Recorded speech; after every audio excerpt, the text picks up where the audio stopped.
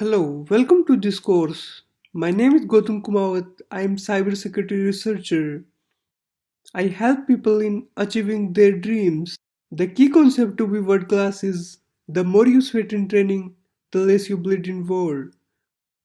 I created this course to transform your life, to close the gap between where you are today and where you want to be. I had trained more than 50,000 police officers and engineers. I'm helping lot of law enforcement agencies in domain of cybercrime investigation and training, including Center Bureau of Investigation, Government of Rajasthan, Rajasthan Police, Ministry of Home Affairs, Defense Research and Development Organization, New York City Police Department, Department of Defense, Bureau of Police Research and Development, and Interpol. The key benefit of this course is its never-ending course. So finally, congratulate yourself because you have taken the first step to become a hacker today. And believe me, after this course, you are going to take down hackers. So your time is now. Get started today. Hello, welcome to this course. My knowledge and skills inspiring more than 50,000 police officers and engineers from giant companies. If you want to learn hacking as bad as you want to breathe, then this course is only for you. In this video tutorial, I am going to discuss the basic requirement to get started with this course. You must have basic knowledge of computer and internet, also working internet connection. The most important thing in learning is you should be curious to learn. Because someone said if you are not willing to learn, no one can help you. But if you are determined to learn, no one can stop you. Whenever I meet with people, they ask certain questions. Hey Gautam, how you hack into Facebook account? How you got access into my mobile phone? How you crack Wi-Fi password? These are the some basic questions everybody asks to me. So you should have activebrain.exe so you can learn whatever I'm teaching in this course. Before starting this course, remember that don't waste so much time for academic education, it's ordinary. Waste your time for your skill, it can make you extraordinary. After this course, you will be master of hacking. During this course, if you face any problem, feel free to ask me. I'm here to help you. Thank you for watching this tutorial. Have a great day. Hello. In this video, I'm going to talking about some basics concept of ethical hacking. Who is the hacker? Hacker is a genius guy who enjoy the modification of a system. So what is hacking? Hacking is the process of knowing how exactly a system works and thinking beyond the limitations to work system differently. Hacking is an attempt to exploit a computer system or private network inside a computer. Simply, it is the unauthorized access or control over computer network security system for some offensive purpose. Mainly, hackers are three types. We will discuss one by one. First one is white hat hacker. White hat hackers are also called as ethical hacker. They use their power for good purpose. They protect computer network against cyber attack. If they find any security vulnerability in system or network, they report to respective company. Their motivation is to improve a system through finding and patching security vulnerability.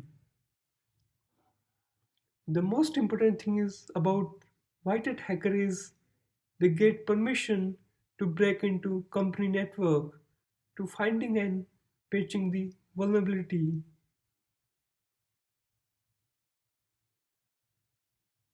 The second one is black hat hackers. Black hat hackers, also called as criminals or lawbreakers, they work unethically. They illegally break or breach company network and notify the public about their security holes.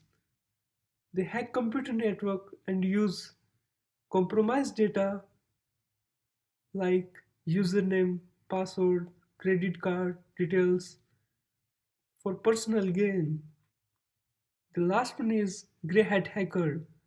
Grey hat hacker is the combination of white hat hackers and black hat hackers. Grey hat hackers hack according to situations. They are uncertain about which side of the law they stand. All hackers use same techniques, methods, and tools to hack or break into any system. Their intention make them black hat or white hat.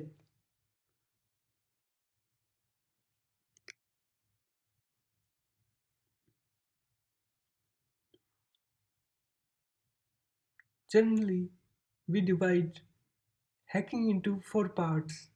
First one is account hacking. In this section, we will see about hacking into Facebook account, hacking into Gmail account, hacking into someone's bank account, and many more. In network hacking, we will talk about hacking into Wi-Fi account or using some tools and techniques to capture the network traffic. In website hacking, we will talk about hacking into website and finding security vulnerabilities in websites. Also, defacing the website. In system hacking, we will talk about the breaking into Windows, Linux, Mac OS passwords, or hacking into printers, CCTV cameras, and a lot of things.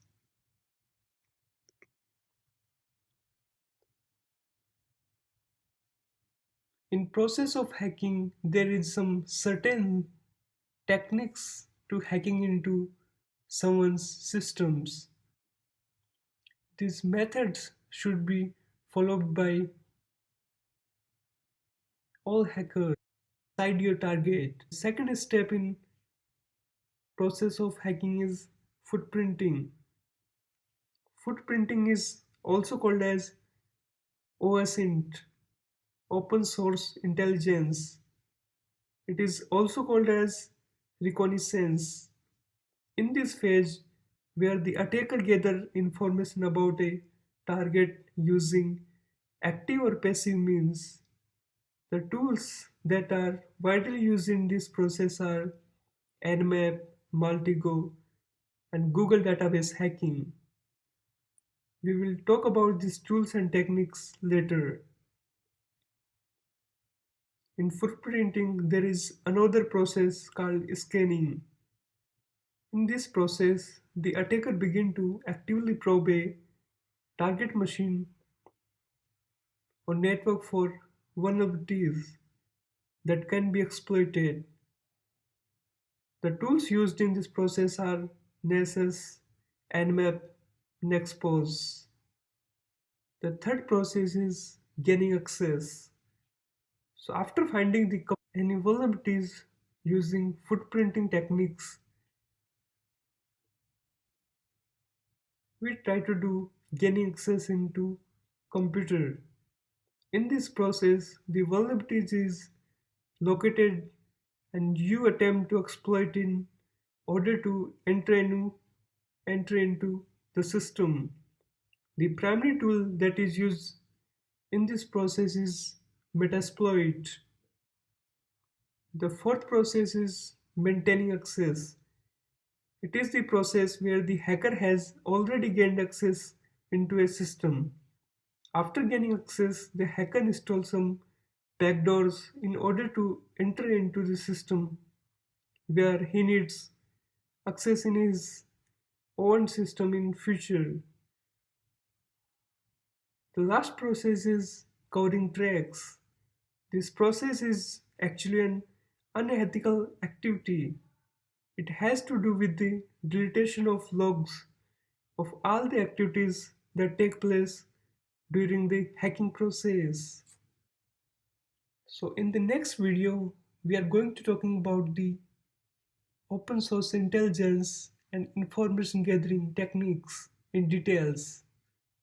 So digital footprinting is uncovering and collecting as much as information about your target, collecting basic information about the target and its network, determine the operating system used, platform running, web server version, and many more details. See you in the next video. Hello, welcome to this video. In the previous video tutorial, we talk about information gathering. Open source intelligence is widely used techniques by government agencies, law enforcement agencies to gather information about public and target. Open source intelligence is data collected from publicly available sources to be used in an intelligence context. In the intelligence community, the term open refers to publicly available sources.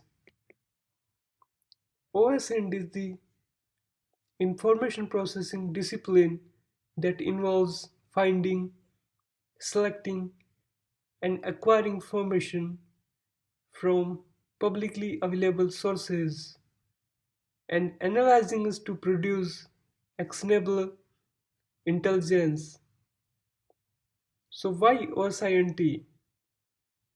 OSINT is used for know more about your target. Most of cybercrime investigators use OSINT to find out criminals. Also, competitive companies use to gather information about their competitive company.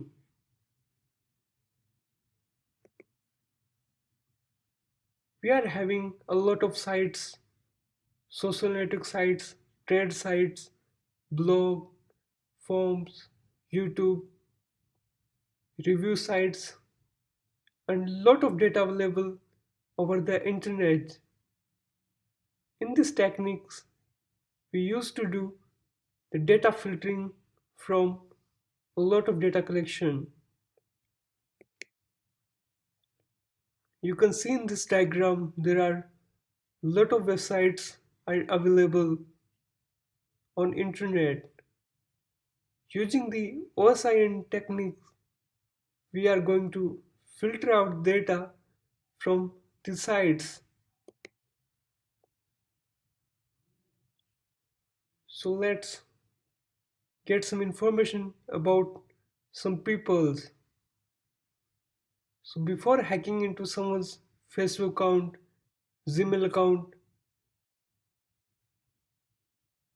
their mobile phone, you should know your target, where he live, what's their Facebook account, what's their social network site account. So using this site people.com, you can find out any person. Let me demonstrate here. Go to people.com and hit enter. I'm going to search my own name.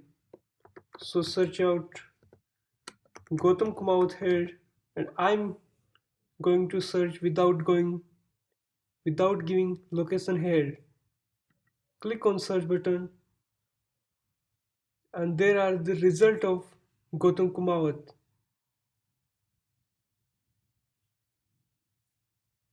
The result is given from all over the world because I haven't selected India here.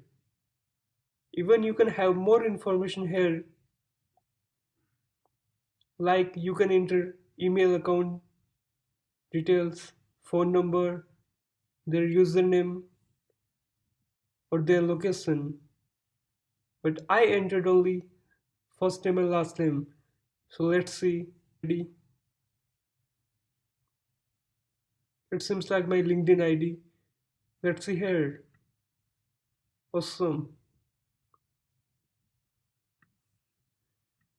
It's my LinkedIn ID. Let's see my where is my Facebook ID is located here. Yes, here it is. So how you can in the same way you can gather information about your target Facebook IDs and their more details. Close this. Second one is the Truecaller. Let's go to Truecaller here. If you are having any person mobile number, you can search down their mobile phone number. After searching out their mobile phone number, you will get the name of the owner, where he is living, and email ID connected to their mobile number, etc. Before hacking any website, you should know about who is the owner of the website, where it is located, which type of email ID they are using, what phone number they are using. Because if you can't able to find out the security vulnerability in their website, you can do social engineer tech from calling or from email. So let's see how we can get the information about our target. Go to CQ counter, go to who is here, and type your target name. Like I'm going to hack into Facebook account, search facebook.com, who is. You can see here the domain is registered by Mark Monitors. It's created on 1997, it's updated on 2016 and expiring on 2025. So 2677 days left on expiring this domain. Even there are a lot of information available, IP address, host, their locations, they're located in US, United States, city, and organization details. Also, you can get geographical location of that target. These are the latitude and longitude. If you can't able to hack into that website or can't able to find out the security vulnerability, you can try it out in their subdomains. So let's see how you can find out subdomains. Go to Wolfram Alpha, type your target name, click on search. Wolfram Alpha give lot of details about your target, about their subdomains, their coordinate, their daily page view. You can see here 3.1 billion hits per day. Click on subdomains here and you will get all subdomains used by Facebook.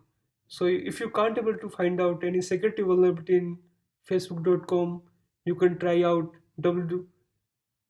web.facebook.com, m.facebook.com, because every subdomains have different functionality, different configuration. The next website is toolbar.net craft. Just go to this website and hit enter. This website is mainly used for knowing the site is phishing or not. So see here the top reporters of phishing attacks. These are the people who reported phishing attacks here. Even if you report on this website, you can get incentives too. See here, if you report 100 sites, you will get USB flash drive. I even don't know they are giving or not, but yes, you can try out.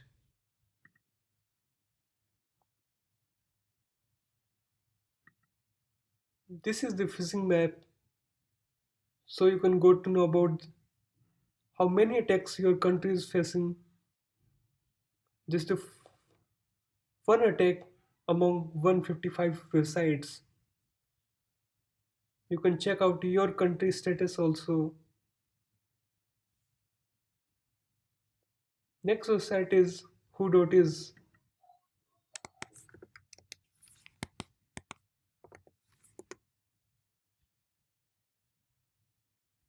It's also give information about whose database. Type your target URL and hit on search. As the same way previously searched on, same information are given by the site also. Organization name, mobile number, city, contact details, and lot of information. There are a lot of tools are available on internet, so where you can passively do information gathering after downloading the site.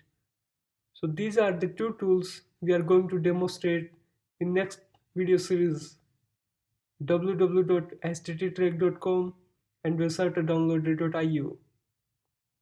We are going to discuss these two tools also, Foca and Multigo.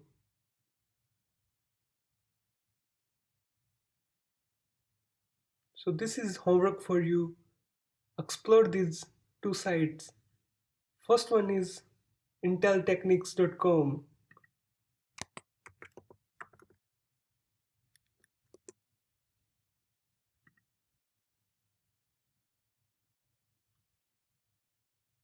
Go to the tools,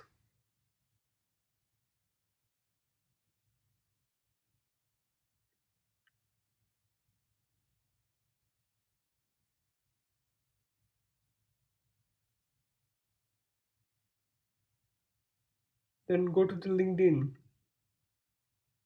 Click here to display the live profile of a user. My LinkedIn profile username. Click on search and you will get my LinkedIn profile. Why we use this technique? Because if in real time, if anyone visit my LinkedIn profile, I get a notification about that person that Bob visited your profile. So if you use this technique, that person is not aware of. Next is OSINT framework.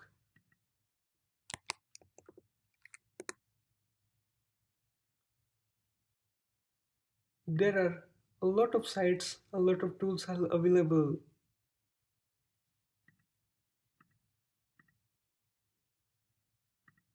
Explore the tools. Even you can see subdomains, vertice, who is record, and lot of information are available.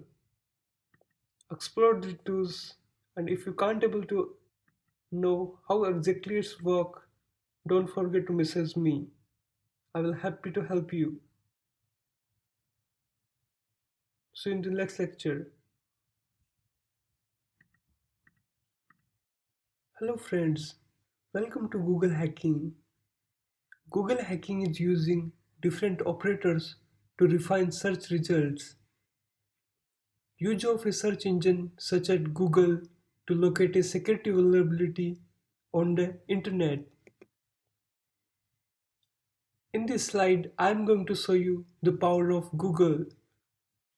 Using Google Hacking or Google Docs, I can be able to find out Indian police officers panel where I can get information about any police officer. Let me show you. I able to find out this URL. So go to this URL and select the batch of officer. If you don't know the batch of officer, you can search like this: Sanjay Agarwal IPS batch.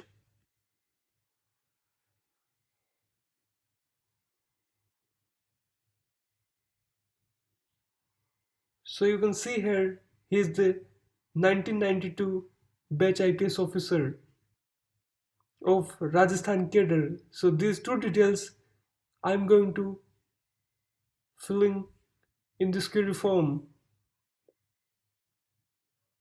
I am going to try to retrieve another police officer's information. So I will select batch number as I know 1988. Select the cadre is Rajasthan. So I am selecting Rajasthan here. The full name of officer Pankaj Kumar Singh and submit the query. So you can got to know about that Pankaj Kumar Singh is BSc, LLB, MPhil and MBA. He is from Uttar Pradesh. His date of birth is 1962 and date of appointment to IPS is 1988. Also, he is posted at ADCP Crime Branch Rajasthan Police. So that's how I can be able to access any IPS officer's detail using Google Docs.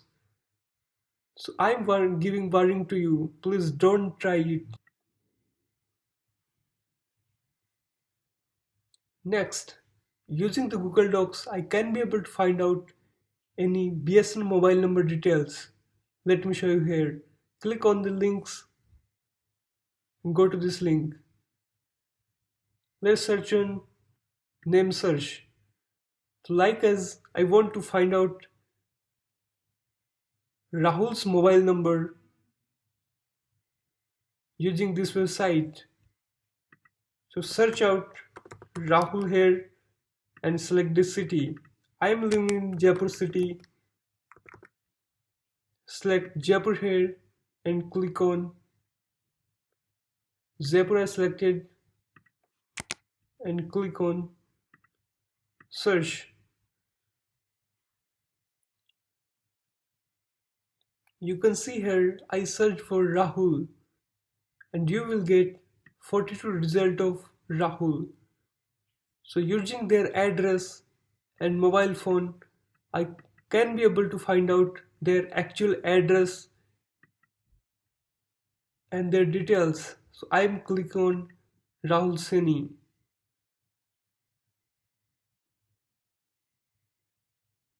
BSNL is Bharat Sanchar Nigam, its biggest network of India. So you can see here, I can be able to find out their address, their pin code, their current phone number, and many more details. So try out these all options.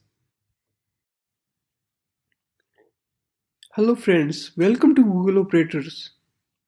In this video tutorial, we are going to learn about Google Docs. Google Docs are used to filter out the search result, so you can search in effective manner. If you are good in searching out anything, you can be able to hack any website, any person in very easy way. First process of ethical hacking. It's also called as information gathering. So using these techniques, we can be able to gather information in very less time. So in Google operators are two types. First one is basic operators and second one is advanced operators. The basic operators are plus, minus, into, and, or. The advanced operators are all in text, all in title, all in URL, cache, define, file type, in text, in title, in URL, related, site, and numbers.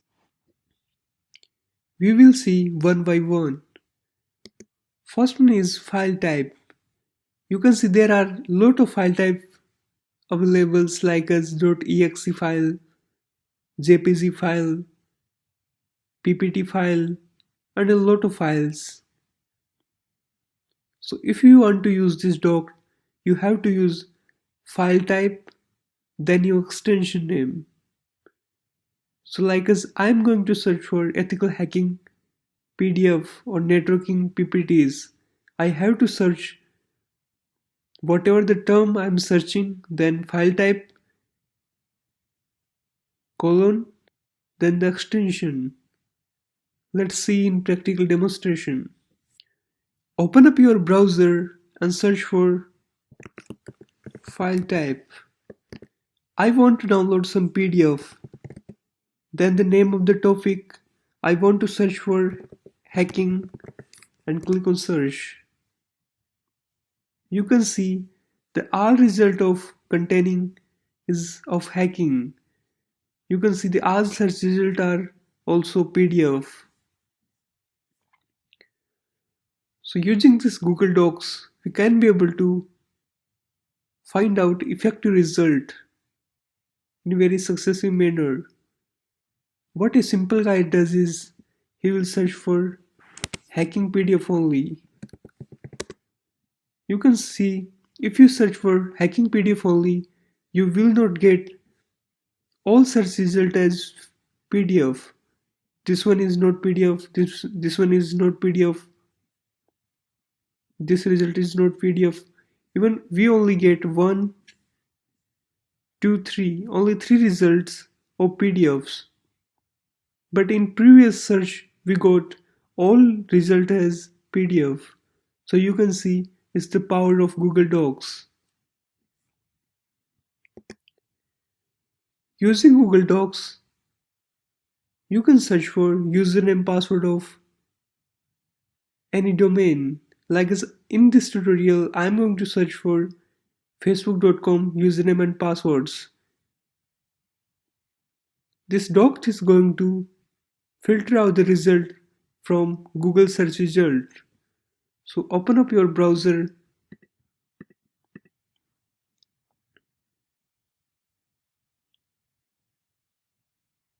and search for username, then space, then password,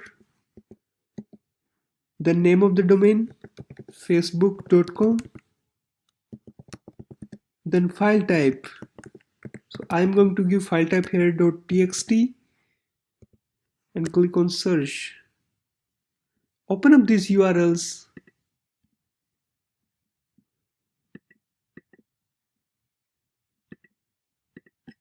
and see what this URL is containing.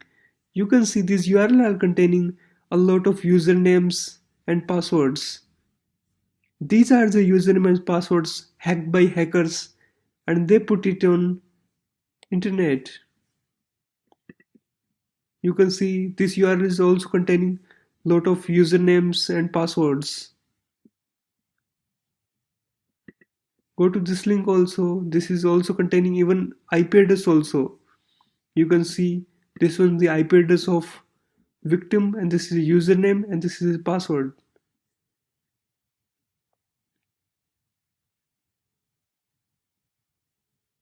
So same as you can search for Gmail, Yahoo, Twitter, or if you are not having any account on any site, that site may be paid or you have to pay some penny for login into that website. You can search for using this doc, so you can be able to find out some usernames and password of a lot of people's. Our next advanced operator is InTitle. InTitle is used for find search term within the title of a web page. I am going to OWASP.org to explain this feature. This is called InTitle. You can see here. So if I search for InTitle OWASP,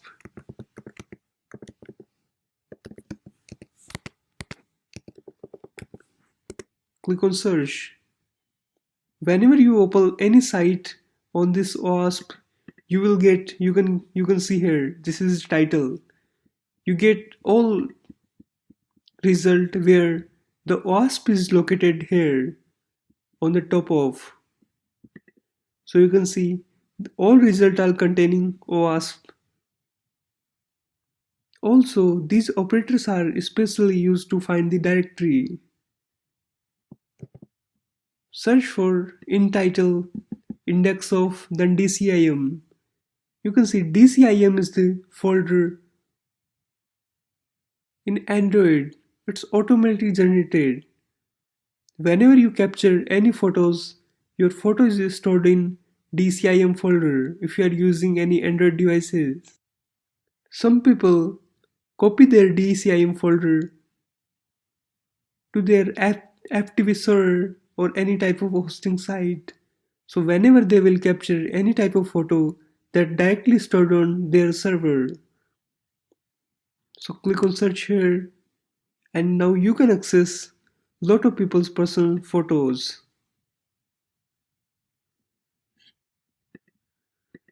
I'm going to open these links. You can see here, open any type of photo. Oops.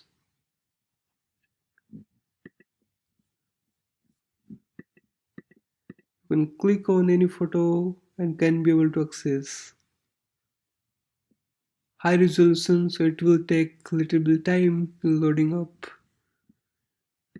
So this site is having a lot of search results. You can see.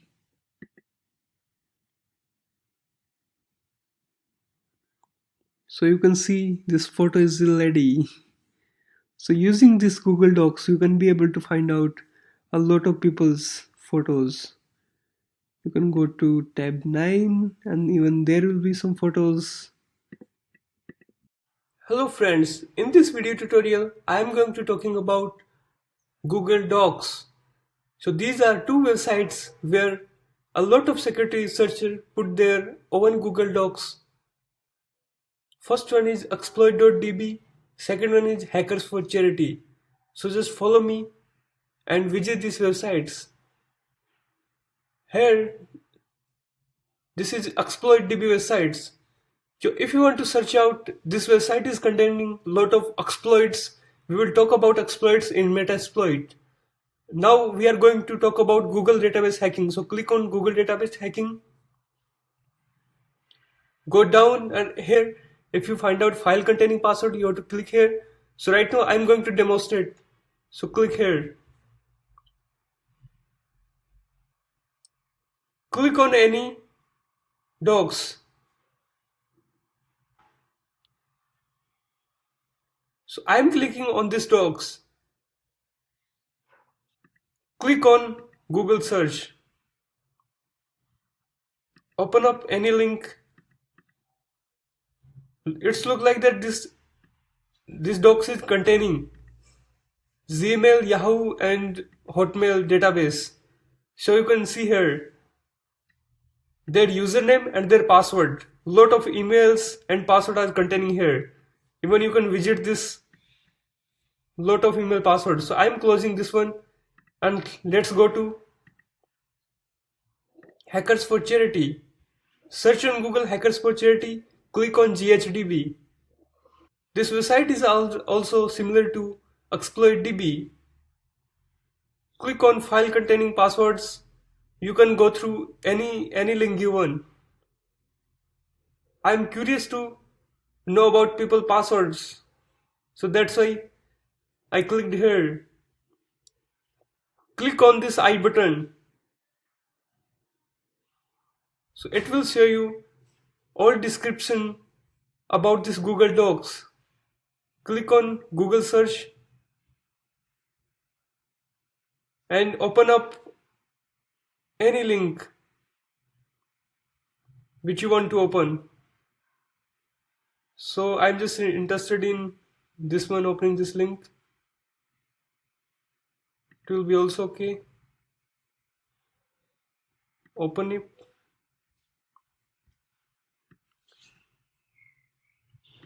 You can see here it's containing a lot of username and passwords of this department, account and finance department, having customer code this, user ID admin, password is this. So you can see using Google Docs we can extract any type of information.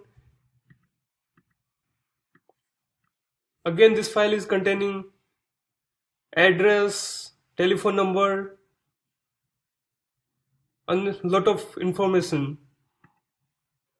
Let me explain you how you can use Google hacking tool. So if you can't able to make docs or can't able to find out docs, you can use this Google hacking tool. Let me demonstrate you. Google download Google Hacks 2.0 and click on here, or you can download from any link. So there are lot of versions are available, like it's portable, simple setup. So click on this link and it will automatically download your Google hack. But right now I already downloaded it in my desktop. So it's portable version. Run it, click on install, close it. Open this new created for, click on Google Hacks and run it. So select books here and which type of format of books you want to download. I accept RAR, ZIP, doc, PDF and RTF. Type hacking here and just click on search. It will automatically open out your browser and copy this and search for that doc. Open out these links.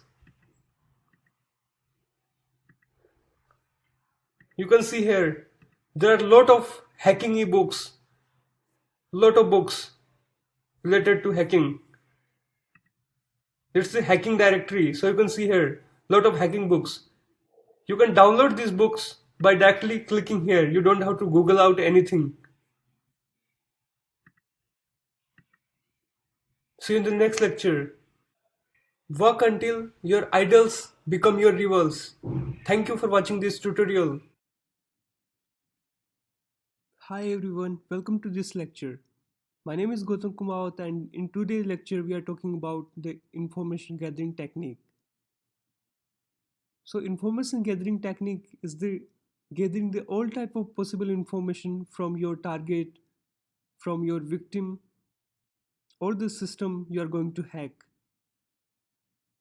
So generally we divide these information gathering techniques into the two parts. The first one is active information gathering, the second one is passive information gathering. In the active information gathering, we are just contact with the target, or you can say the target system. So the target is also having the knowledge that we are connected to that system and gathering the information. But in terms of passive information gathering, we are not connected to the target. We are gathering the information from the others resources, or you can say from the third party resources, using the Google, using the search engines, using the third party tools, and from the other possible systems. So in this lecture we are just going to use some tools and techniques to gather the information about our targets. So let's get started. So these are the three tools we are going to use inside this video tutorial. So first one is the DNS-NM. So DNS-NM is pre-installed package into the Kali Linux machine. It is the multi-threaded Perl script to enumerate DNS information of a domain and to discover the non-cognitive IP blocks. DNS-NM tool is going to be this: explore the host address, name servers, MX records, and a lot of information about the target. So let's do the practical demonstration. As you had seen in our lab setup environment, we already learned that how to install Kali Linux machine. So just get into your Kali Linux machine by just resuming it. So here is our machine. Finally, open up your terminal by clicking here. So type down DNS-NM here and hyphen h. So you can see the hyphen h is giving the all type of information of the DNS enum. So what exactly it's doing? It's having the all options you have to explore. That it, if you use this handle, it will give the DNS server for A, NS, and the max queries. So you can see currently we are using the DNS enum version is 1.2.4. So these are the you have to use like as DNS enum, and after that you have to give the options or handles. So these are the options and handles given below. So you have to just explore these options one by one. So you can see here there is a hyphen v, that is verbose mode. So if everything happen, or you can see the all progress happen, will show you in the verbose mode. Even you can read the subdomains from this file to perform the brute force attack. There are the recursively also, so you can use the recursion and the brute force to discover the subdomains that have a NS record. Also you can do the who is using this tool. So you will get about the knowledge about who is just owner of that domain name, what is the address of that domain, and contact details of that owner. Even using the hyphen e option, you can exclude the PTR records that match the regular expression from the reverse lookup. So let's do some practical demonstration. So first I'm going to clear out the screen, and after that do the DNS enum, and you can type out the domain name here. So I'm typing udemy.com, and you can see go above. It's giving the all information about this. We are scanning this domain udemy.com, and these are the host address. So these are the given are the IP address of the udemy.com. Even there is another option, that's how we can find out the IP address. So we have to do the ping udemy.com, and you can see this is our IP address of the udemy.com. So it's same related to that given here, and just close it. So these are the wildcard detection using the this tool. So even it's also telling the name servers. These are the name servers. You can find a lot of details about them. So mail servers are very critical to hack into their infrastructure. So it's giving very critical information. So you can see that's how with using this tutorial. So you can see that's how with using this tool we can able to extract this type of sensitive information about udemy.com. So let's try out some other handles.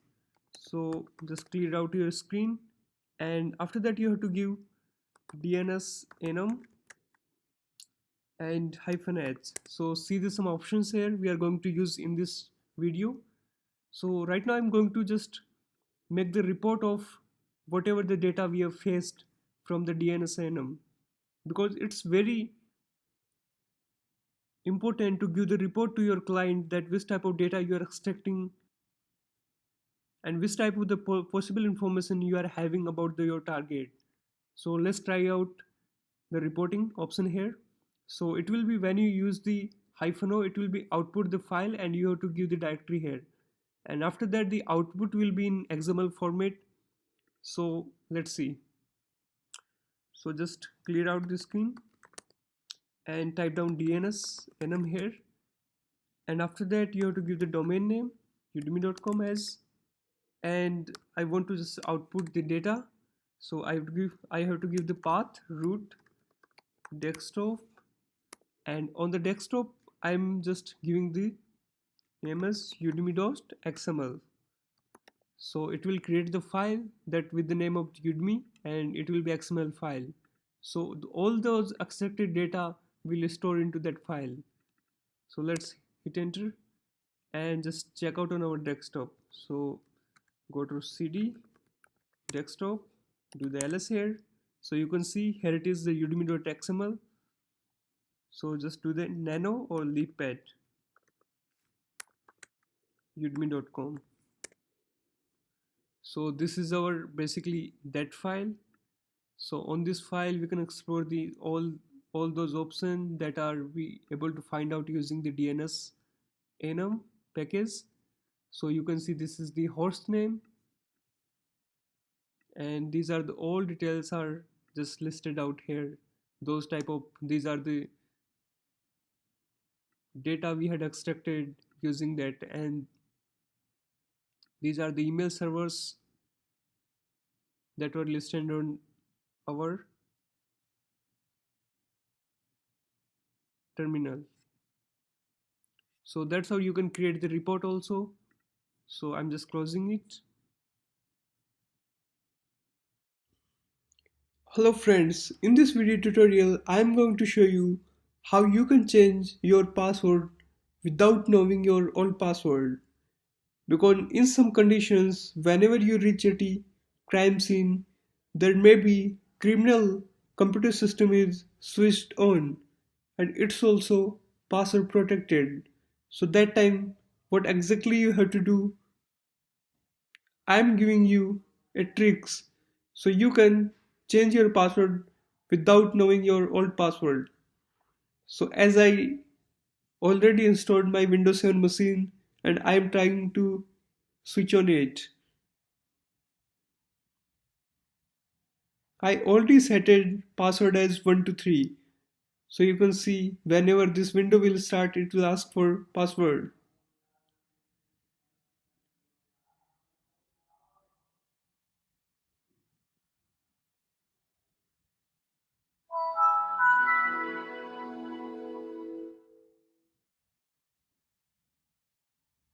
You can see it's asking for password.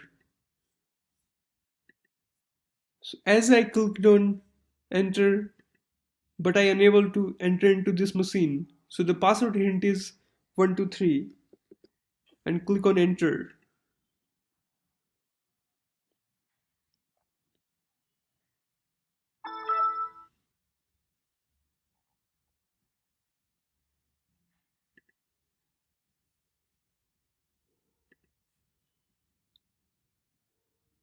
So overall, my computer system is password protected. Let me show you in control panel also so you can reconfirm it. Go to user account and you can see Gotham and administrator password protected.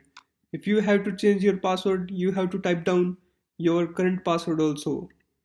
So without current password, you are unable to change your password. Cancel it. Go to your computer system, right click on it and click on manage.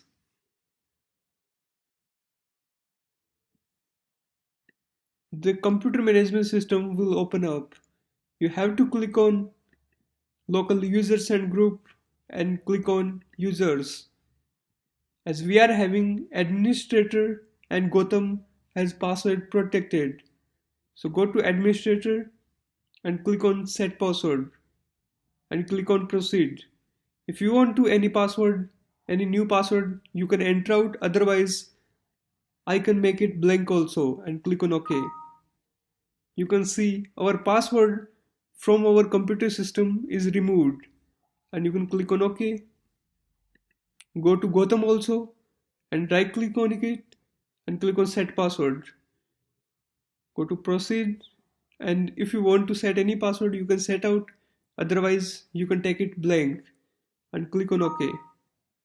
Our password is successfully set. Click OK and close it. Now I am trying to reboot my machine again, and there you will see that for logging into my computer no password will be required. Even I can show you. Go to your control panel and see here. Go to user account and there is password is removed. Create a password for your account. So already your password is removed. Verify by restarting your computer system. So you can see my computer is shut down, and whenever it will reboot, it will not ask any password.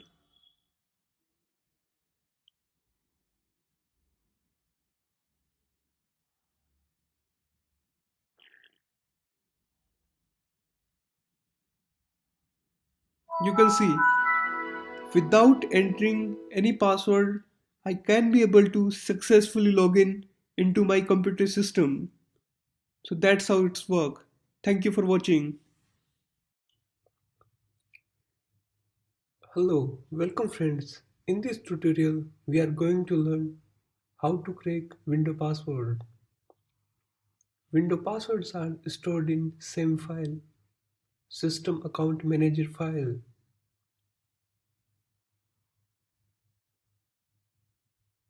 The hash used to create our password secure is anti-LM or LM hashes.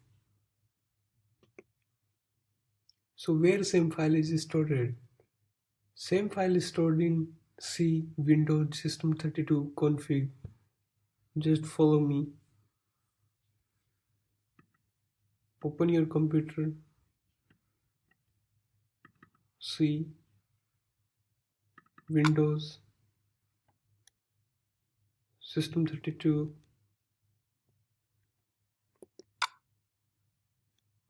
then config. You can see here same file. For cracking the password of same file, we need two files, same file and system file. System file store the key for cracking out password. So let's see it. We unable to copy these two files.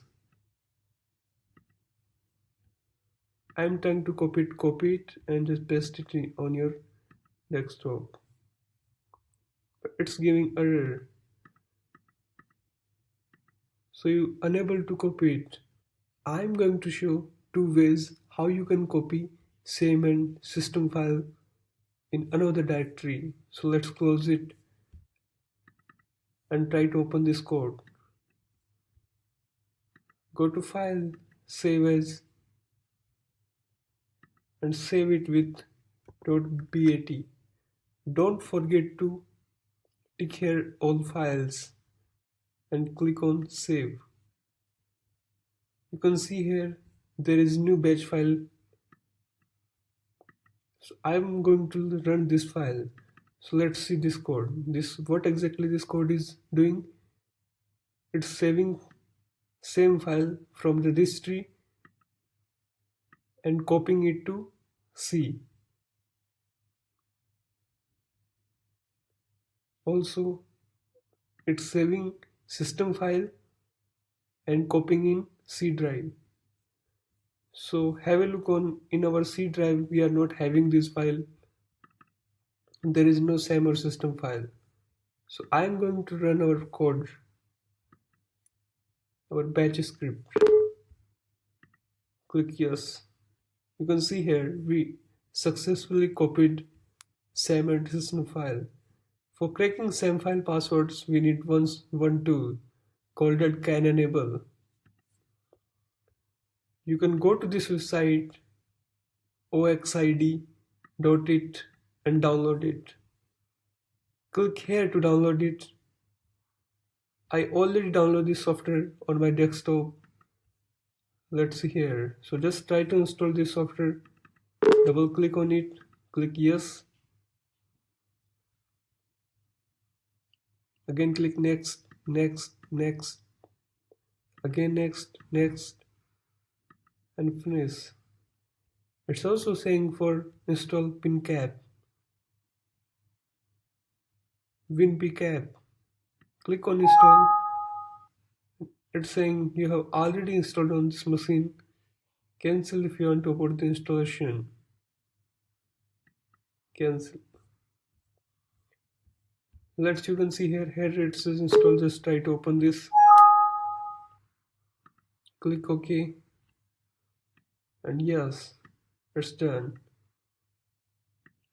So I already told you that Windows password is stored in LM or anti-LM hashes. So I am going to use this function to crack out window passwords.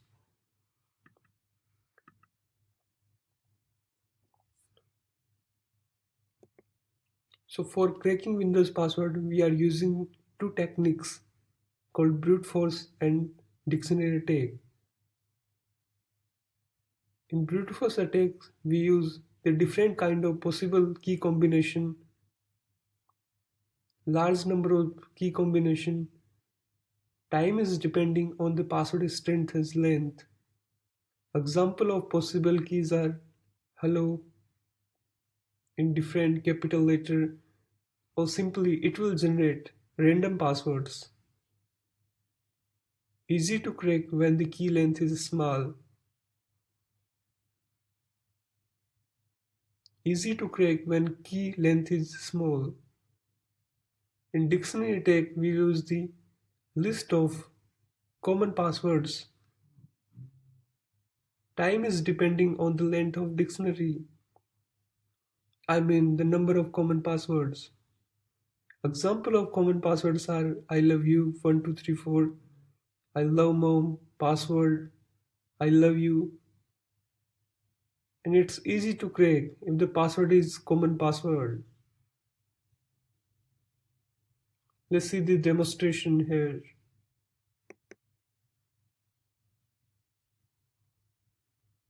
You can see here we are giving the maximum size of password is 3 and character set is number. So in the brute force attack, it's automatic generating number.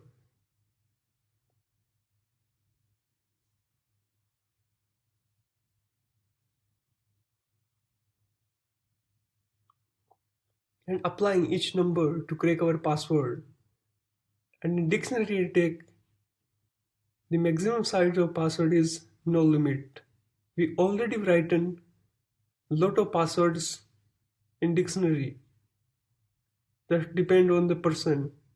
After doing the information gathering, we are making passwords like name of the person, space, birthday date, something like that.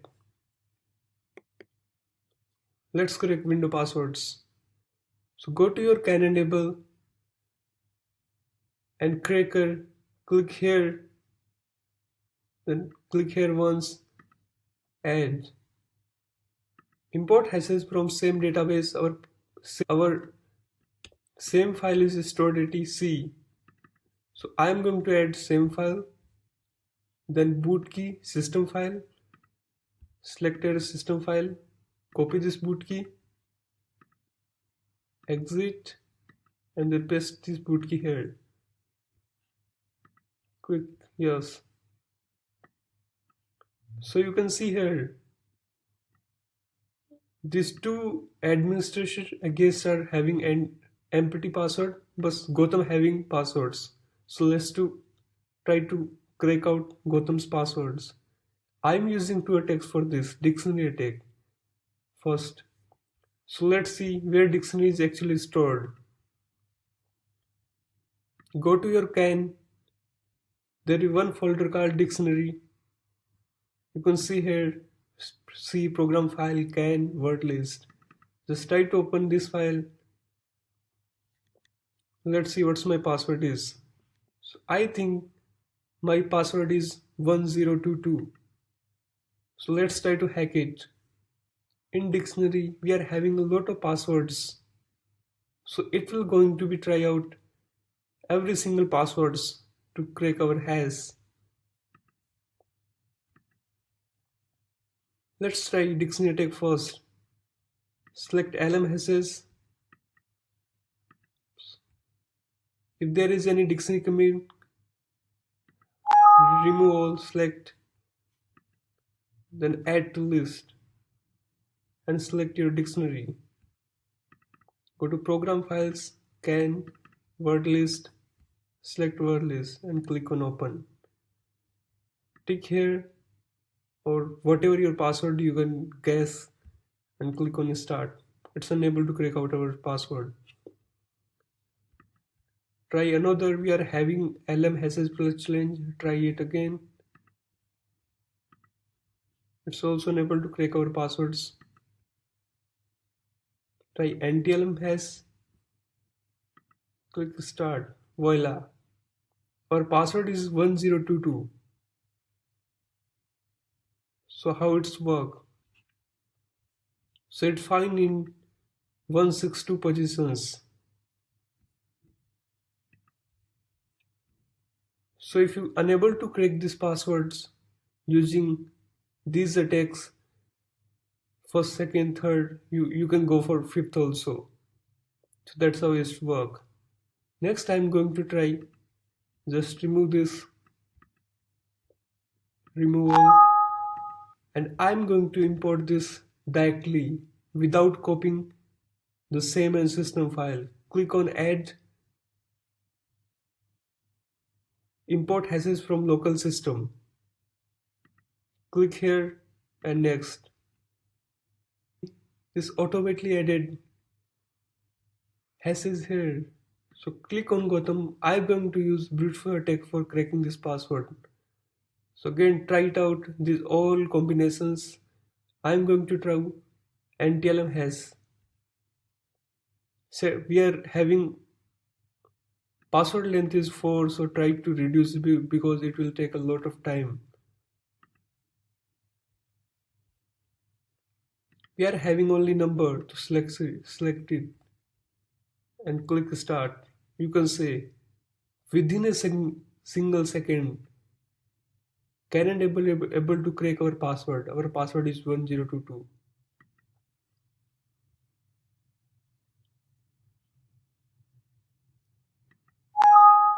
Close it. Second tool I'm going to use for cracking password is Upgrade. Google it and download from this link. Click download here. As I already downloaded this portable version in my desktop. So let's see. Extract it and open this folder. I am having 64-bit version of my window, so click on it and double click on this. So it's portable version. So for adding same files, we have to make a separate folder of same and system file. So let's create it. Copy our files from here and make another folder. I created this folder and paste our same and system file here. Go to load encrypted same file, desktop,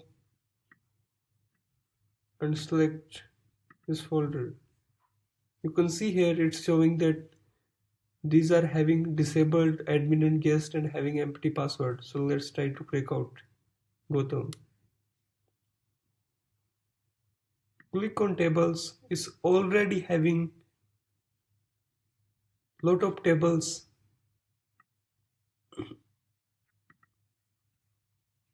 Click on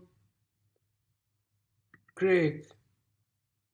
You can see here within a single second it can be able to crack out our passwords. So it's using brute force attack. Thank you for watching this tutorial. Have a great day. In this video tutorial, I'm going to show you steganography. Steganography is a technique so you can hide any secret message in any photo or any video. So what is steganography? Steganography comes from a Greek word meaning covered writing. The key concept behind steganography is that the message to be transmitted is not detectable to the casual eye. Steganography, the message itself may not be difficult to decode, but most people would not detect the presence of the message. I believe in practical, so let's get started. Open your browser and search for XIO steganography.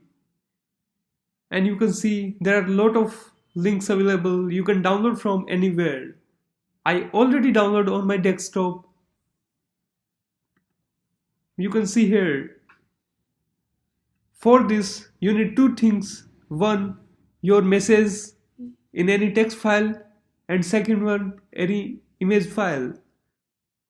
The format of image file should be JPG. But the problem is that in XIO steganography, we can't able to add our message in our original photo if the extension of photo is JPG. So we have to convert this JPG extension to BMP. So let's see how I can be able to convert. Click on edit or open this with Paint. Click on here and save as BMP image bitmap. You can see here the format of our new file is bitmap. So click on save.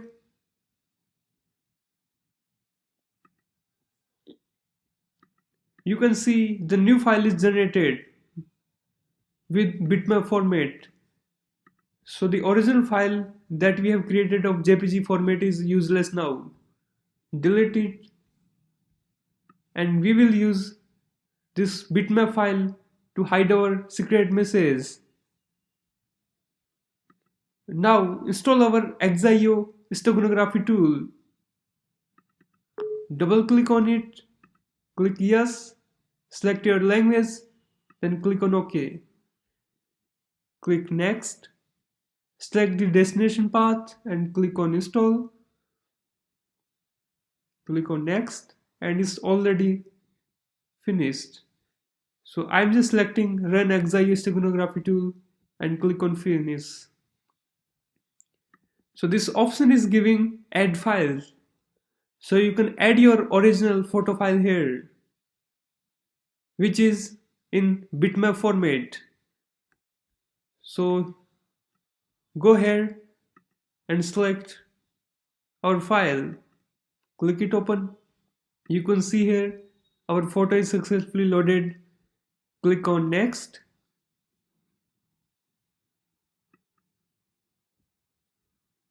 Select the file that must be added into the target file.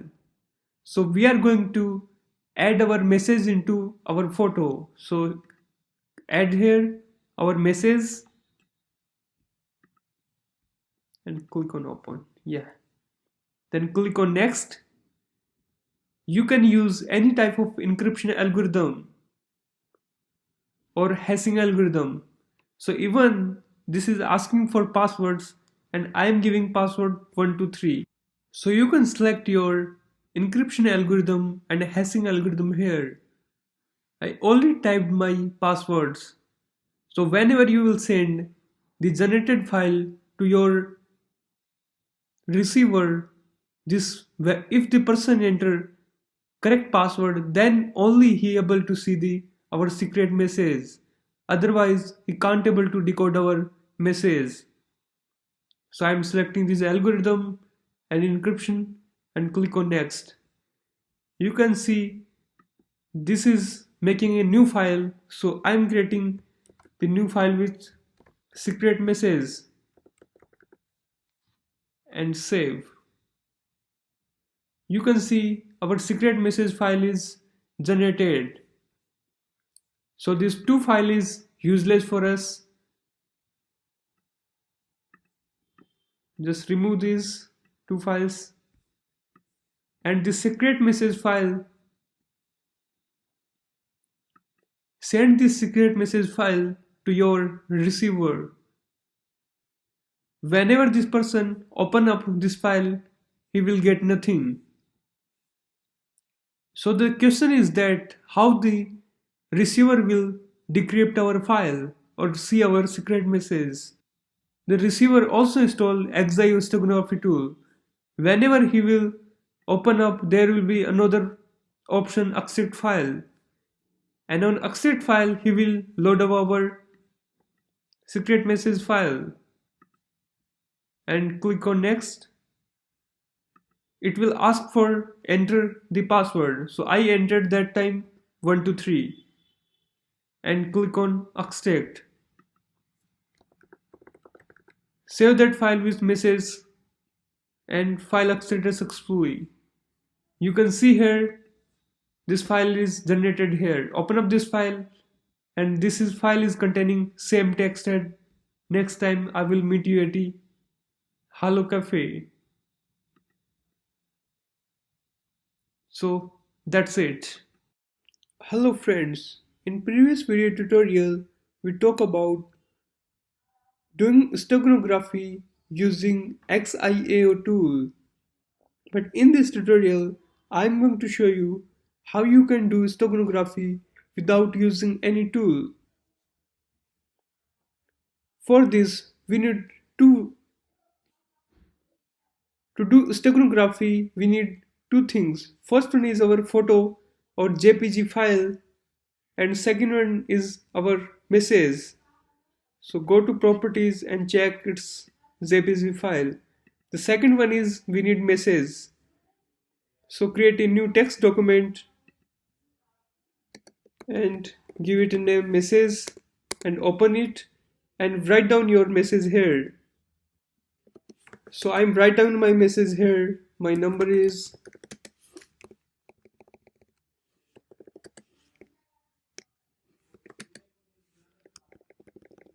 1010. Click on save and close it. We unable to hide our message or text file document in photo. For this we have to do a little bit trick. So convert it into message.rar. You can see I created this message.rar. This is the extension. So this message file is useless because it's containing I made it on RAR. So to combine those two files, photo and message, open up your command prompt. We are containing our photo and message on our desktop directory. So do the directory dir command and you can see desktop here. So we have to visit desktop to access our photo and message file. So do and click on hit enter. Again do directory and it will show all data file containing in this directory. So you can see here our message and photo.jpg file is here. So we are going to combine those two files into single file. So for this I'm using copy command B and our rar file message.rar plus photo.jpg. Then give name of output file. So I'm using secret message.jpg and click on hit enter. You can see our successful file copied and this new sec message file is generated. Now close this and open this image. Now send this image to receiver and whenever the receiver will open this file, he will unable to access our secret message. So how you can able to access your secret message? For this you have to right click on it and open it with WinRAR. You can see here our secret message is here.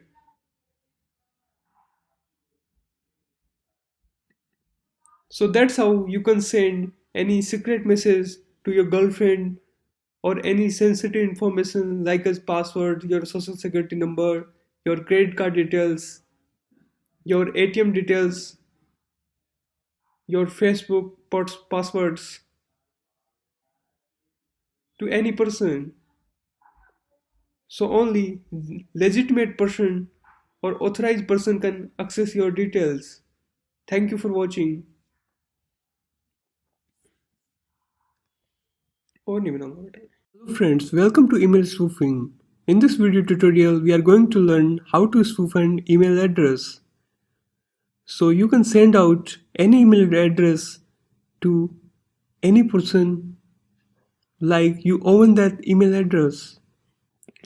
So what is email spoofing? Email spoofing is the forgery of an email header so that the message appears to have originated from someone or somewhere other than the actual source.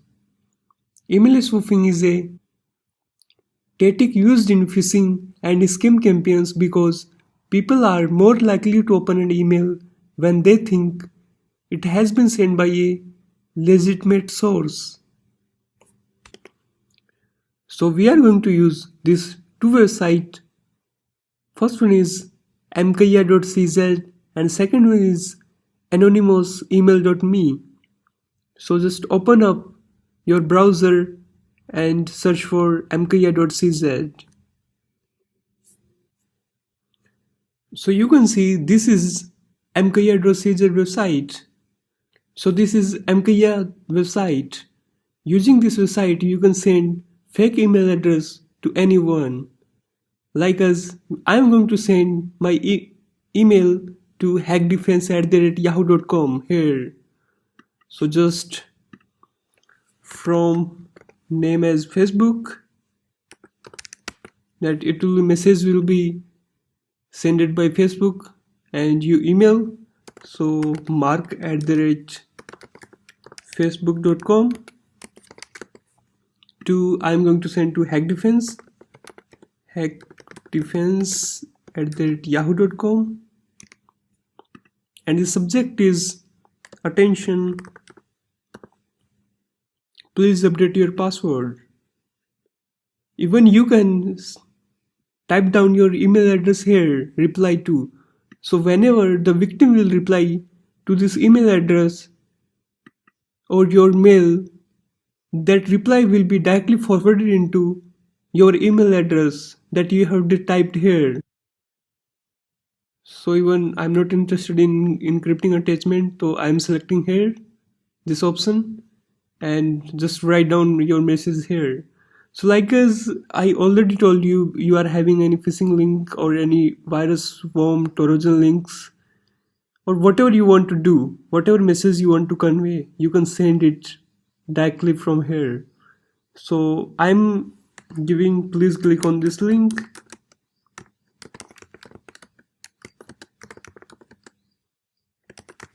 To update your password, and you can type down the message whatever you want to convey and select I'm not a robot. Let's check out, everything is filled up. Yeah, absolutely done. So click on send. You can see our email is successfully sent. Open up your browser and open up your mail. Let's check out. You can see I refresh the inbox and this message is come here. So go to this message and you can see this message is directly from mark@facebook.com. You can see this is the head, and also he sent that time we subjected as our subject is attention, please update your password, and the link is please click on this link. So that's how fake emails are sent. So if you are getting any emails from your, like us, if you are working from company, if you get any email from your director or any big authorities, you will click on those links. So that's how hackers hack into many people's accounts. In some people's account, this message will be directly going to a spam folder. So don't be surprised, like as sir, in your email this message is coming directly into inbox, in our email is directly coming in spam box. So let's get investigate this case. So you can see we successfully sent fake email to attacker. So you can see we successfully sent fake email to our victim. So it's time to investigate that case. So let's go to you can see that in this email address we got our fake email. So if you want to investigate that, just click here and click on view raw message. This is the email header. So copy this email header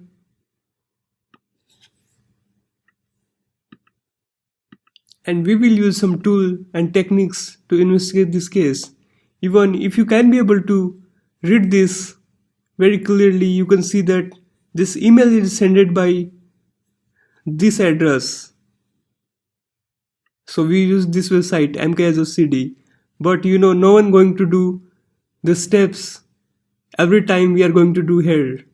So whenever you got any message, you just click on without checking the actual source of that email. So I am suggesting you to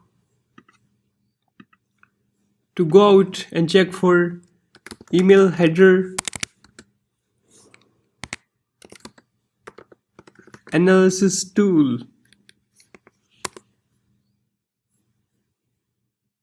So you can open up this one also, and one of the best websites is, as I given in here, is cyberforensics.in. So open up cyberforensics.in and click on online email header tracer. Paste your header here and click on start tracing.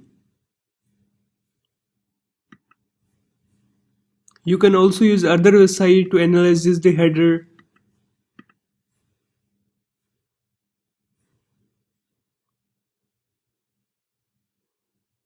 You can see this is clearly showing this the email ID. This email is directly sent by mkia.cz. So whenever I open this website and as an investigator, I see that it's fake website used to send spam email. So that's how we investigate the email spoofing cases. Even also you will get a lot of information about it, that this email is sent to this one using this mark@facebook.com, and these are the more details.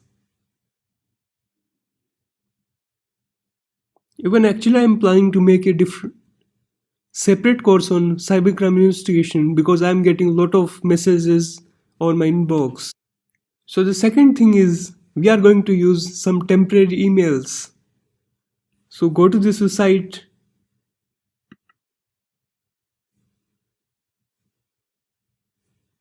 and you can see we are having temp email address right now. This is the temporary email address. So whenever anyone will send any email address on this, you will likely get here, and this is only valid for till you open up this website. So this is timing coming here, like this 1 hour it will be valid. After that this address will be changed. So how you can use this temporary email address? Sometimes I face a lot of problems like creating Facebook account or verifying my email address on any website, any hacking website, any fake website or any form. So I use this type of website to verify my email. Like as recently, one of the thing I done is, even in your college, if torrent is not working, you can use this website swdr.cc.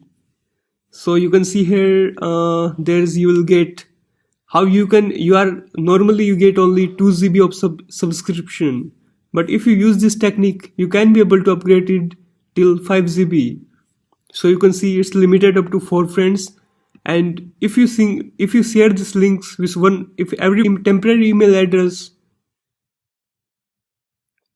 to sign up from that email or from this link. So that's how using this technique you can be able to get 4 to 5 GB in free. And even you don't have to go to your friends for saying them, hey, please give your email address or click on these links and log in. So that's how it's work. Even also you can use temple.com and mohamal.com. There are a lot of websites used for temporary email. Go to your browser and search for temp email and you will see a lot of websites are available there. Even you can create your Facebook account or any social media account using these temporary emails.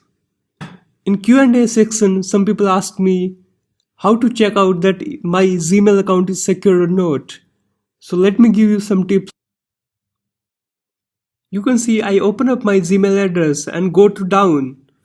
On the down you will see details here, one of the option called details. Click on the details and this will open up one of the window that containing your location IP address and also date and time. So you can check out these sessions like from where your account was logged in.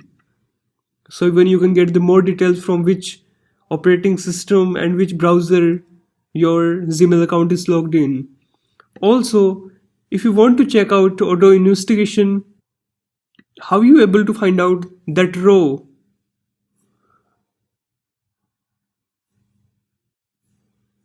So click here and click on show originals. When you click on this, you will get the same email header that we have got using show raw messages on yahoo.com. So like as if you are going to investigate any case of Outlook, Hotmail, of or any other, doesn't matter. Just search on Google that how you can able to see that email header. Thank you for watching. Have a great day.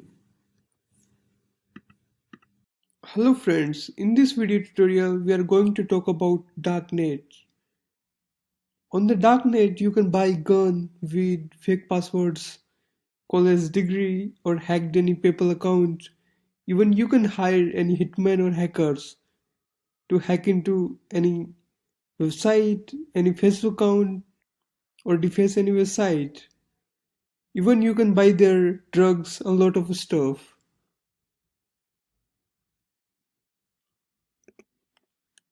So what is the difference between deep web and dark web? Deep web is the part of the internet which is not indexed by Google, Yahoo, Bing, DuckDuckGo or any search engine. You will have to use the Tor browser to see this entity as well as the darknet. You can see whenever you search on Google, you can't able to find out the database of any government. So these databases are stored on deep web and these can't be able to access using our search engine. Search engine only indexed some part of the internet. The dark web. Dark web is the most part of the internet where information is shared using non-standard protocols and ports. A private network with anonymity and a refusal for publicly sharing IP addresses. The collection of all such hosts form the darknet. You can see in this image using Google or any search engine we can able to find out the top part of this web called as World Wide Web. The next part is called Deep Web. In this database of companies, government database are stored. And the last part is Dark Web. We are going to access Dark Web using our Tor browser. We will see it in next demonstration. So I already talked about that in Dark Web You can buy guns, weeds, or hire any hitman. So for this, how you have to pay? On darknet, cryptocurrencies are used like as Bitcoin, Litecoin, Peercoin, or any other cryptocurrencies to buy anything or to hire anyone. These are the payment methods used on dark web. We can access dark web using Tor. So what is Tor? Tor is the onion routing project that is developed by DARPA in 1997. The alpha version of Tor developed by Severson and computer scientist Roger Nick. When this depressed in DARPA, it's publicly available, then it's called Onion Routing Project or Tor project. Tor project is launched on 20 September 2002. You can visit this website to know more about Tor project. So how exactly Tor works? You can see here, this one is the Tor client. On the other side, there is a destination where the web server is located. So when the client requests for any .onion extension website, this goes through anti-guard, and there is a lot of middle relay between it. Then it come to exit relay. Between Tor and exit relay, the data is encrypted by Tor. But between exit relay and destination web server, the data is not encrypted. It's in plain text. Also, between entry guard and exit relay, there are a lot of middle relay. So that's why whenever you access any website using Tor, the speed of internet is very slow. Even you can't able to watch any video. Using Tor is really fun for you. See you in the next lecture.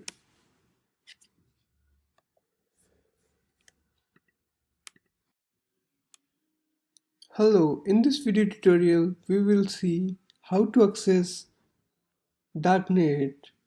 For this we have to install Tor browser. So open your browser and go to torproject.org website.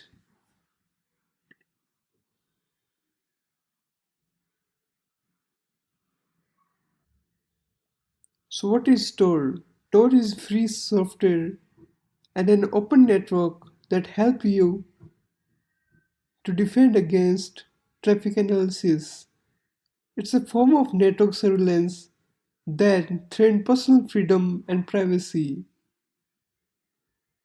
You can do here your confidential business activities and relationships. You can see a lot of military and law enforcement also using Tor for communication and investigation. So for download, you have to click on download and select your operating system. Like right now I am using Windows, so I have to click on download Tor for Windows. Even if you want to support the Tor, you can donate. So if you are using Mac or Linux operating system, you can click those links and download for your system. I'm using Windows, so I have to click here.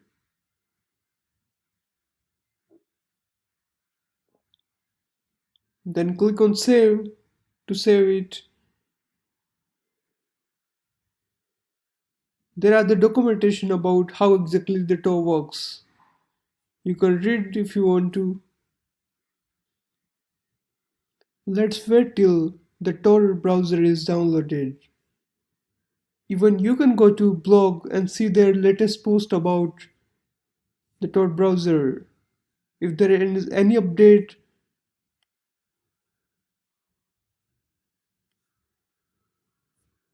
And any new functionality into our browser added, you can see here.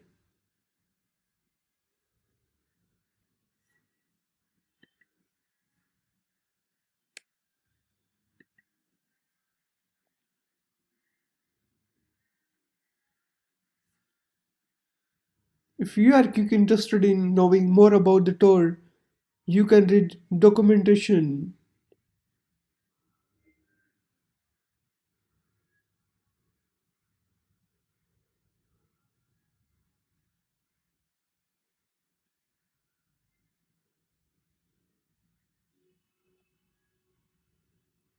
As Tor browser is successfully downloaded, open it. I am just copying it to my desktop.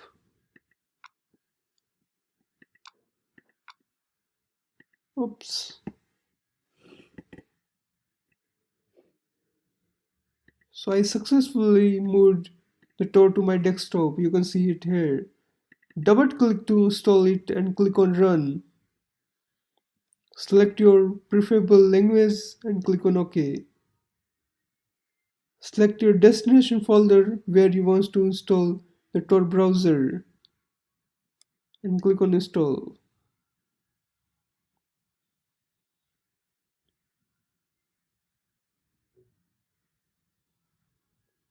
And if you want to run the Tor browser, you can click to run and click on finish.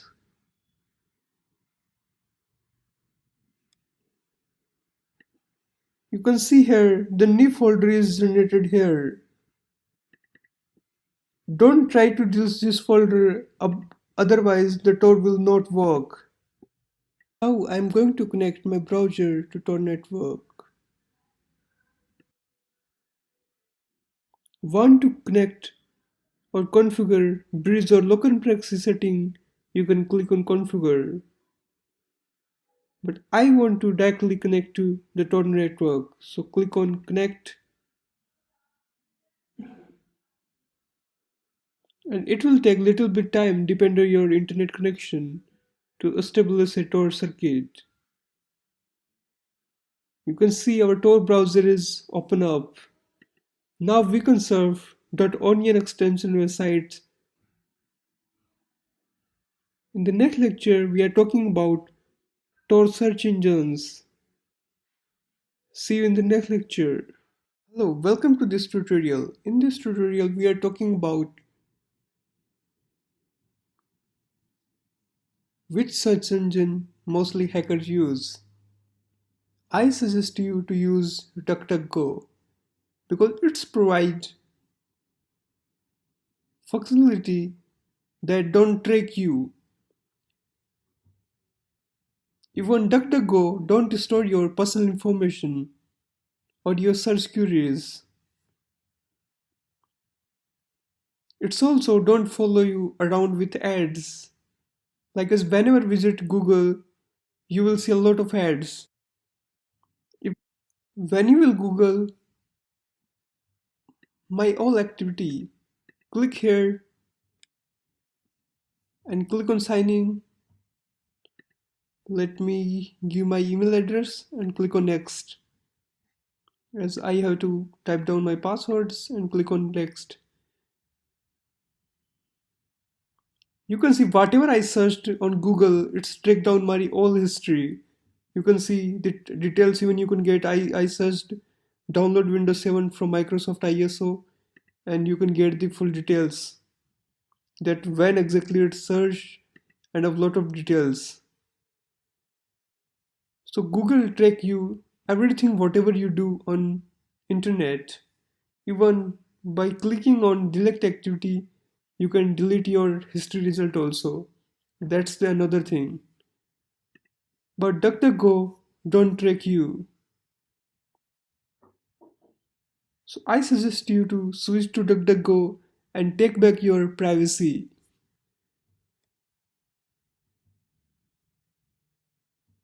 These are the most important reason that DuckDuckGo has given, that we don't store your personal information, we don't follow you around with ads, and we don't track you ever. So use DuckDuckGo. Even Tor browser also use DuckDuckGo as default search engine. You can see here. As in previous tutorial, we already installed Tor browser. Right now we are going to access some website. So go to this website hiddenwiki.tor.com.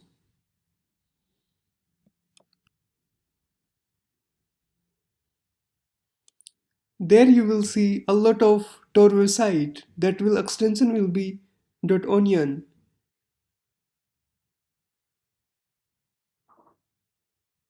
On Tor, the most search engine is DuckDuckGo, Torch, and Grama.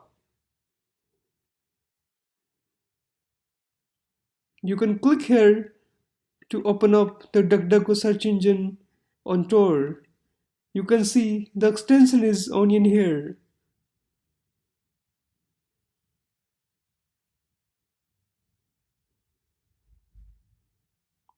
Tor browser load any website very slow because of relay between the client and server.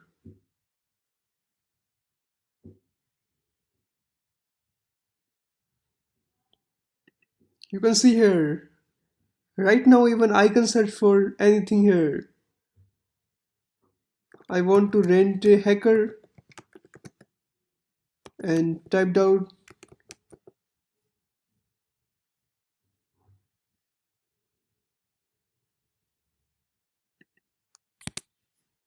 and click on search.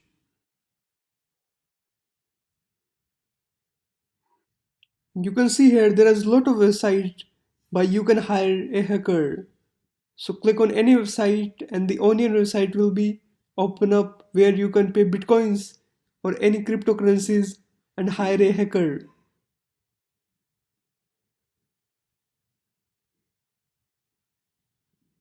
It seems like very slow. So I'm going to close it. And the second website is torch2search.com where you can find a lot of links related to darknet. Click on deep link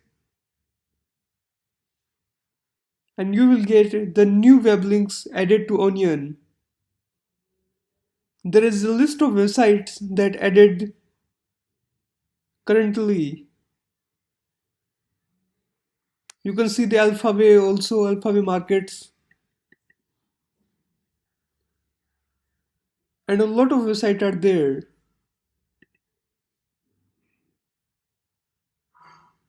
You can also go to www.deepwebsitelinks.com, so where you can find out the deep website links. So right now, as I want to hire a hitman, so what exactly you have to do? You have to go to any Onion site which is containing hitmans. So you can see this is a site Terminator is. You can hire hitman here.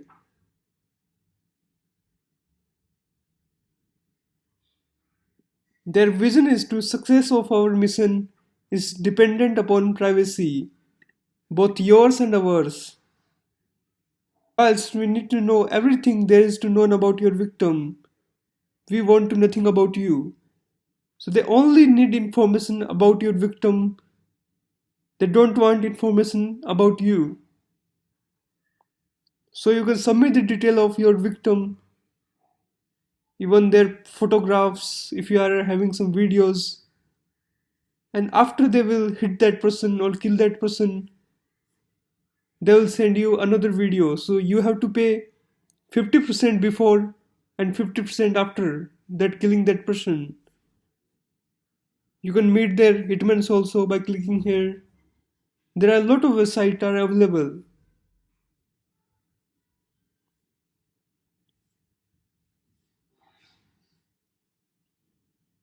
Even you can rent a hacker on deep web links. Click on any links like as I'm clicking on this one. So these are digital gangster. So you can see the details about the owner of that website and even their charges and price about their job, which type of technical skills that person is having, and a lot of more details about them. If you want to contact them, you can click here and send a message to the hacker.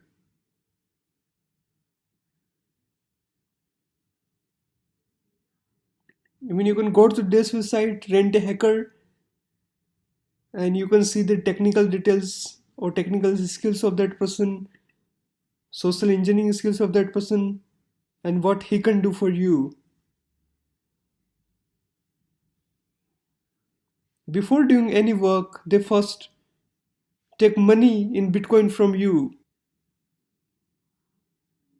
As here I searched for Facebook websites. So by clicking on that website, you can use Facebook using Onion. So here you will be completely anonymous.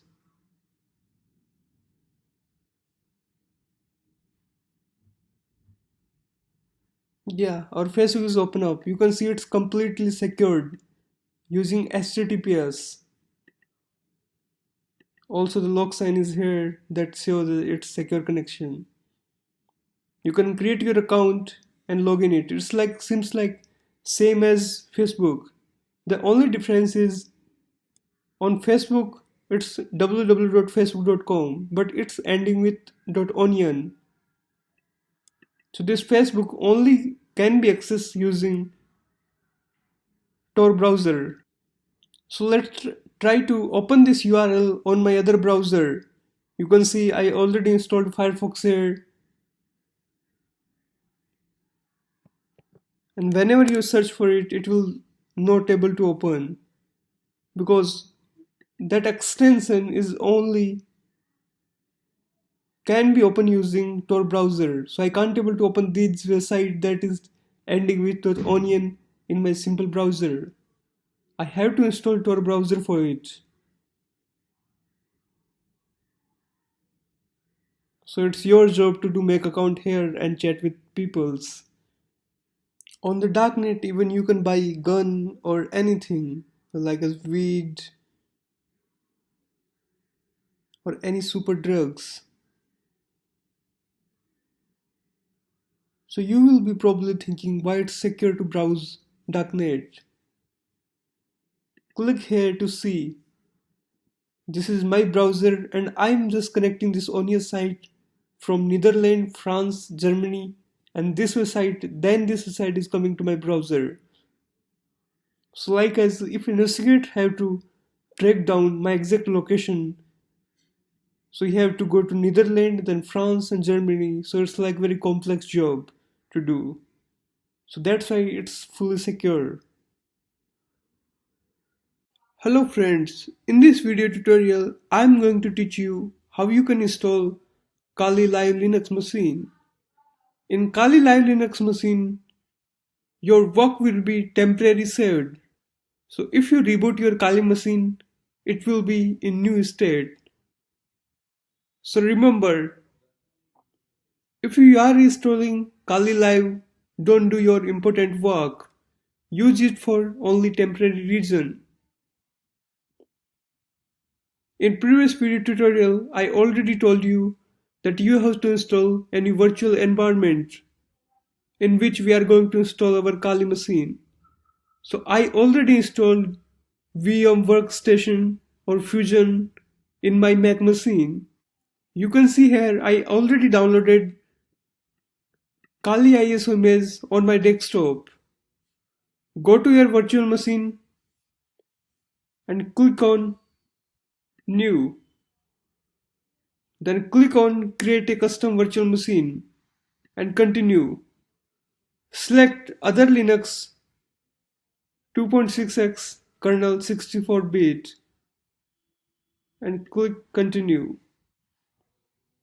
Select this option, create a new virtual disk and click Continue. Then go to Customize setting and give a name to this machine. I am giving it Kali. Save it.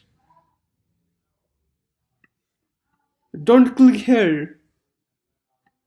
First of all, if you are using like as any type of computer system, how you do installation? You have to insert any pen drive that containing your ISO image or your window.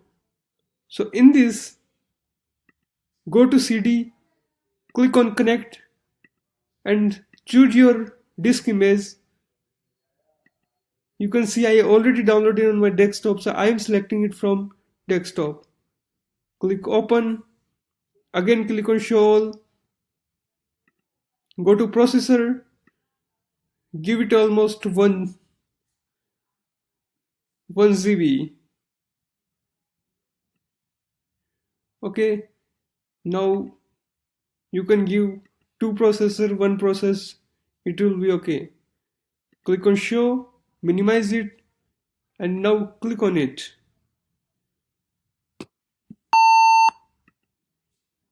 You can see this interface. We will install graphical installation later.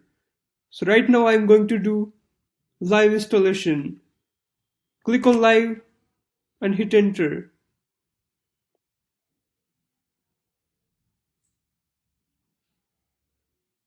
It's doing some booting process.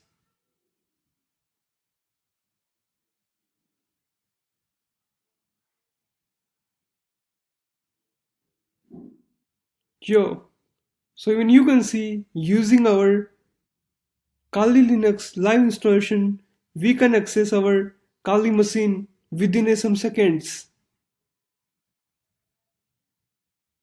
Thank you for watching. Hi, my name is Gautam Kumawat, and in this tutorial we are going to learn how to install Kali Linux. You can install Kali Linux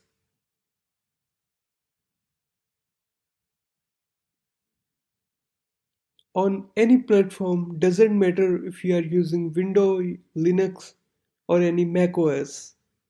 So first of all, download Kali Linux from given link.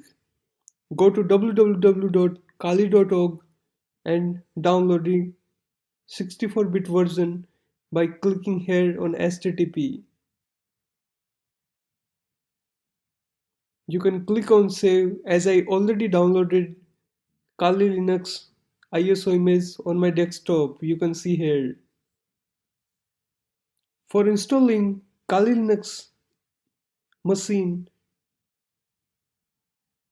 on your any operating system, you need these two software, VirtualBox and VMware. These software are used to create a virtual environment where you can install any operating system.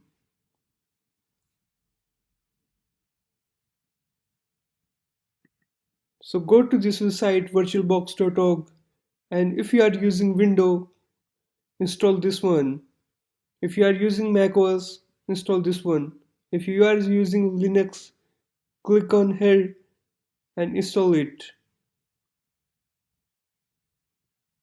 Right now, I'm not going to show how to install VirtualBox because this video is going to be so lengthy.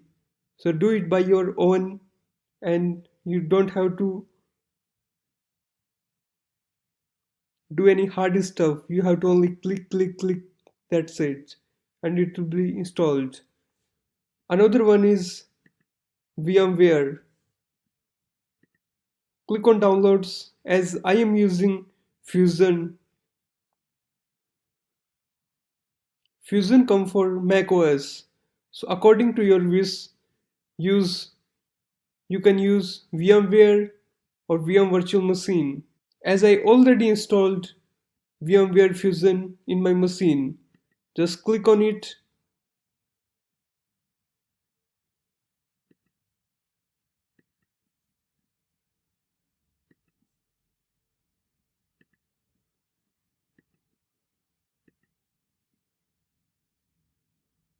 and then click on this plus sign, or even you can go to file and click on new here. Minimize this Select Create a custom virtual machine and click on Continue. Select Other Linux 2.6 64-bit and then click on Continue. Again, create a new virtual disk and continue. Click on Customize option and save your machine as Kali Linux Lab. Click on Save.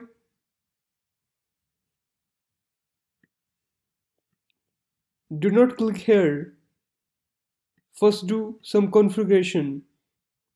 Like as if you are installing any operating system in your machine, you have to install a pen drive that containing any ISO image or any boot files. But for installing our Kali Linux machine, we have to click on here and connect CD and enable this option. Click here and choose our disk image. I already downloaded on my desktop. Select this ISO image, click on open. Click on show. Do some configuration change like as I'm selecting it's enough RAM. You can change processor to 2 core processors. Click on show and I think it's enough. If you want to change the size of hard disk, you can change this to 25 and whatever you want. Click on show, apply and minimize this. Right now you can click here. Click here. I'm going to maximize this. We are going to install graphical installation. So select graphical installation and hit enter.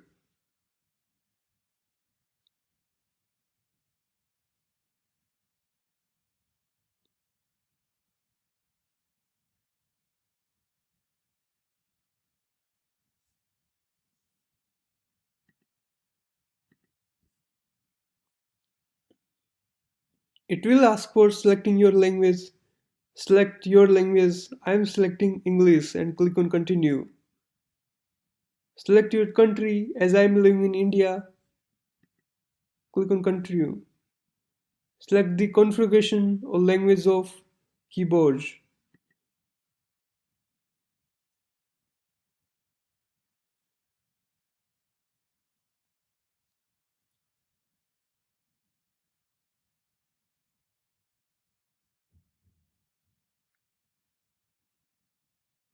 It will detecting network hardware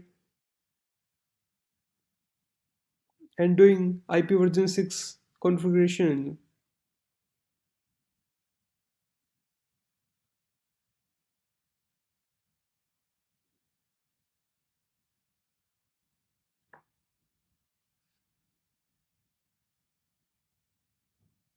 Now it's time to enter the host name for this machine.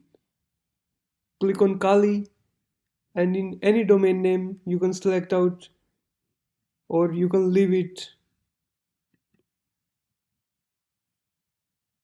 For the password you can type out 123 or default password of this is TWR tour.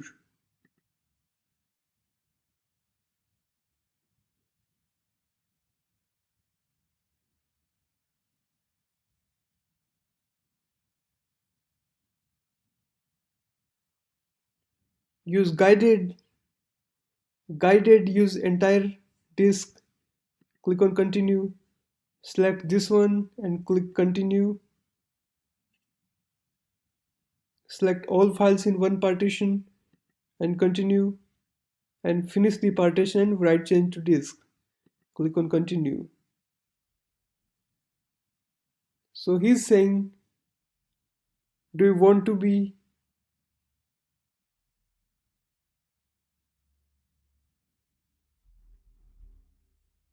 write the change to the disk? Click on yes and continue. It's installing the system, now copying data to our disk.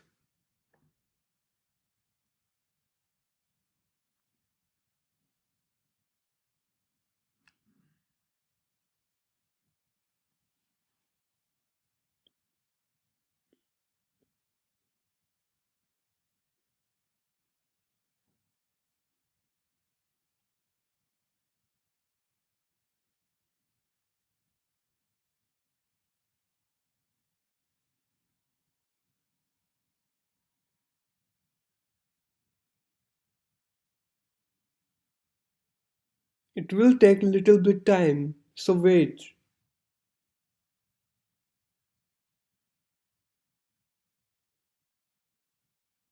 As I already told you, default username of Kali Linux is rwt root and the password is twr.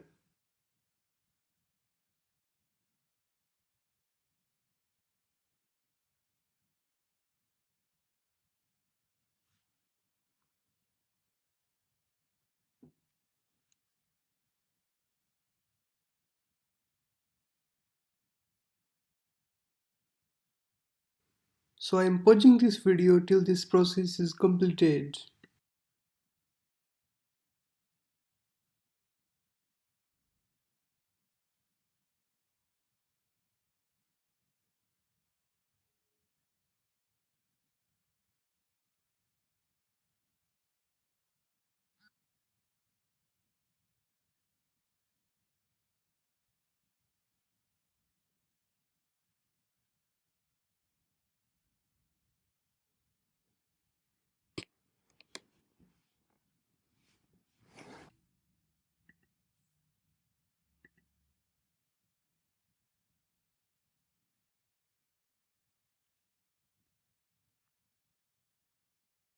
Now it's installing ZRUB bootloader.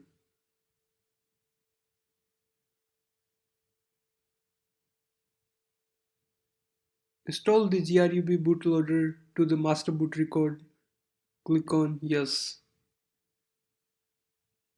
Select this dev SDA and continue.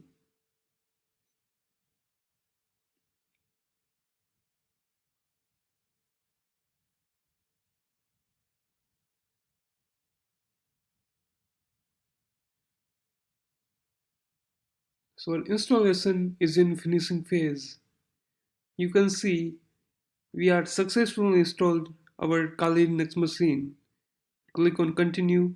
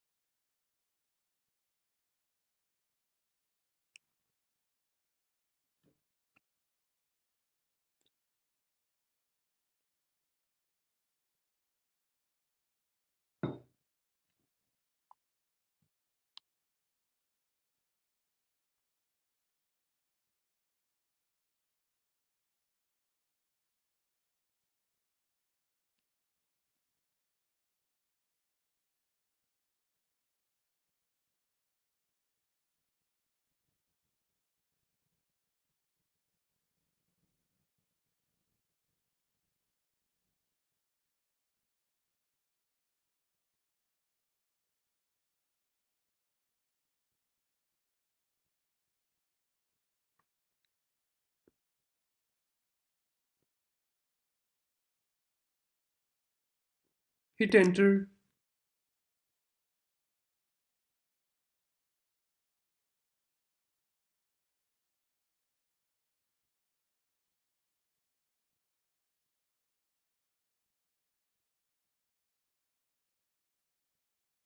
Type username as root and password we already remember is 123.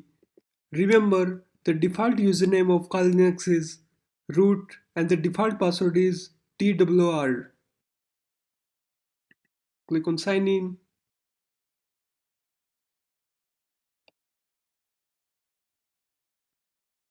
Wow, I successfully installed Kali Linux machine. Thank you for watching this tutorial.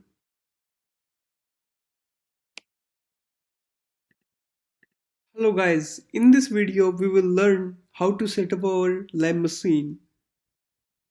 Search for Metasploitable and go to this link or click on this link.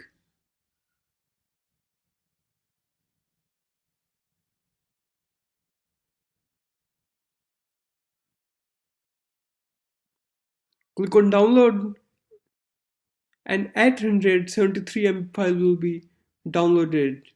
As I already downloaded on my desktop, also you can go to Rapid7 website and submit this form.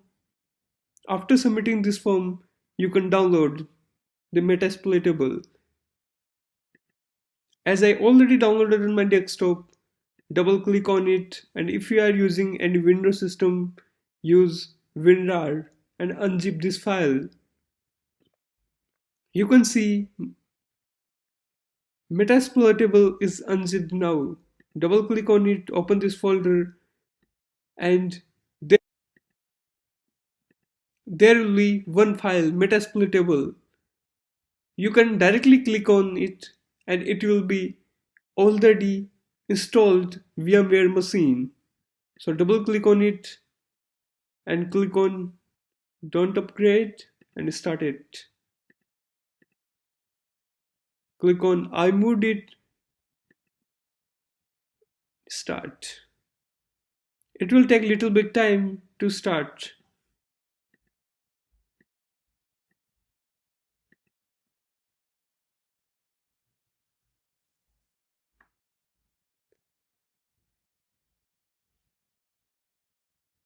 You can see it's already given that login with MSF admin and password is MSF admin. So type MSF admin as username and MSF admin as passwords. You can see we successfully logged in into this machine. Now do ifconfig. Ifconfig is used for knowing the IP address of this machine. You can see the IP address is 172.16.138.150. Now go to your Linux. Go to your Kali Linux, then go to virtual machine and select the network adapter as NAT. Then go to your Metasploitable machine, click here, click on Window and select Metasploitable Linux. Right now, you have to select network adapter as NAT also. So what I done, I selected NAT for both of machine, for Kali Linux and for Metasploitable. I selected NAT. So right now we know the Metasploitable IP. It's 172.16.138 and 150. So type this IP in your browser and click on hit enter. You can see we successfully entered into our lab. It's Metasploitable too. Hello friends. In previous video we successfully installed Metasploitable. In this video tutorial I am going to show you how you can use graphics interface in Metasploitable. So click on Startup and start this machine. Right now I don't want to upgrade it, so click on Don't Upgrade and click on it.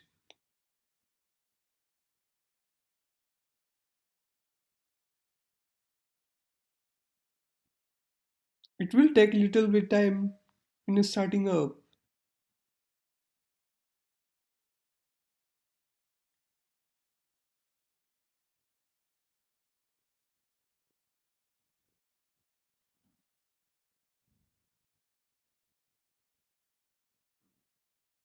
You can see right now I am in this machine and it's already given that username of this machine is msfadmin and password is msfadmin. So type down msfadmin as username and msfadmin as password. Hit enter. Right now I successfully logged into this machine.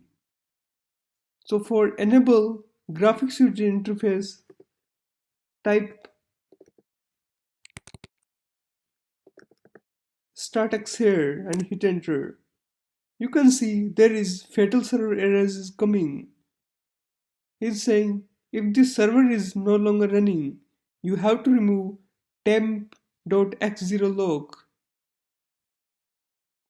So we already studied in our past lecture that to remove any file we are use rm command. So type down rm and temp, then x0 and log and hit enter. But I unable to remove this file. He's saying that this file is writed protected. So I want to say yes, remove this file, but I unable to remove this file. So we are using, so to remove this file we have to use super user. So I will type sudo as super user and then remove for rm and then the name of the file, the temp dot x0 and log and hit enter. It's asking for password. Password is msfadmin and click hit enter. Now we successfully removed this file. To start graphics user interface, type startx and you can see we successfully log in and can be able to use GUI. Thank you for your attention. In this video tutorial, we are going to talk about Kali Linux command. So why it's important to learn commands? The reason is that if you are using any operating system like Windows or any graphical user interface, if you want to open any folder, you have to type or double click on it. Do you know the background process what happen inside? That's the reason you should know about commands. Commands gives Commands give background process in verbose mode.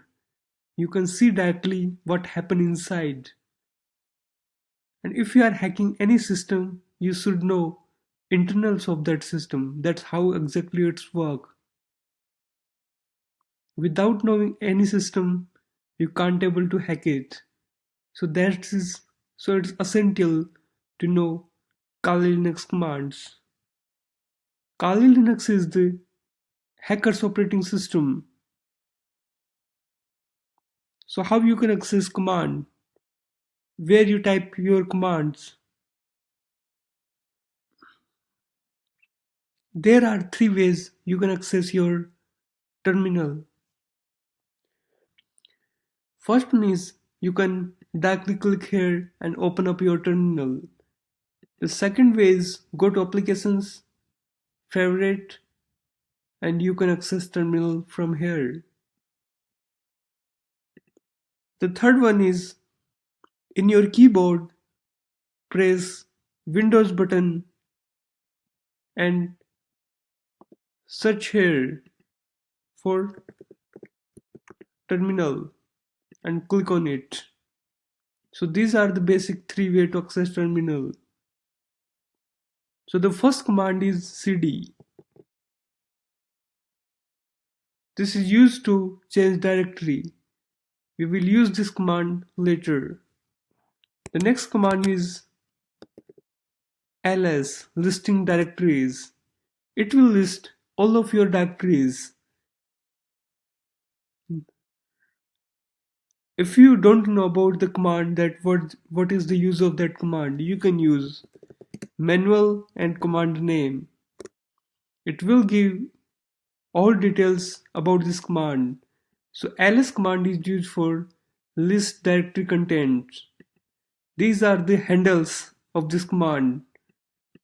So if you use -a, it will be show that file that is starting with dot. There are a lot of handle.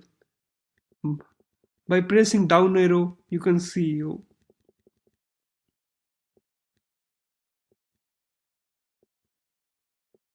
There is another handle -a. Hyphen is -l. -l is used for long listing format. Let's search for another handle. You can use any handles given below. There are a lot of handles given. So for press Q to quit. So I'm pressing Q and again using -a for it will show that file which is starting from dot or double dot. You can see it will list out all files that is starting from dot. In the previous ls we can able to see that the only file that is not starting from dot are only come up. Use another hold handle also, control -l for long listing and press enter.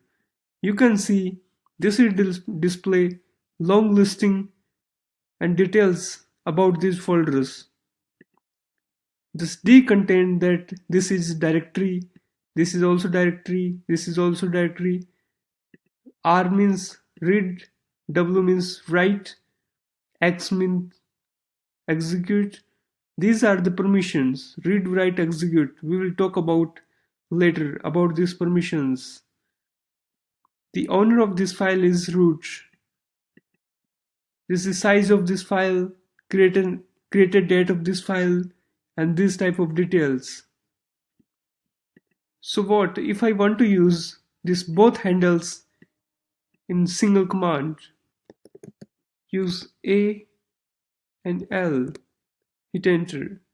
You can see it's also showing, this command is showing all files that is starting with dot also and with long listing format.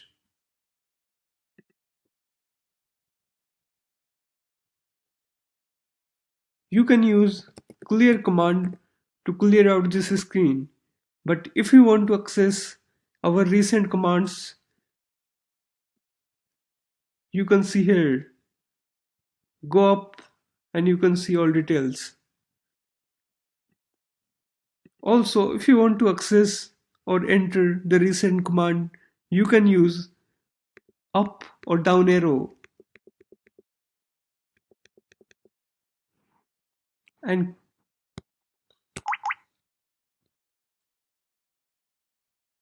so right now I want to go to desktop.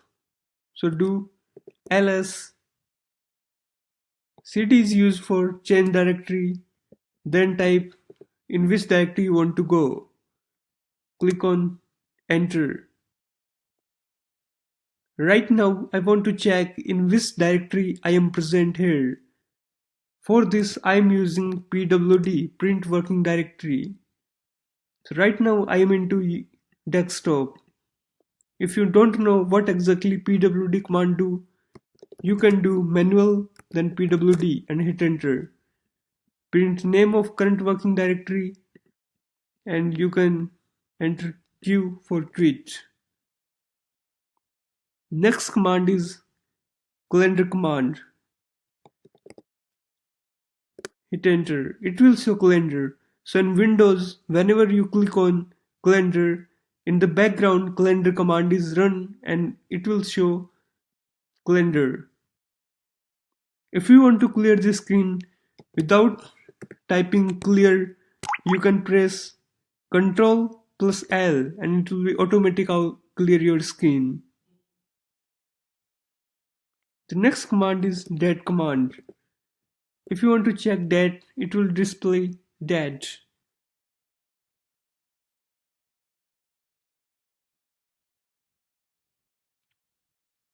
The next command is touch command. Touch command is used to create any file. So like as I want to create hello.txt on my desktop, hit enter and you can see hello.txt is generated here. For editing this file, I can directly double click on it at enter any word,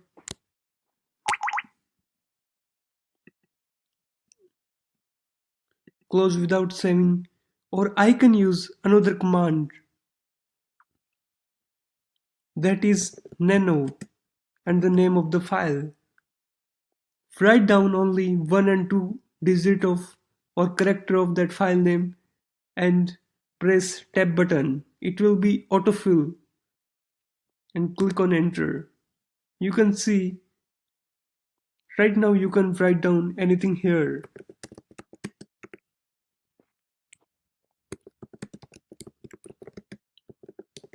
Hello, I am coming next week. And if you want to save this document, you have to write out this. So this option show that you have to press Ctrl and O for write out and click on enter. File name to write. If you want to change file name, you can change, otherwise click hit enter. So we successfully write one line. I want to exit from this nano editor. So I will press Ctrl and X for exit.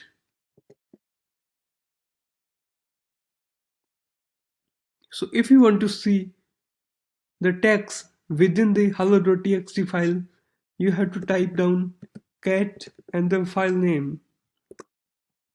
You can see here, this text is written down in hello.txt file.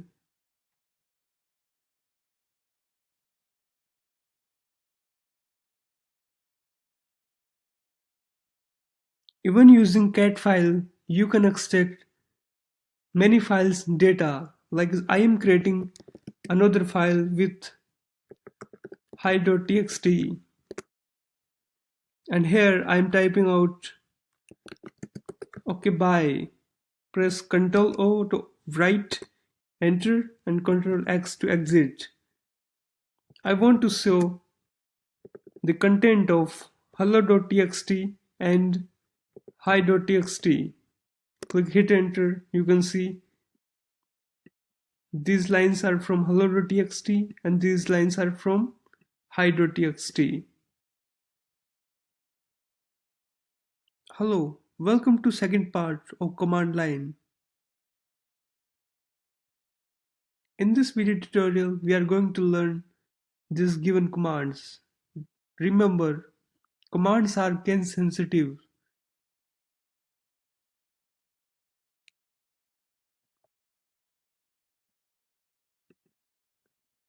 So the first command I am going to use is mkdir. Mkdir command is used for making directory.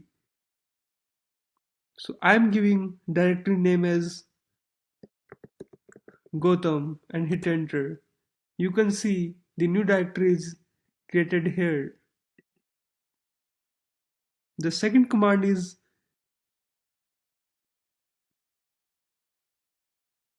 using cd. I want to go or travel into this given directory. As previously we studied that using pwd command we can get a complete path of this directory. So I'm into root, desktop and Gotham.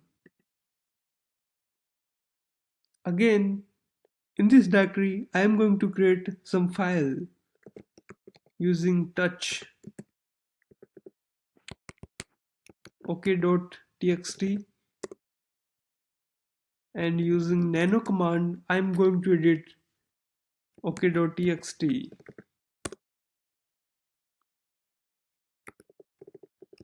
Write down something here and then press Ctrl O for write, hit enter, and then Ctrl X for exit.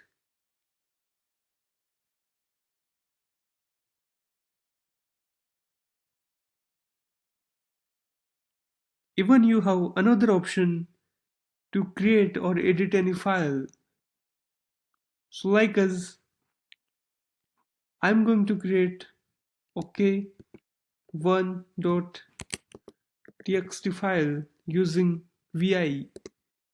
Vi is another editor like Nano. So enter into insert mode. In vi you have to enter the I button. So right now I am into insert mode. Write down anything here. Hello, this is vi. And for saving this written text here, first we have to press ESC in your keyboard and then colon write quit and then hit enter. Do ls here and you can see in the Gotham directory we are having ok.txt and ok1.txt file.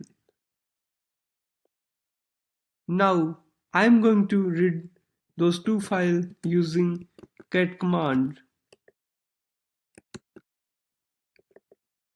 and hit enter. You can see in the first command this is written, in second command hello this is vi entered. So I'm going to remove the first ok.txt file. For this you can use rm command. Remove ok.txt and hit enter. You can see this file is successfully removed. Let's check out. Do the ls here and only ok.txt exists. Here before we have done ls and the both file was existing. After doing remove command the only this file is exist. So that's how we can remove any file. Now go back to folder, go back to desktop using cd dot dot. Right now I'm on desktop. Do ls here. You will find Gotham folder. So I want to remove this folder. If you want to remove this folder, you have to do rm remove dir directory, remove directory Gotham. But whenever you will hit enter, this will give an error message because this directory is not empty. Directory is not empty. This rmdir command is used to remove the empty directory. But using this command, we can remove directory which is containing some data also. So first of all, know about this command rmdir using man and check out about it. Press Q to quit. Again I am doing ls here and use rm-r and Gotham to remove this folder. You can see this folder is gone.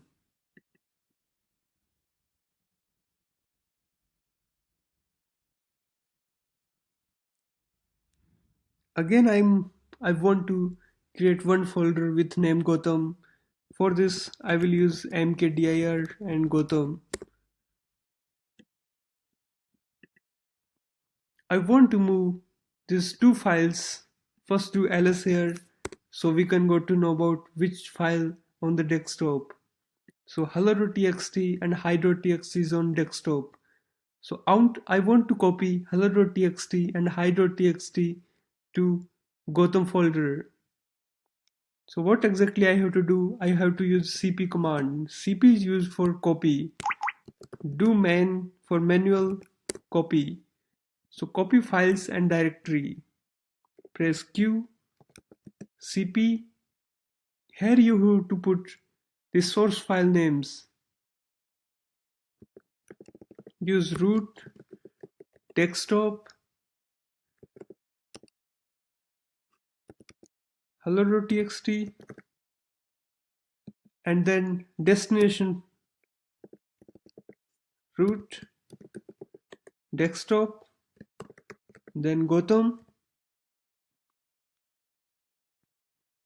This one is the source address of that file, and this is the destination address where you want to copy this file. Click on hit enter, go to cd, Gotham, and check out that this file is copied or not. Yeah, this hello.txt file is successfully copied in Gotham directory. Again, I want to copy hi.txt file. So press your upper arrow key, and you can see this command is again pop up without entering much details. So change here the file name hi.txt and hit enter. Now again check ls. You can see hi.txt is also copied. So I'm going to remove those files from Gotham folder. I will use rm file name and hi file name and then hit enter. Do ls again here, no file is containing. So previously we have copied our file using these options, but I am giving you one of the shortcut. Copy all files on desktop or any selected text file without entering their names. Suppose if you are having hundreds of files on your desktop and you want to copy those in one folder, how you will do it? I am going to show the way. Use cp source directory, and here you have to start here. This is called wildcard. Do txt and then the destination path.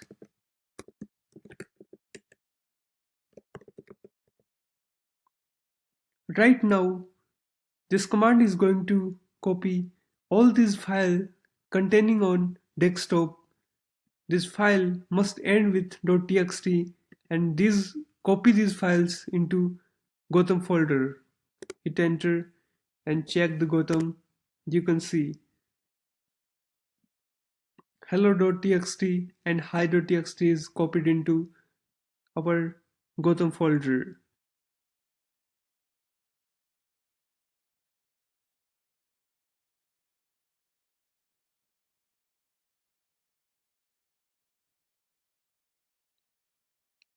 So go back to using CD on desktop, and I want to remove those txt file using a single command. So rm command used for remove these files. Do star.txt. So all file ending with .txt will be removed or deleted. Click hit enter. You can see these txt files are gone. Thank you for watching this tutorial. See you in the next lecture. Hello friends, in this video tutorial we are going to learn some Linux command. So go to your Kali Linux machine and open up your terminal. Right now I am in root, so go to your desktop, cd desktop, and do ls. So right now I am on desktop. Type clear to clear out the screen, and the first command is echo to display any text. Click echo, it will print out hello here. So the second command is cut command. So the next command is ping command. Ping is used to check that the host is live or not. Like I want to ping www.google.com. It will be infinitely ping. So press Ctrl plus C and you can see here the 7 packet received and 0 packet lost. So we are successfully connected to www.google.com. This is also used for knowing the IP address of any domain, like as the IP address of this domain www.google.com is 172.172.172.6.228. Type down your hostname like as facebook.com and hit enter. It will show you that how your computer is connected to www.facebook.com server and give you all hopes. I'm pressing Ctrl C to exit from this mode. The next command is unzip command. So right now we are having a zip file here. So we have to unzip it. So first of all, we will learn how you can make zip file of this count.txt. Right click on it and go to compress, then create a zip file. You can see the count is zip is created. Right now it's useless, so delete this file. I want to unzip this count.zip file. So use command unzip and the name of the file and hit enter. You can see this file is unzipped and our count.txt is created.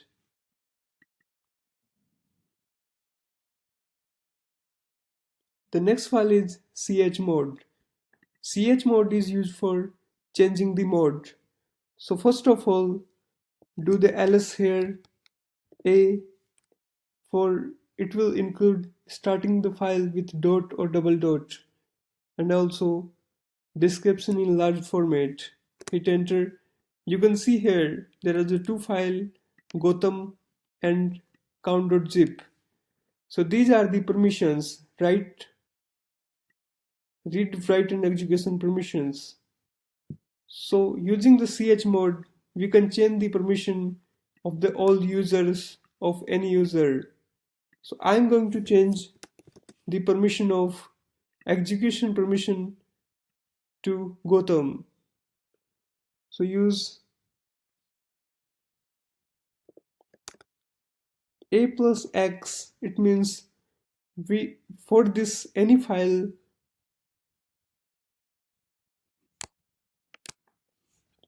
So I'm going to change the permission of Gotham.zip file to executable permission to all of. So do chmod and a plus x, then Gotham.zip. So I am giving execute permission to all the users and hit enter. Now again check the description of this command. You can say in this command we are not having X or executable permission here, and right now it's changed to execute permission, execute permission, and execute permission. So that's how chmod command is used. Again, also this command is used to give permission to run any shell script. Like as I'm making a single shell script, use nano make hello.txt. Sorry, hello.sh because we are making shell script. Enter here echo show me that and write down that here, save here and execute. Right now I created hello.sh file. Let's run it using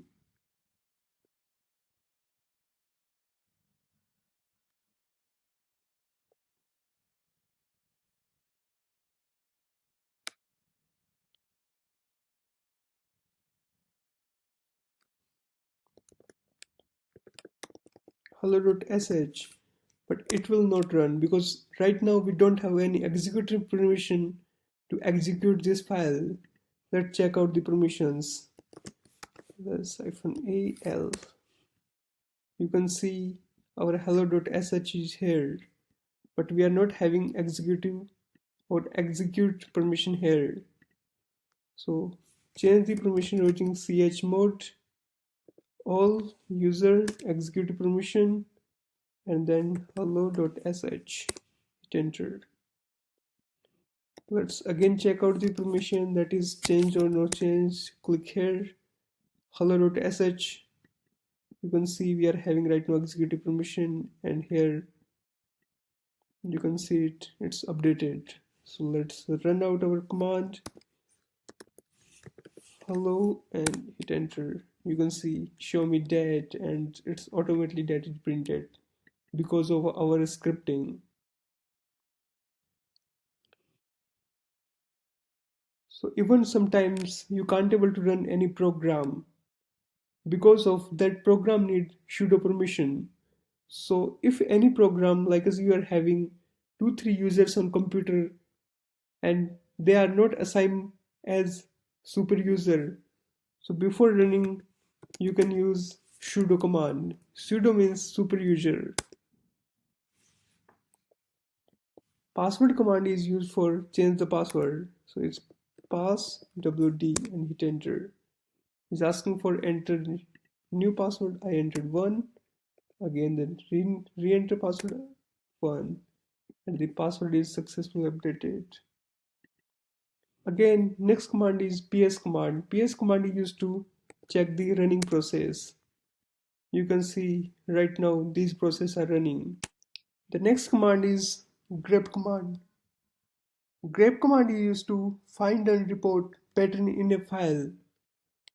Like as I'm making one file with nano and name.txt and enter out some name. Hello, okay, pk, hello, and save it. Control exit it. You can say we make new file as name.txt. So we are using grep command. So first of do cat of name.txt.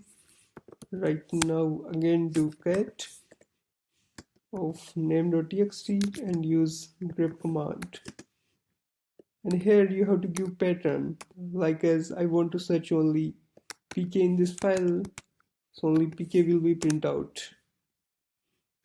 Again, I want to search only lo in this file, so only this file containing these words will be print out.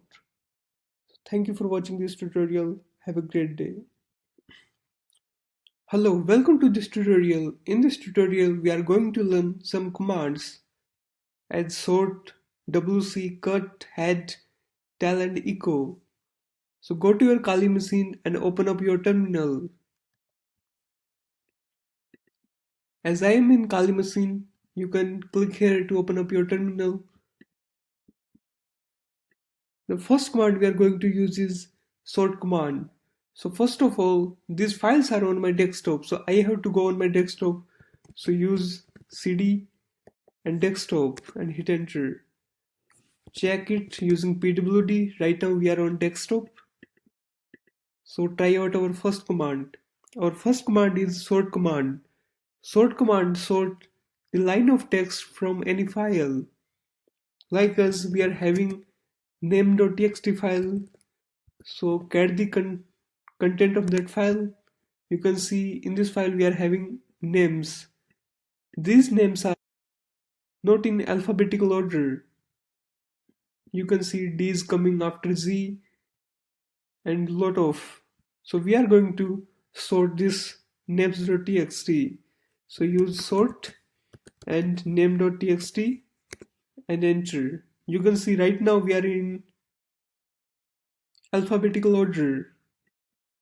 So that's how sort command work. Press Ctrl, clear out our screen.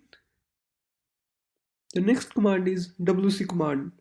Wc's command is used for word count. So I want to count the words in name.txt. So name.txt file having 9 lines. You can see do cat here and hit enter. 1, 2, 3, 4, 5, 6, 7, 8, 9. So it's 9 lines. So next command is cut command. Cut command is for remove some section in the file. So right now we are having one file as fullname.txt. Cat this fullname.txt and see the content. In this file we are having full name of candidates and this program saving hello to everyone. So I want to extract only first name like as Gautam, Ekta, Dilip, Samir, Akash in this whole file. So what exactly I have to do? I have to use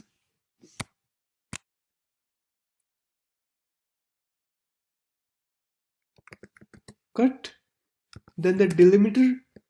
Delimiter here is space. Right now you can see space here. So I'm giving space as delimiter and which field I want to extract. So it's second field. So number of the field and name of the file and hit enter. You can see using this single command I can successfully able to grab out the first name in this whole file. So it's the power of command. If you want to know more about cut command, you can do man cut here and you can see we used delimiter and field. Press Q to exit and clear out the screen. Our next command is head command. Head command output first part of the any file. Like as we are having numbers.txt. So these are numbers are on number.txt file and do head here. Head then number.txt. You can see only some numbers are printed in this file. These numbers are on the top of head. So only 10 numbers are printed using head command.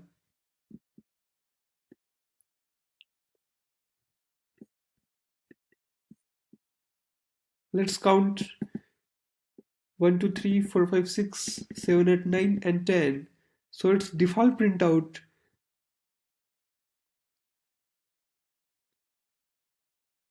First 10 numbers of the file. So what if I want to print out more than 10 numbers using head command?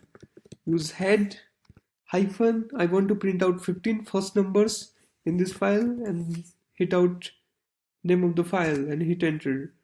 You can see right now we can be able to print out 15 numbers. So use clear to clear out the screen. And our next command is tail command. Tail command is give output as last 10 lines of any file. Like us again do cat of number here. And in the last part we are having these numbers. So tail command is going to print out last 10 digit of this file. So use tail and name of the file and hit enter. You can see this file is printing 10 numbers including this line also. 1, 2, 3, 4, 5, 6, 7, 8, 9, 10. Spaces, this one is also counted in this. So use clear to clear out the screen. Our next command is echo command. Echo command is print out anything. Like as if you want to display hello in your command, hit enter, it's saying hello to you. So thank you for watching this tutorial. Have a great day.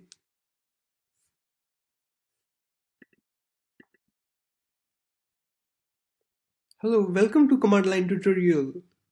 In this tutorial, we are going to learn how to start any services. Also some other command. So open up your Kali machine and use terminal. So our first command is how to start any service. Exit next. As in next section of Metasploit, we are going to start some services like as Apache 2, PostgreSQL. So how to start those services? Type down service here, then the name of the service as I want to start Apache 2 and the operation what you want to do, start the service or stop the service. So I'm going to start the service and hit enter. If you want to check out the status of that service, use status. You can see our service is active right now and is running process. Press Ctrl plus C to exit out, and we are going to start another service called PostgreSQL. So type down service here and PostgreSQL, then start and check the status here. You can see it's active right now. So that's how we can start any type of service using command. So the next command is clear command. Clear command is used to clear the screen. So use clear and you can see our screen is cleared right now.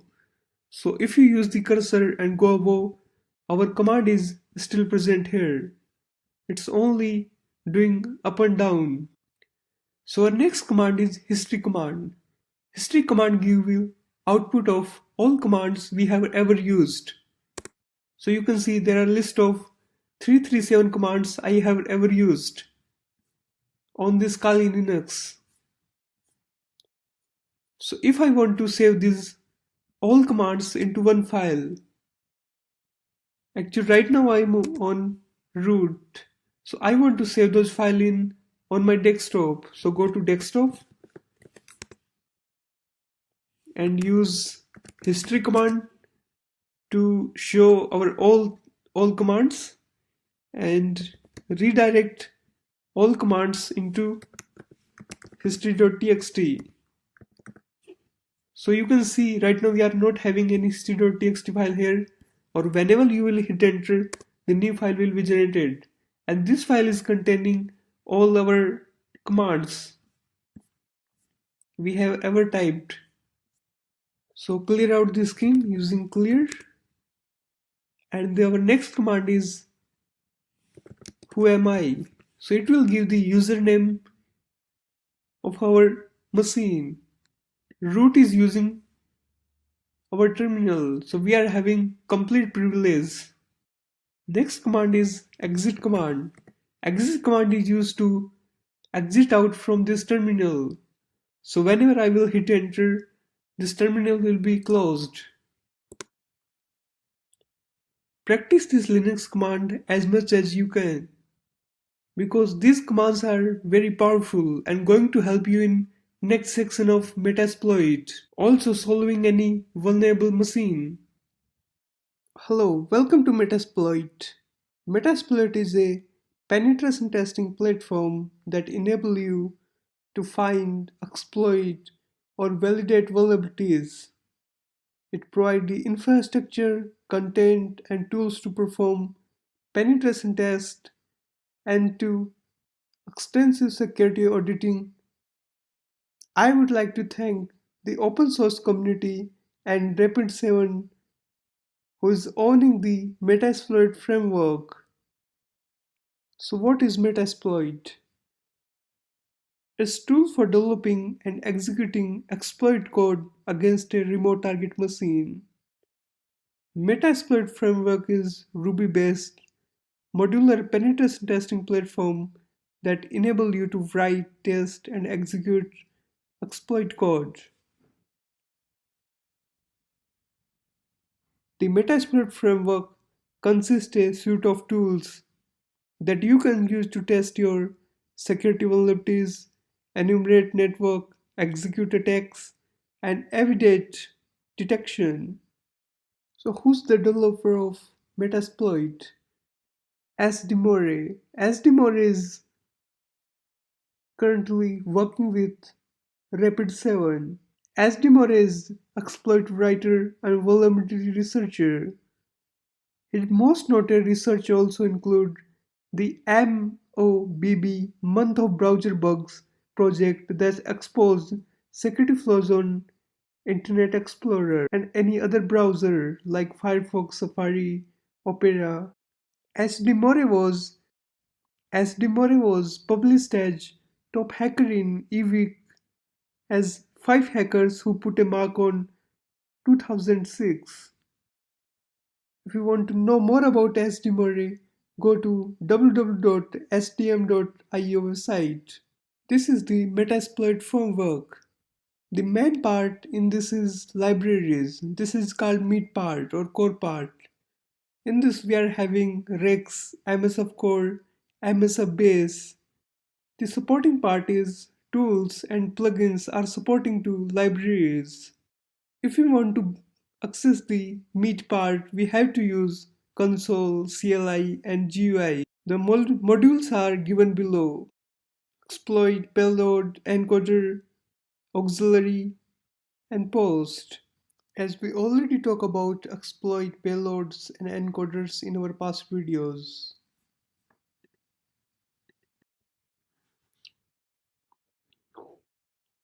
Hello, welcome to Metasploit file system.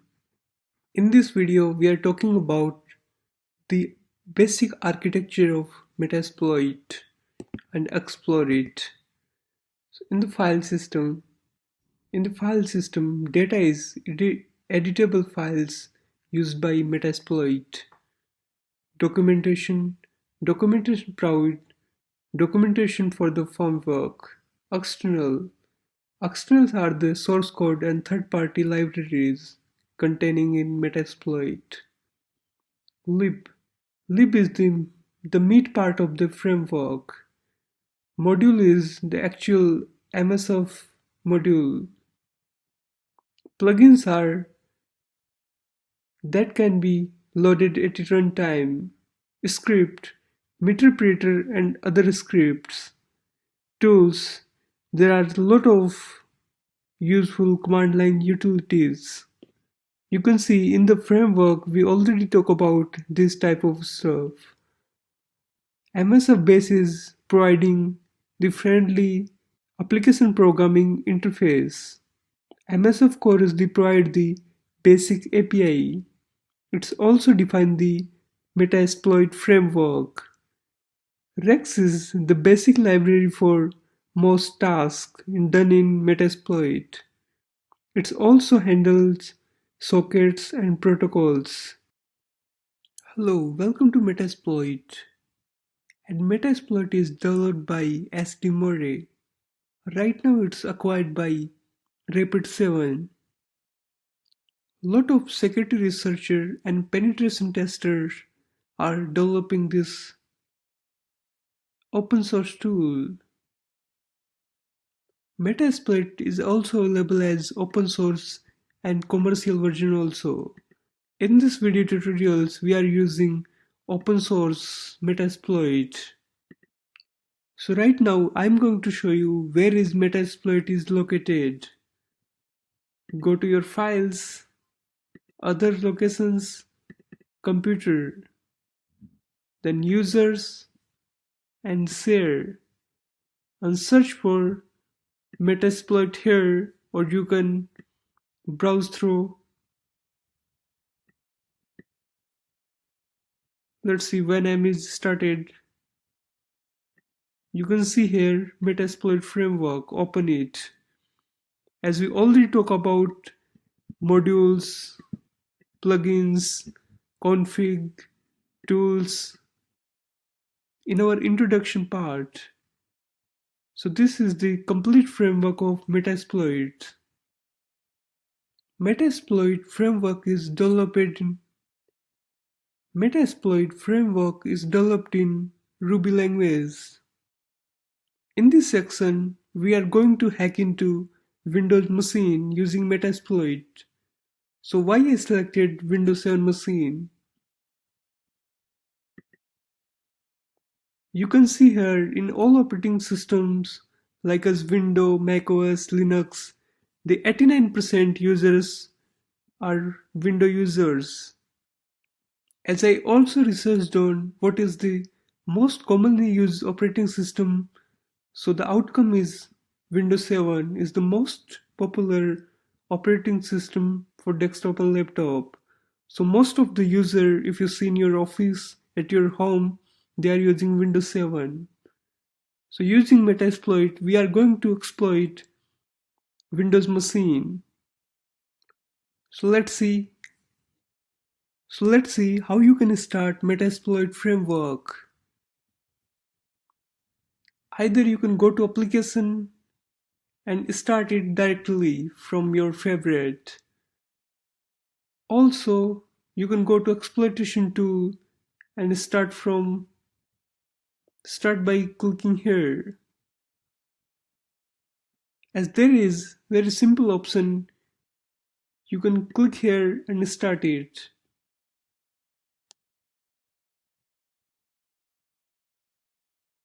It will take little bit time to load up.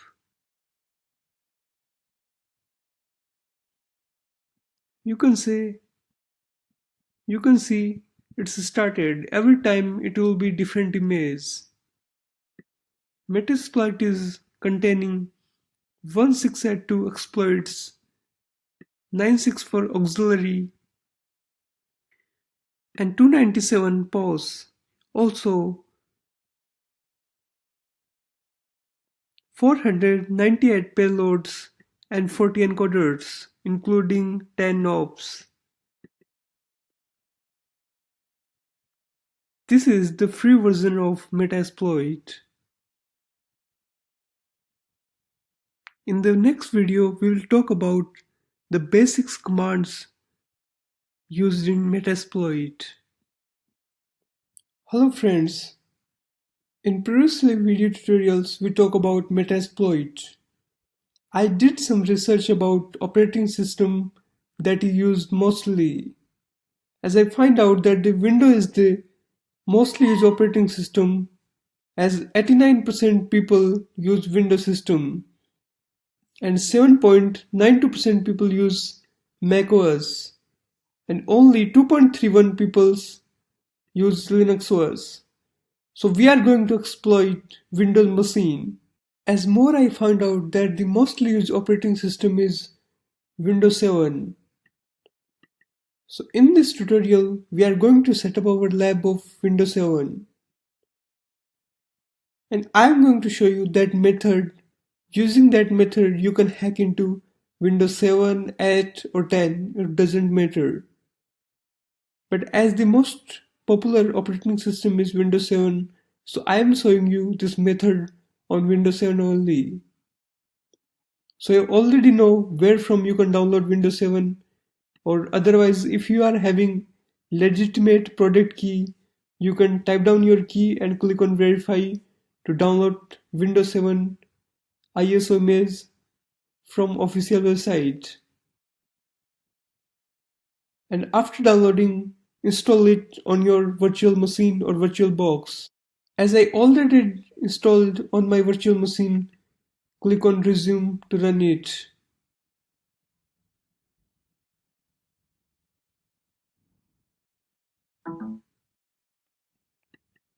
You can see I already set up my lab. In the next video tutorial, we are going to hack into this machine. So you have to install Windows 7 machine and Kali Linux also. Thank you for watching. Hello friends, in this video tutorial I am going to show you how to exploit Windows 7 or hack into Windows 7 using Metasploit.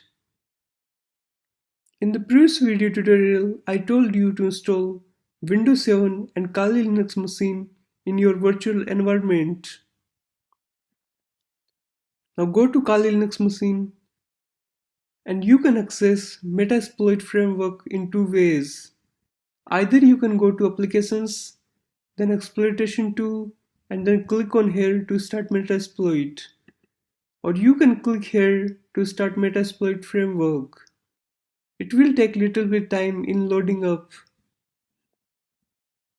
You can see our Metasploit framework is successfully loaded.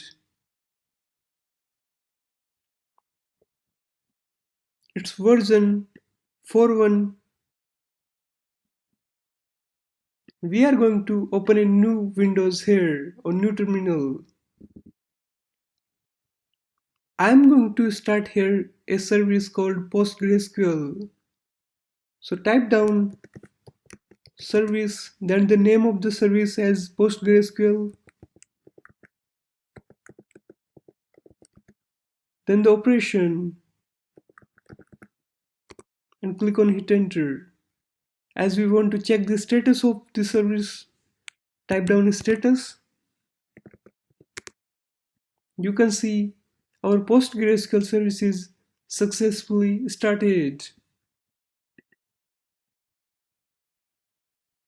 We activated this service so we can search exploit payloads in very effective manner. Now press Ctrl plus C to exit. And to know our IP address of this machine, type down ifconfig. You can see this one is IP address of our machine. It's also called as lhost. So minimize this window and go to our Metasploit framework or terminal. I'm going to use MSF Venom. In this video tutorial, we are going to create a exe file and we will send that exe file to our victim. Whenever victim double click or open our exe file, we will got meterpreter session. So let's see how we are going to do. Type down MSF Venom,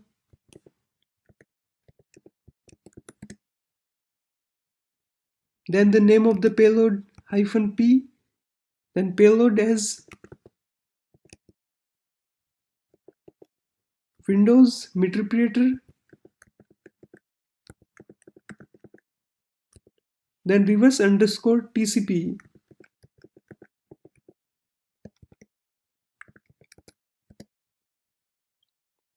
Then we have to give lhost. Lhost is also called our IP address. So copy our IP address and paste it here. We are going to generate a exe file. So F for file, then the extension of that file, exe. And the location where we want to save our file as output.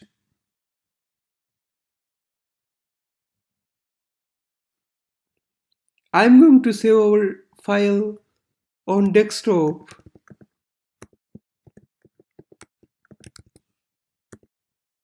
And the name of the file, game.exe. And click on enter. You can see our file will be generated here. Our file is successfully generated. In next tutorial, we will see how to set up handler. In previous video tutorial, we successfully generated our game.exe file. In this tutorial, we are going to set up handler. For this, I am going to use exploit. Use exploit as multi-handler.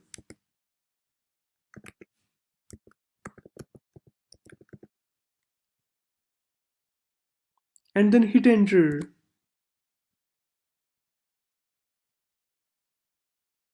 Now we have to set payload. As we already set up payload here, so copy this payload as Windows meterpreter reverse TCP and paste here and hit enter. You can see our payload is set successfully. Now to check the options, we have to use command as show options.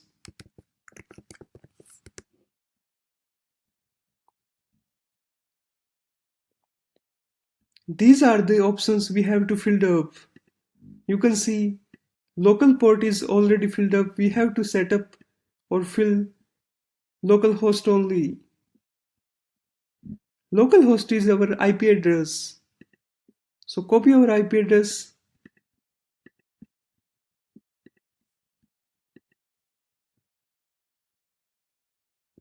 and use set lhost and the IP address. Hit enter. Then again do show options so we can check out that if any option is left there. You can see our lhost and lport is successfully filled up.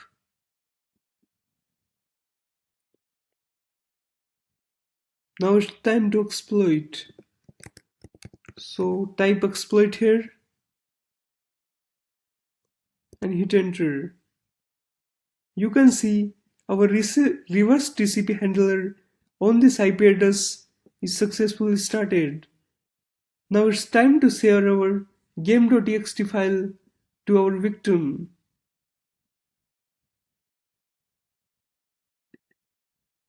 Open your browser.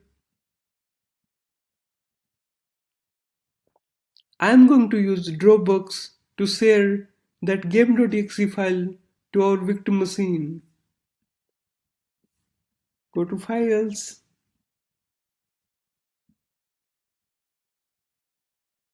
And I am going to share this exe file to my friend. Hey, I have developed this new game. Check out and upload this file. You can see we successfully uploaded this file. And now go to your Windows machine and download this file.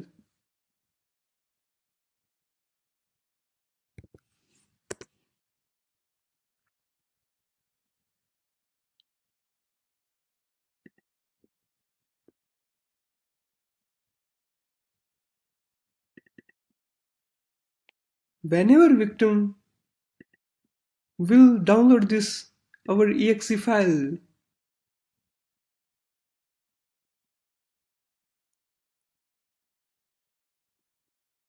victim will click save file to download this file. And whenever he will double click to check out about our game,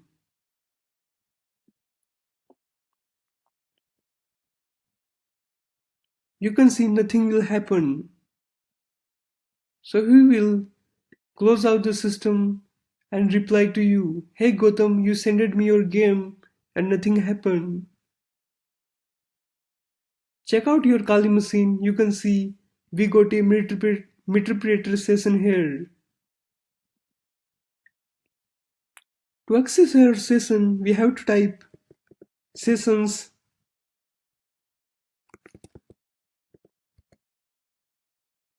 -i and the session, it's session 1 and hit enter. You can see we got meterpreter cell. Right now, we are having access on our Windows 7 machine. You can do dir command to check out the directories. Right now we are into C users Gotham downloads folder. And these are the files victims having in download folder. You can check out email tracer.exe, loic, stegostick. Go to your Windows machine and check out.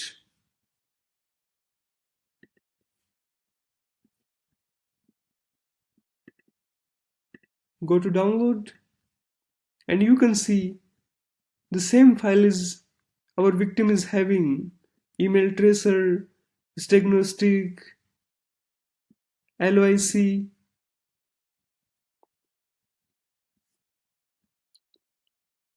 Now we are going to do some fun. Go back to directory using cd dot dot and again do dir.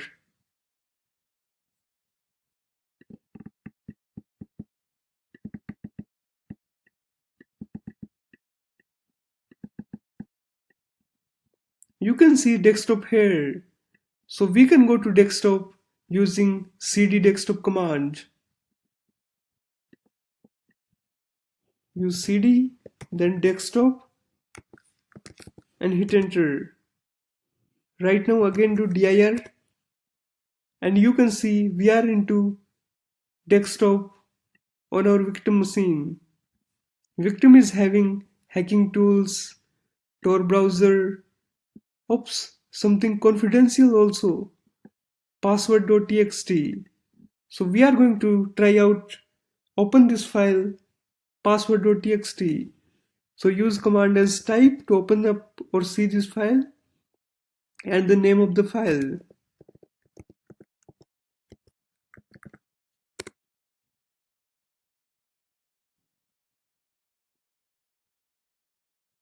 Oops, it's not working.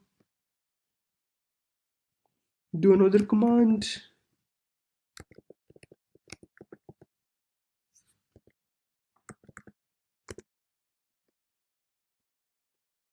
You can see we can't able to access this file because right now we are not having administrator privilege.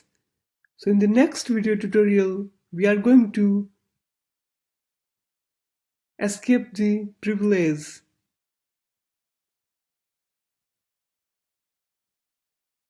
Even you can make folders on victim system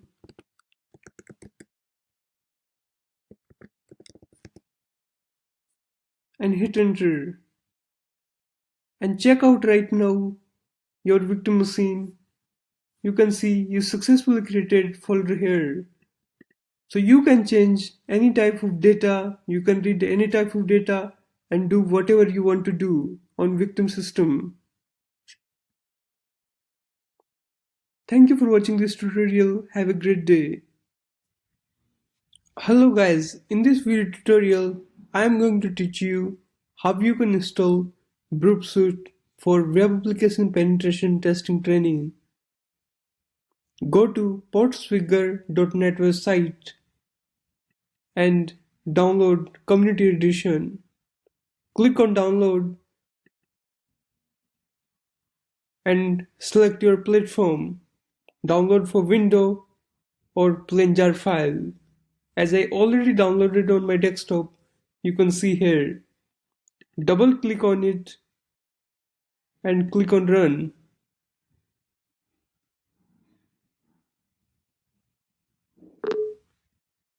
Click yes. Next, select the destination directory and click next.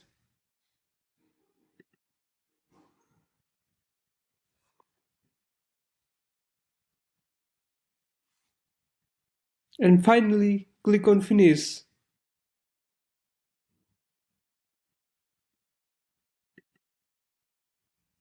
You can see here Broopsuite is installed in our machine. Click on it.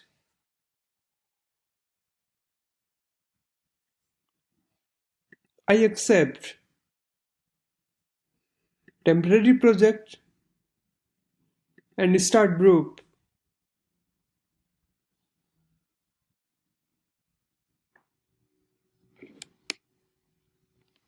You can see this interface is started.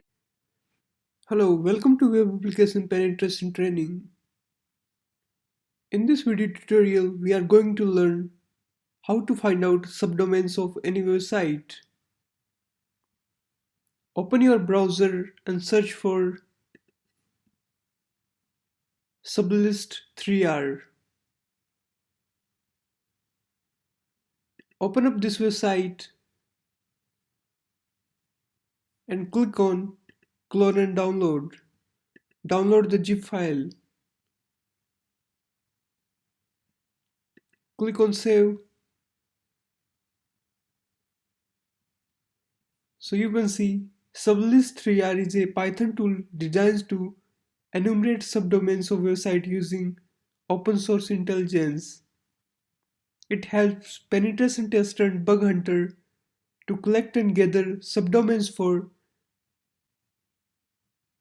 the domain they are targeting. This tool is using many search engines such as Google, Yahoo, Bing, Baidu and Ask.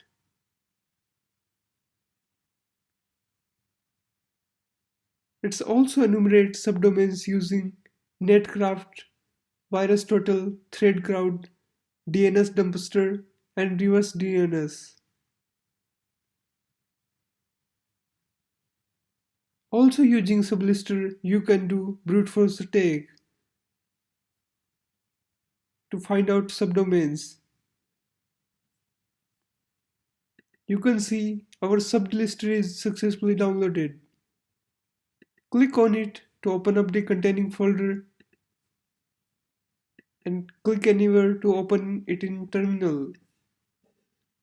You can see right now we are on downloading. You can see right now we are on 80 downloads. So do ls here and you can see there will be one file, zip file. So unzip it using unzip command and name of the folder or file. Hit enter. You can see we successfully unzipped our zip file. To ls here.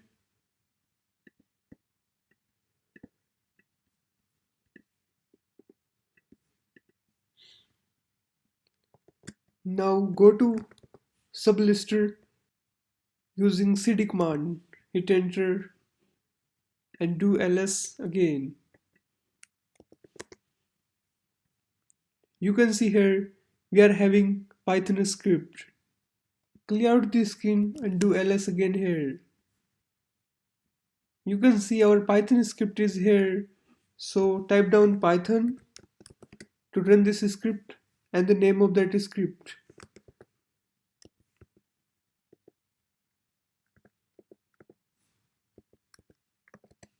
And then the domain of. So right now I'm going to know the subdomains of facebook.com. So for domain, you have to type down -d and www.facebook.com. Hit enter. You can see searching for subdomains using these type of different search engines. It will take little bit time to find out subdomains for us. Subdomains are used whenever you can't able to find out any security vulnerability in your main website. So you can go for subdomains and find out security vulnerability in those subdomains and hack this website. You can see Sublister successfully find out two unique subdomains that is not available publicly. The another website to find subdomains is Wolfram Alpha.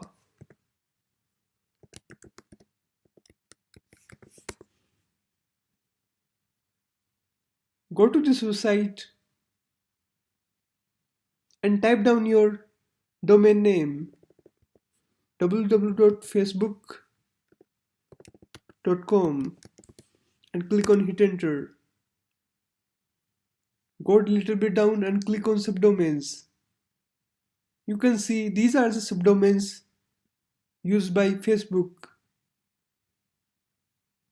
But the difference between these subdomains and founded by sublister is these are some unique subdomains. So that's how you can find out subdomains. Thank you for watching. Hello, welcome to Bug Bounty Hunting.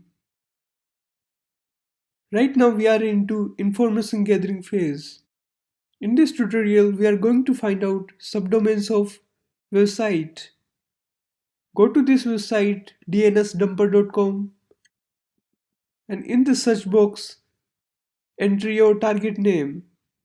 Like as I'm going to search for Facebook subdomains. So if you type www.facebook.com, it's not going to give you appropriate result because subdomains also start with blog.facebook.com, xyz.facebook.com. So if you add www.facebook.com and search, you will not able to find out any subdomains. You can check out the result. We only able to find out one domain, that is www.facebook.com. So if you are searching for subdomains, use facebook.com. Do not add www in starting. You can see it's showing result for facebook.com, and now we got a lot of subdomains. a.ns, it's ns lookup, dns servers, mx records, a lot of subdomains.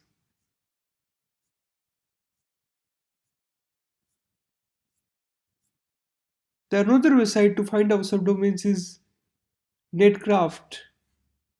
Go to this URL, search dns.netcraft.com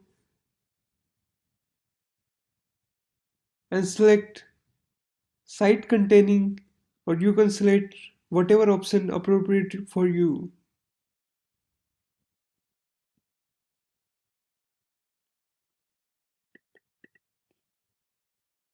Enter out here your target name. I am searching for the same name, facebook.com, and click on lookup. You can see it's listed more than 100 websites. All are subdomains. So if you can't able to find out any security vulnerability on www.facebook.com, you can go for l.facebook.com, apps.facebook.com. Another website is pentesttool.com. Go to this website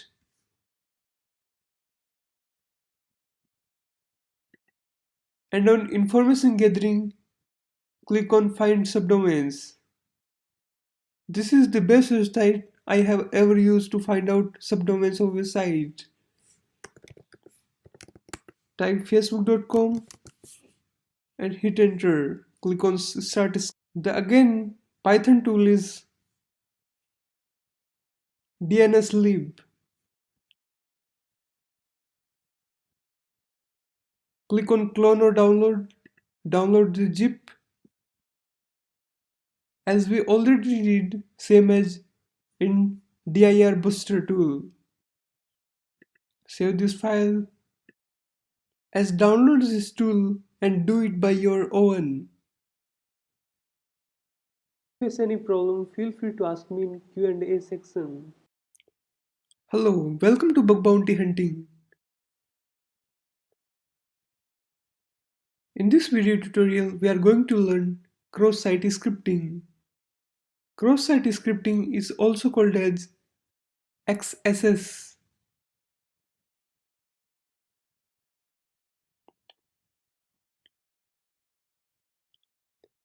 Cross-site scripting is a common attack vector that injects malicious code into a vulnerable web application. Accessors differ from other web attack vectors like SQL injection.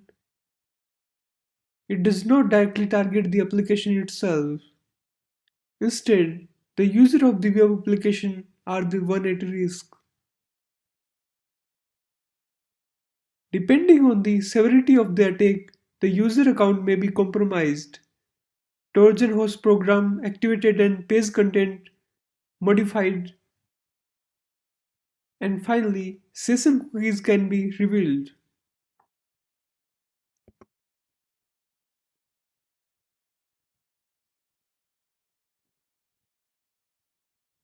So how we can be able to find out accesses? Accesses allow an attacker to inject JavaScript code into the page. The code is executed when the page is loaded. JavaScript code is executed on client machine, not on the server. These are the three types of cross-site scripting. First one is reflected accesses. Second one is persistent, also called as stored accesses. And the third one is DOM-based accesses. We are going to see all of them in our practical demonstration. So how to exploit or find out accesses vulnerability? If you are able to find out any text box, any comment box, or any search box in any website, try to inject JavaScript code on that boxes. Or also you can inject the JavaScript code into URL parameter also. Reflected accesses. It's not persistent, not stored, only work if the target VGD is specific or a special crafted URL. In the lab installation section, I already told you to install Metasploitable. As you can see, I already installed Metasploitable in my machine. Take care of it, just you should select network adapter as NAT. And also I installed Kali machine. Also take care to use network adapter as NAT in both of virtual machines.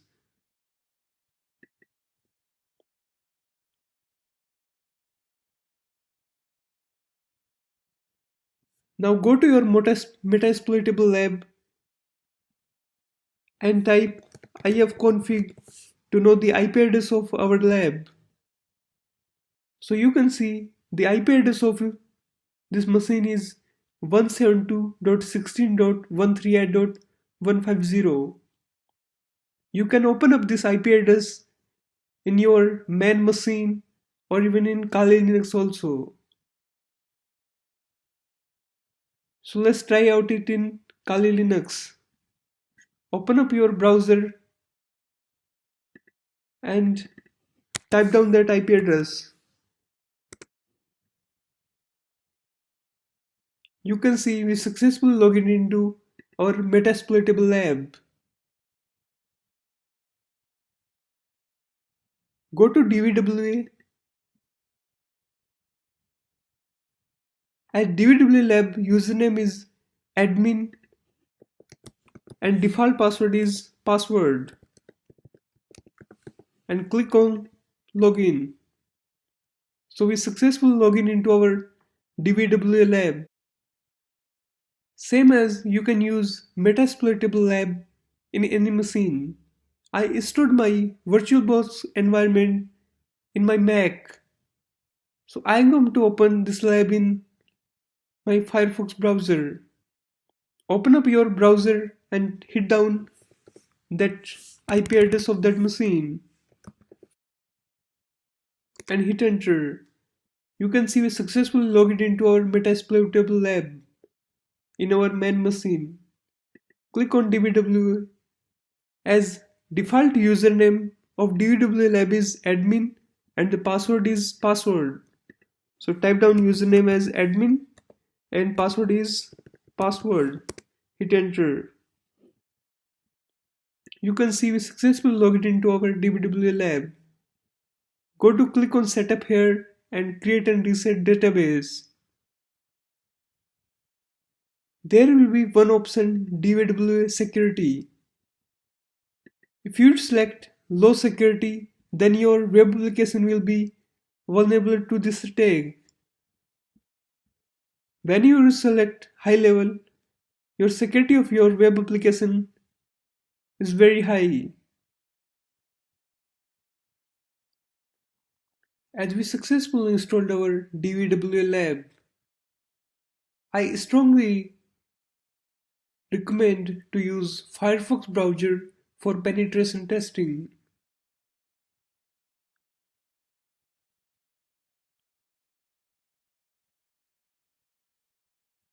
If you are doing practical of cross-site scripting, don't use Google Chrome or other browser.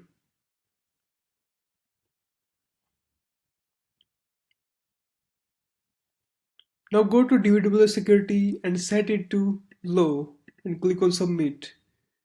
Then go to accessor reflection. So this label is asking for what's your name. Hit down your name here and click on give some code here and click on submit. Right now it's not reflecting back on this screen. So right click on it and click on view page source and use command plus F to find out what we searched there. We search Gotham and click on highlight.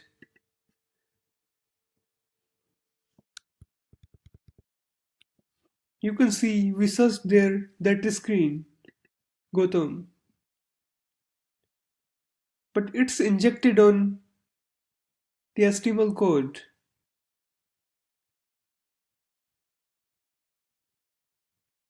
The most funny thing is it's not filtering the special character like it's greater than and less than. So let's try out our script.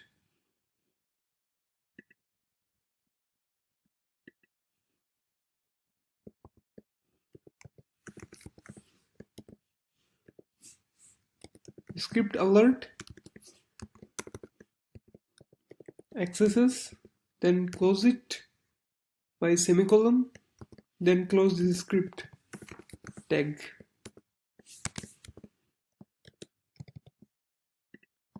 And I'm just going to paste this screen on click on submit. So you can see we successfully got reflected accesses on this website. Click on OK and see view page source.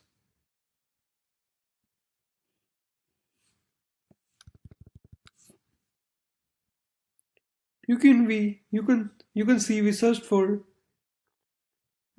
you can see we submitted this script, but it's not filtering out the special character. So just move on to next level.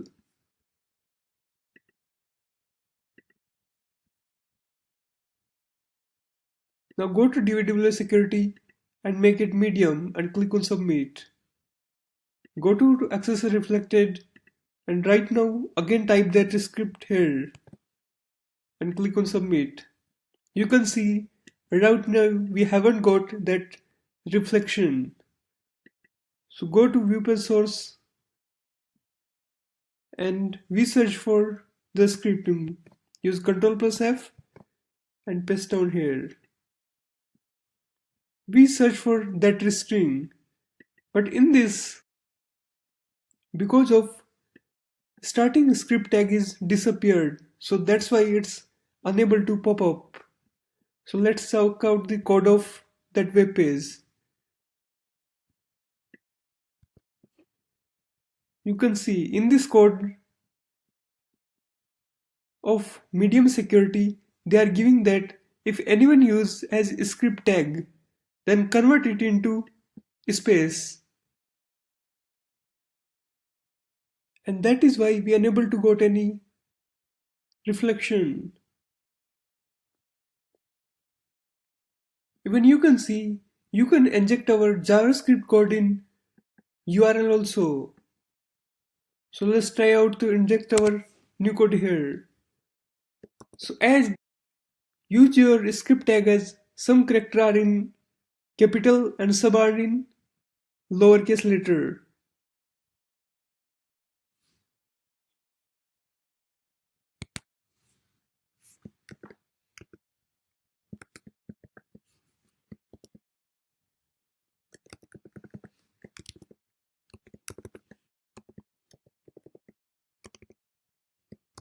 And close this tag.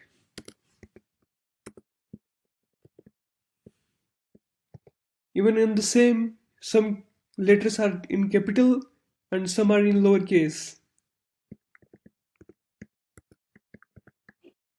And hit enter. You can see on the medium level security, we also can be able to get cross-site scripting vulnerability. Click on OK and check out the code here. Go to view page source. We given that payload into our text box, but you can see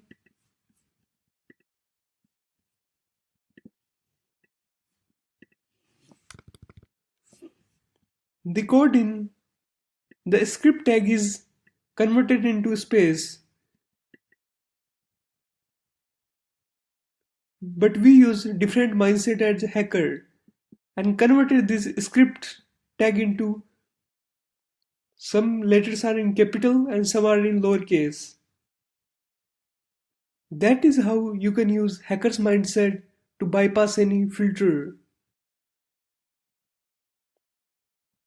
Let's go for DW security and take it high and click on submit. Go to access reflection and now we are going to paste out our access script here and click on submit. You can see it's not reflecting back on our screen. It's not giving any pop-up. So click on it and view page source. As you can see in this, the all special characters are filtered. Like this is less than, this is the greater than. Go to character entities cheat sheet and you can see these symbols are converted into HTML coding, special character.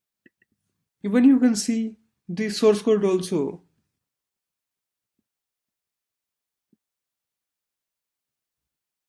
If anyone give any input, convert them into HTML special characters.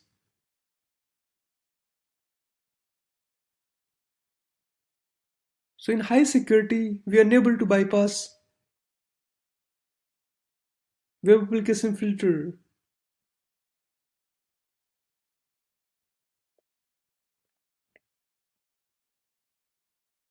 Now go to DVW security and set it low and click on submit.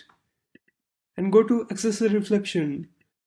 So on filter bus, we are having a lot of scripts. Using those scripts, you can bypass filter. So try out this script in your DVW lab. As we talk about that it's very harmful. If any website is vulnerable to cross-site scripting, any hacker or attacker can grab your cookies and able to take over on your account. So how a attacker can grab out your paste your script here and click on submit. Whenever you click on submit, your cookies will be pop up. You can see here our security is low and this is our session.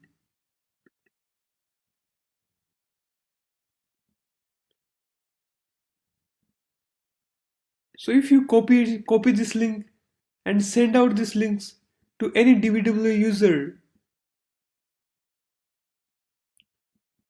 whenever the user will open up this crafted URL and you can see that users cookies will be pop up. There are a lot of techniques you can grab those cookies or login session from your target.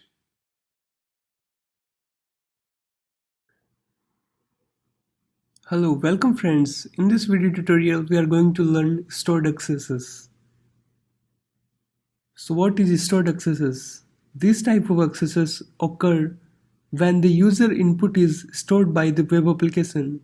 A common example would be comment section of a blog. Like as whenever you comment down anything, that comment is stored in database of that website. So let's get our hands dirty. I already started Metasploit vulnerable machine. So you have to do if config to get the IP address of our machine. You know our IP address is 172.16.138.150. So go to your browser and open up the same IP address on your browser. So I'm typing down here 172 and here we go. So you will see DVW, click here and default username is admin and password is password. Click on login. So in this lecture we are going to try stored accesses. So first of all go to DVW security and select security as low and click on submit. So right now you can see our security is low, and now move to accesses stored and we are going to exploit this vulnerability. So let's see how we can be able to find out this vulnerability, that this page is vulnerable to accesses or stored cross-site scripting. So click on view source page and have a look on these codes. If you know PHP, that will be great, otherwise it's okay, no problem. So you have to give your name here, Gautam, and message hello, nice to see you. So you can see I already put up the name and message here, and these all details are just stored here. So if you again refresh this page, it's already stored. So now it's time to find out vulnerability. So what's your name? My name is Gautam Kumawat, and as we already did in reflected accesses, that you have to type script here, alert, then hey stored access,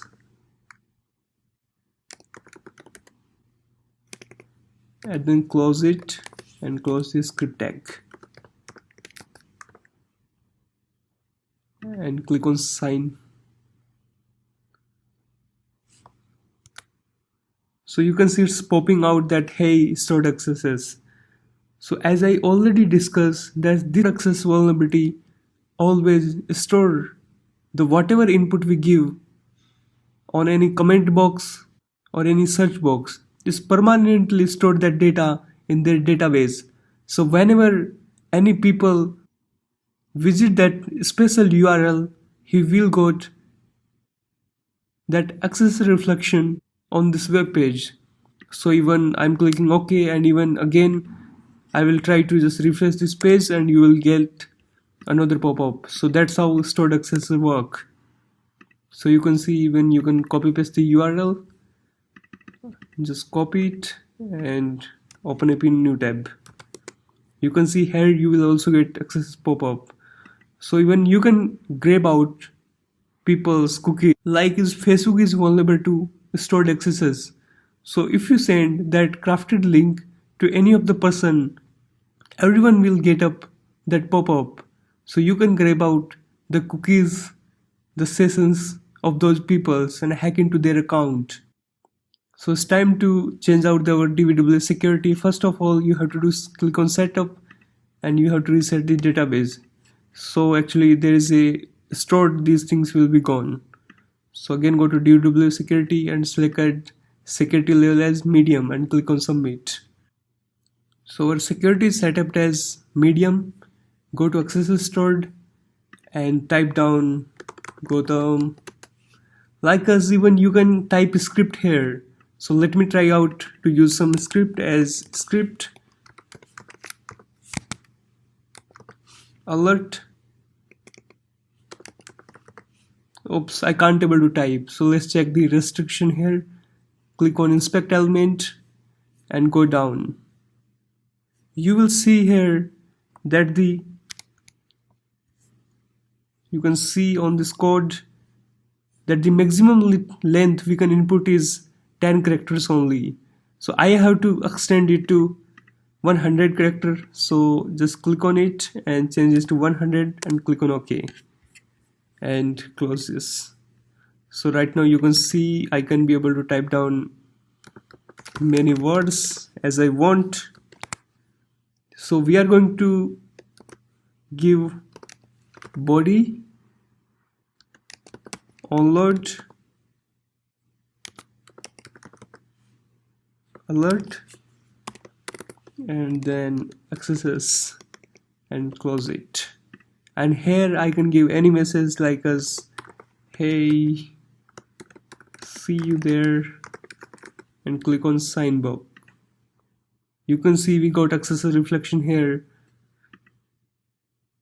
Even if you again refresh this page, you will get the same reflection. So this is the stored cross-site scripting vulnerability.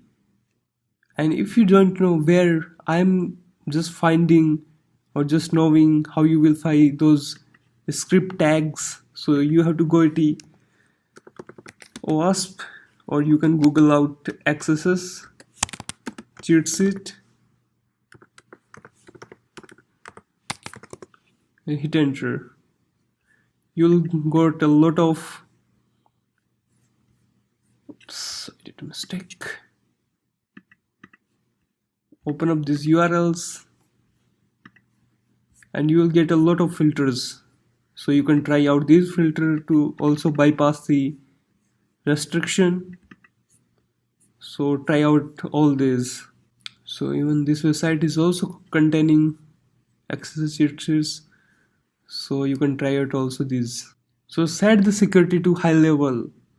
And now it's your job to find out access security filter bypass. So do Google as much as you can. Thank you for watching this tutorial. Have a great day. Hello friends, in this video tutorial we are going to learn how to do DDoS attack. DDoS attack is a short for distributed denial of service.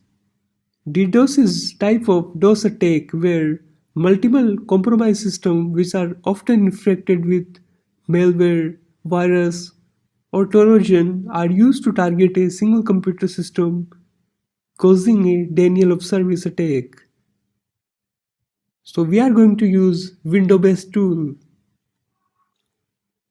To use this tool, you have to install .NET Framework, because whenever you will open up this tool, it will automatically pop up for .NET Framework. If it's already installed in your computer, it will not pop up. So make sure if you get any problem, just do Google and search out solution for that problem. Open up your Windows machine and your browser and search for LOIC here. You will get this links also. It's also called as Low Orbit Ion Cannon. This is a tool. This tool is developed in C#.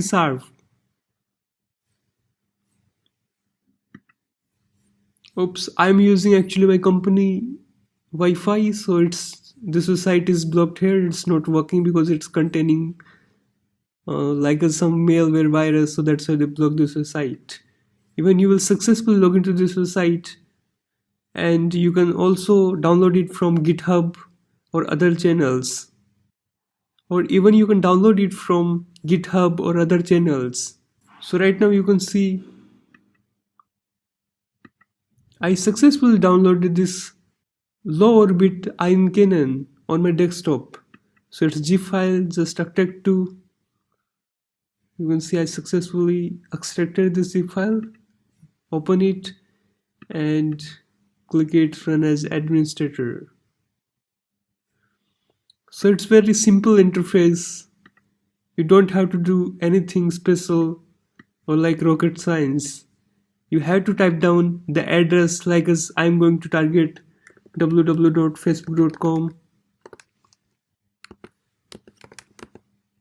and even you can type down the IP address of here. So how you will get IP address of facebook.com?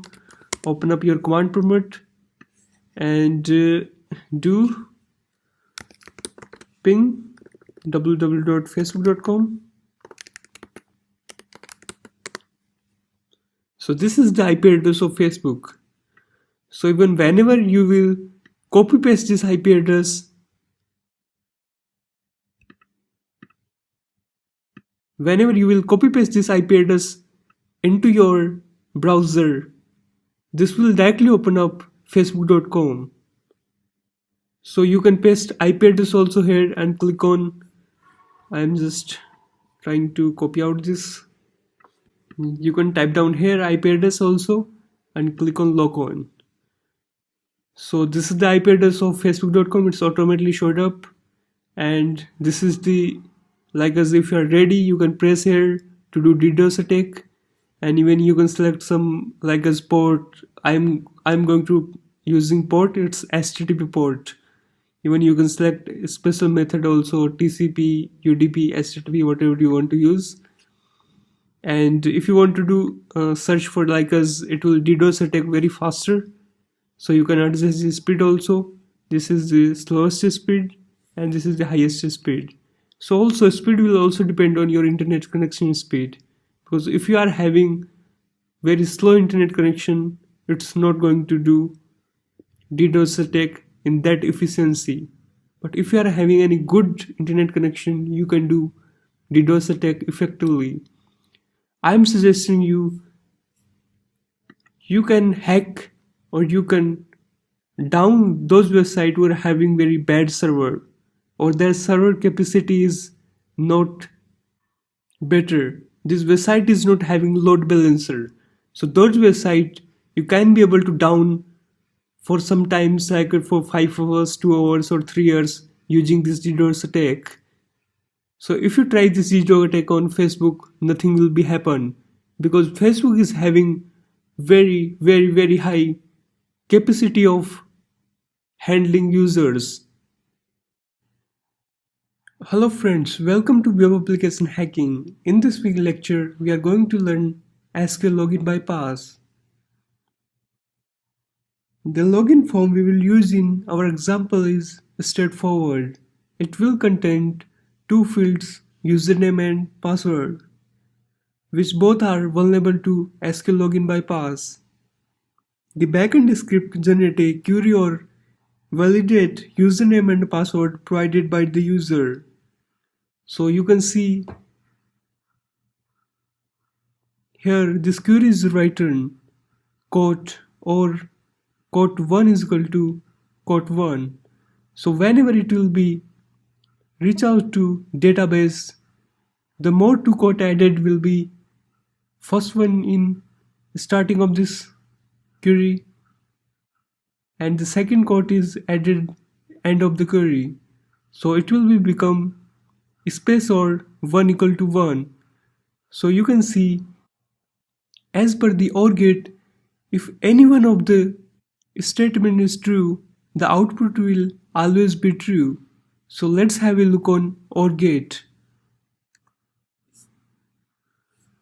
So in this example, you can see here this is OR gate, and if you give both input as false, your output will be false.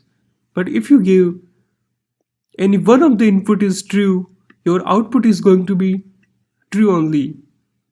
So in this, if any one of the condition is going to be true, this query will be going to extract all username and password from the database. Also, it will be validated that you have to enter correct username and password. So let's do practical session here. Open up your browser and I am going to do live demonstration of this vulnerability. So go to type down site here. Actually, I want to check out this on Pakistan website. So type down website as PK Pakistan, and then in URL as admin and login, because we are going to put this query in login form on the username and password field, and click on hit enter. You already in the information gathering section learn about how Google Docs works. So open up this website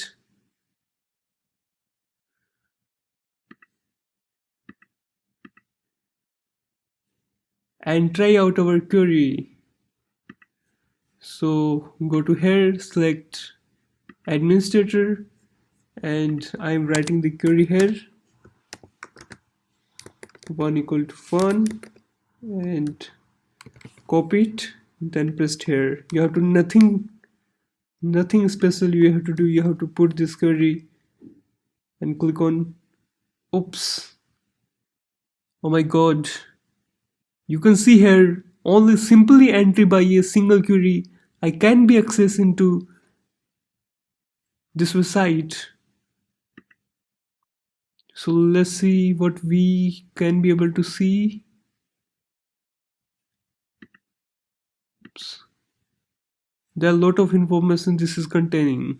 So let's try out in next website. And you can change password also. So click on logout. Seriously, I'm telling you, don't try it on any website because it's cybercrime. So let's paste our query here also, and let's try. We can be able to log in. Sorry, it's not working. So close this website and try it in this website. Oops, in this website is also it's not working. Try this in this website and click on sign in.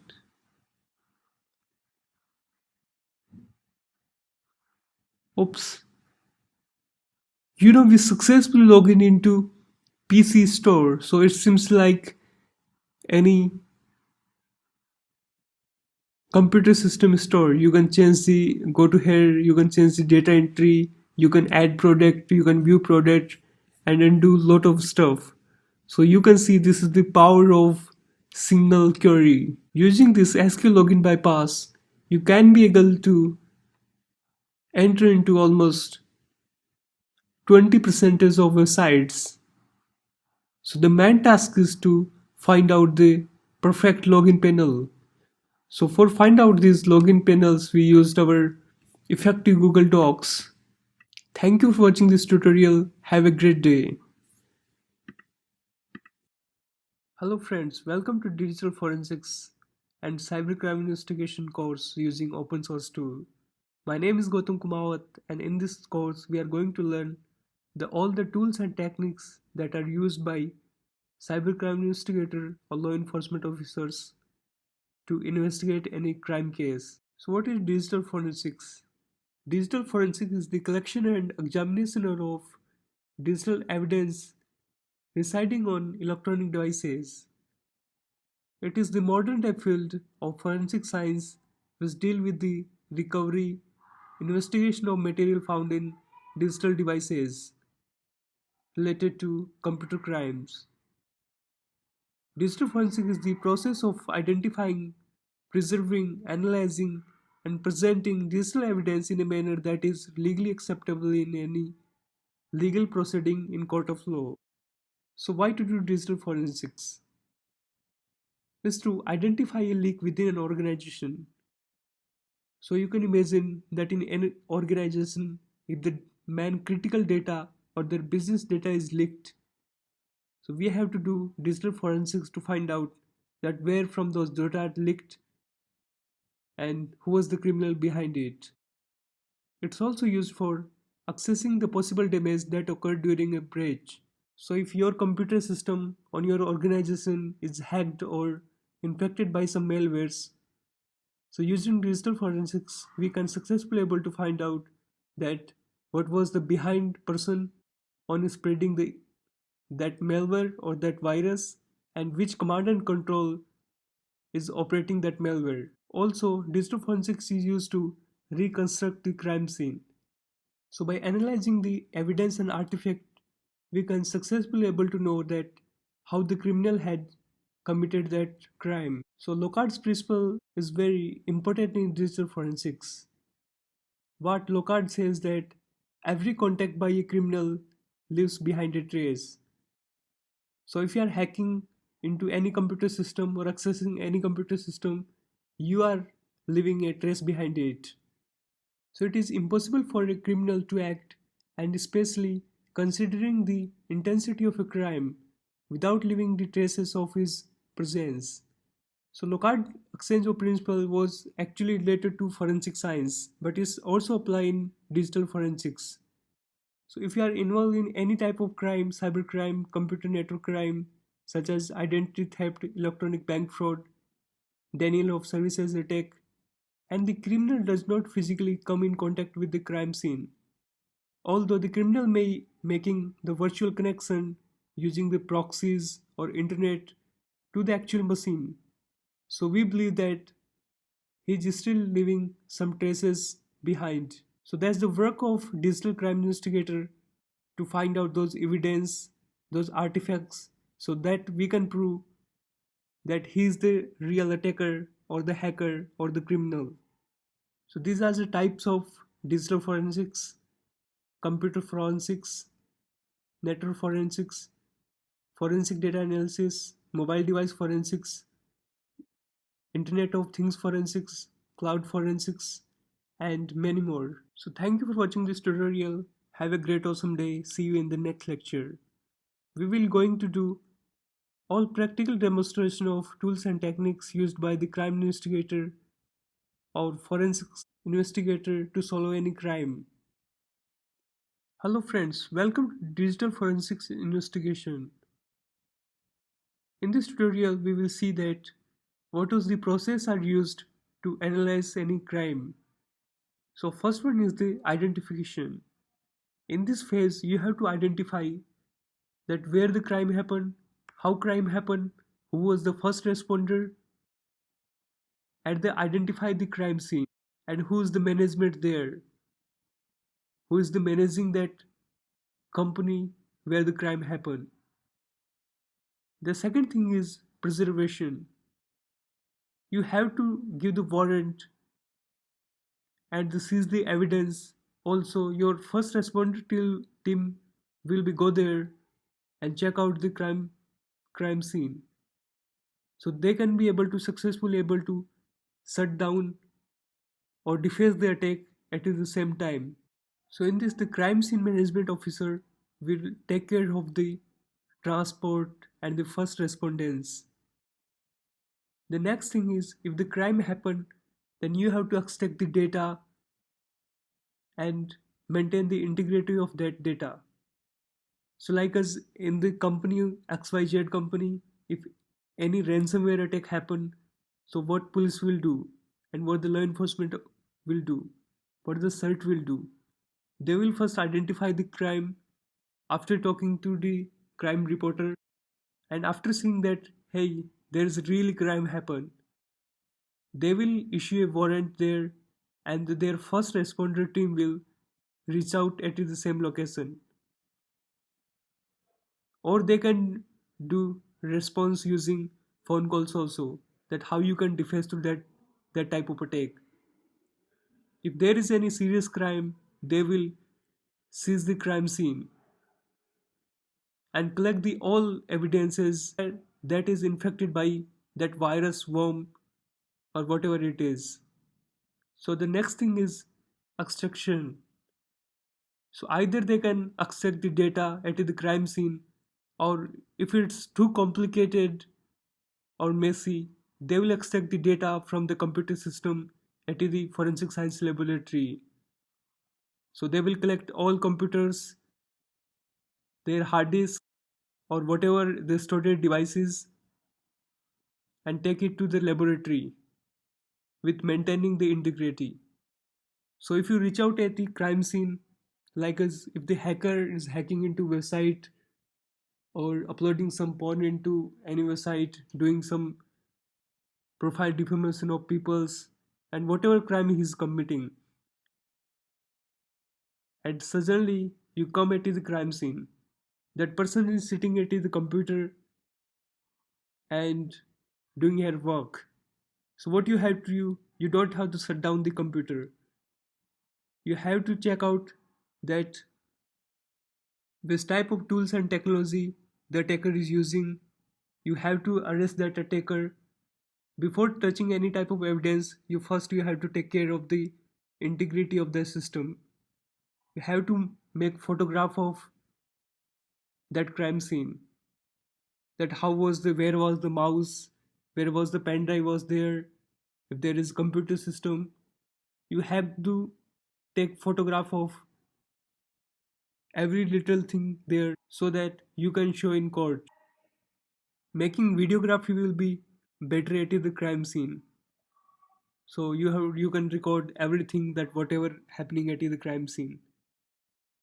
So if the computer is currently turned on, you have to take the screenshot of or the photo of their desktop computer, that what is running on their computer on the screen.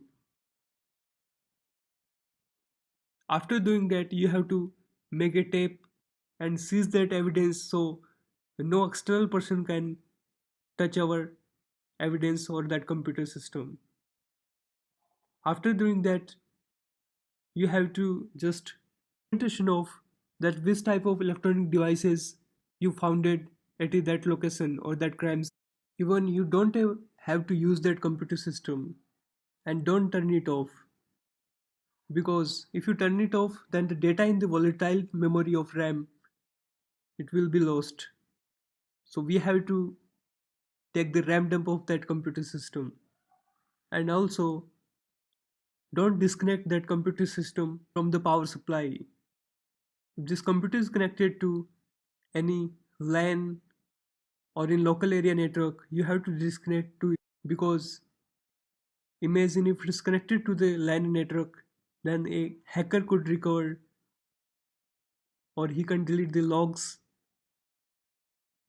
and other evidence data. Also, don't use the system to do anything or don't run any program, because if you run any type of program, it may be overwrite the evidences. In some cases, the hacker might have planted a program that will erase data when triggered by some events. So you have to be just take care of all things. So after taking the RAM dump using some any professional tools or dump it, take the videography of that computer system, that you are not playing with the integrity of that system, you are only just using dump it to take the dump of that system. So after taking the RAM dump, we will collect all type of evidence, hard disk, and send it to FSL. It is the forensic FSL or forensic science laboratory.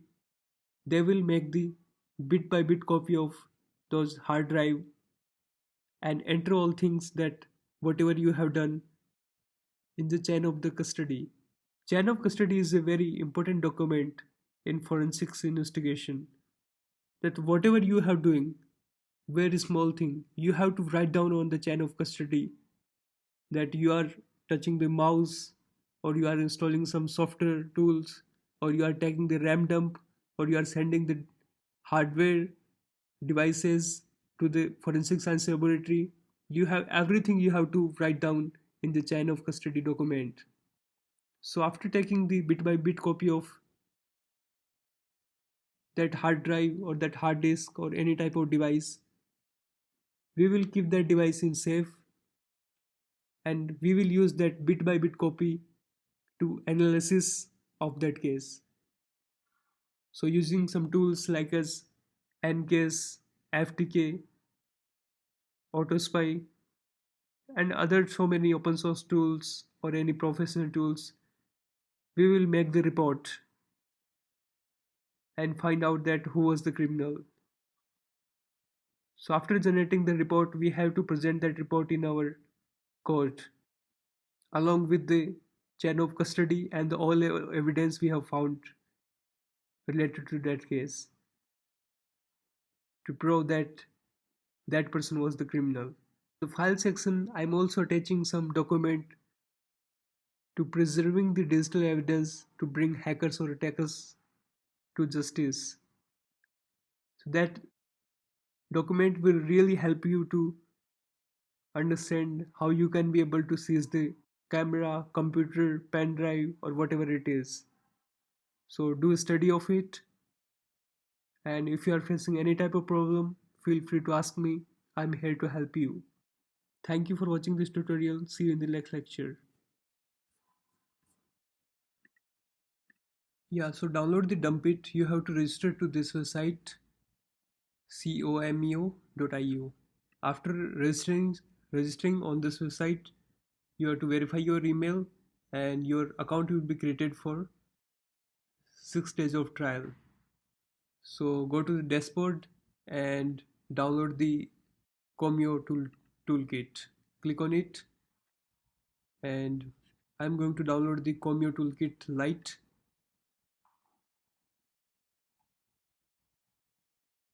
and just click on OK to save it.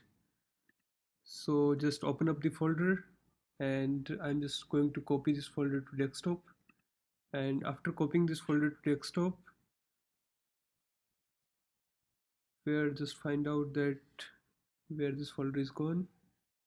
Okay, here it is. So extract it, and after extracting that folder, you can see here it is extracted. So currently see the version of your computer system that you are using. Right click on it and click on properties. So right now I'm using 64-bit operating system, so just close it and open 64-bit. So there is other tools are also available, but I'm going to use the dump it. So double click on it or do run as administrator. So you can see the dump it is currently running on my computer system. So we have done nothing. We only have done that copying this tool into our pen drive and inserting that pen drive into victim computer system or the criminal computer system, and just double click on it, dump it. So it's asking for that proceed with the acquisition. So enter Y and it's processing right now. So it will take little bit time in dumping up the memory. So after dumping this memory, we can be able to find out the past and current network connections, list of running process at the time of RAM capture, username and passwords, loaded dynamic link libraries, content of an open windows, all those commands which have been we have run using backdoor or simply using cmd, open registry key for a process, and any clipboards, and also memory resident malwares. So you can see this is successfully completed where the main exe file is located. So this is the exe file our located, dump it. So this is the dump of our memory RAM analysis. So as I already given, we are having 2 GB of RAM. You can see here. Sorry, just start and right click on it, properties. Here I given the 2 GB RAM to this computer system, and this dump will be of the same memory. So this is 2 GB RAM.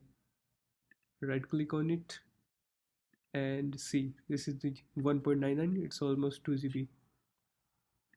So just close it. So that's how we take the RAM dump of a computer system. So in the next video tutorials, we are going to see that how to analyze the RAM dump and find out the process, clipboards, passwords, and lot of details. Thank you for watching this tutorial. Have a great day. Hello friends, welcome to data analysis part. In this video tutorial, we are going to use another tool called as Foremost. So Foremost is a forensic program to recover lost files based on their headers, footer, and internal data structure. So open up your browser and check out that which image we will take that the data or image file have been deleted. So I think that will be better one. So the content of Nokia T630 cell phone with many digital images. So using this tool, we are going to extract the image, deleted image files from this disk image. So click on it and download the disk image. Open up this disk image and put it on your desktop. Go to desktop and extract it here. So right now you can see we successfully extracted our file. Open up, and right now we are having two images here. This is the image taken before the deleting the data and this image taken after deleting the data. So using foremost, we are going to analyze this image that is after taking deleting of data. So open up your terminal and see here. So we are going to use foremost. So you have typed down -s and it will be display all type of handles we can use for the foremost. So you can see this the display copyright information exists. It will be specify the file type. So if you want to download the JPG, only extract the JPG file, you have to use -t as handle.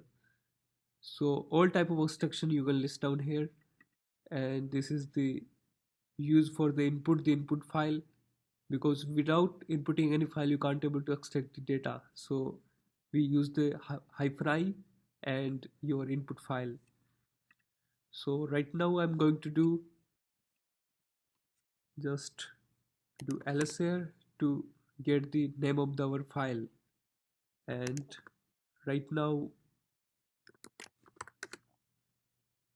foremost, and here you have to give the file name that from previously we have seen that from this image some images are deleted.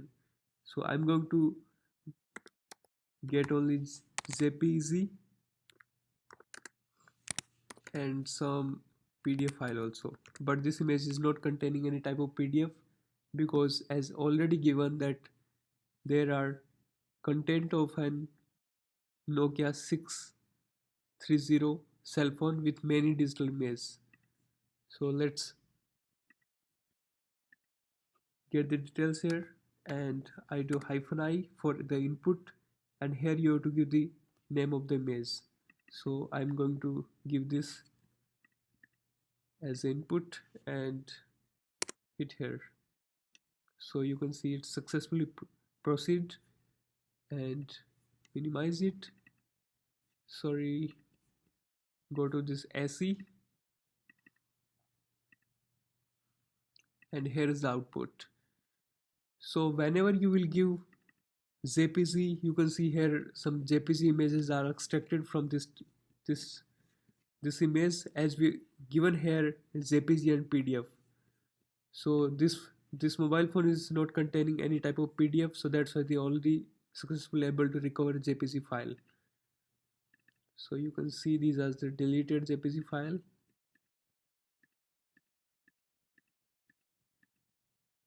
Wow, we got some evidence. So that person may be having this mobile phone, or someone taking photo of that person.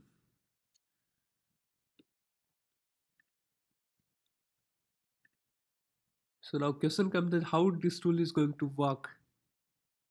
As I already told you, right now in nowadays the size of that disk is about to 1 TB, 2 TB. So it's really hard to investigate, to go to every folder and find out the photos there. So using this tool, we can extract all photos in a single folder, all images in a single folder, all PDF file in single folder, all office file in single folder. So that's how this tool is going to save the time of the investigator. Thank you for watching this tutorial. Have a great awesome day. My name is Gautam Kumawat, and in this video tutorial we are going to extract the data from any image file. So I am going to use the disk image of mobile phones. The reason behind it, it will contain very less memory as compared to current mobile phones or any computer laptop.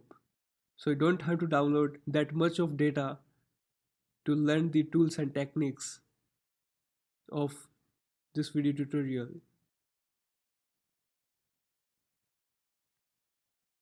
So go to this website, Digital Corpora, and you can see here there are a lot of images of cell phones are given. So click here and download that cell phone image. As I already downloaded on my desktop, you can see here the disk image is containing here.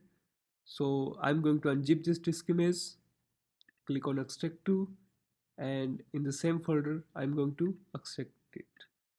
So right now you can see I successfully extracted the data here, and we are going to just double click it, open it, and this is the original image file. So open the terminal right now, and we are in the same folder. So do ls here, and you can see this is the disk image.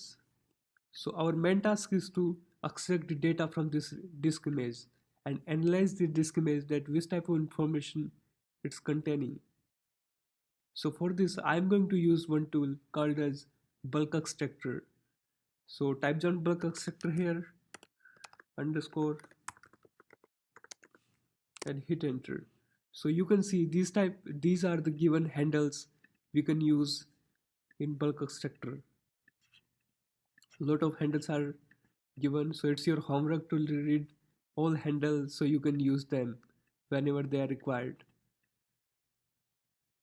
So you can see right now in this tutorial I'm going to use output directory, so I will just hyphen o I'm going to use, and I will extract the old data in single directory. So let's do it right now. Open up new terminal and do ls here. So this is the image we are having right now.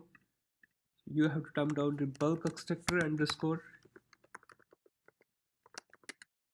and hyphen o, and after that you have to give the path where you want to do store your output.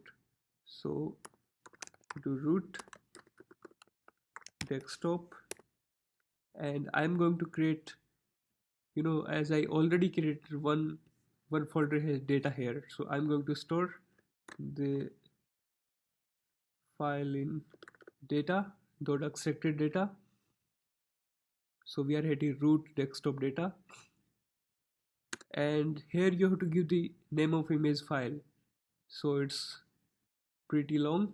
So what I'm going to do, I'm just going to copy the our main dump file, and after that you have to give the name of that file and hit enter.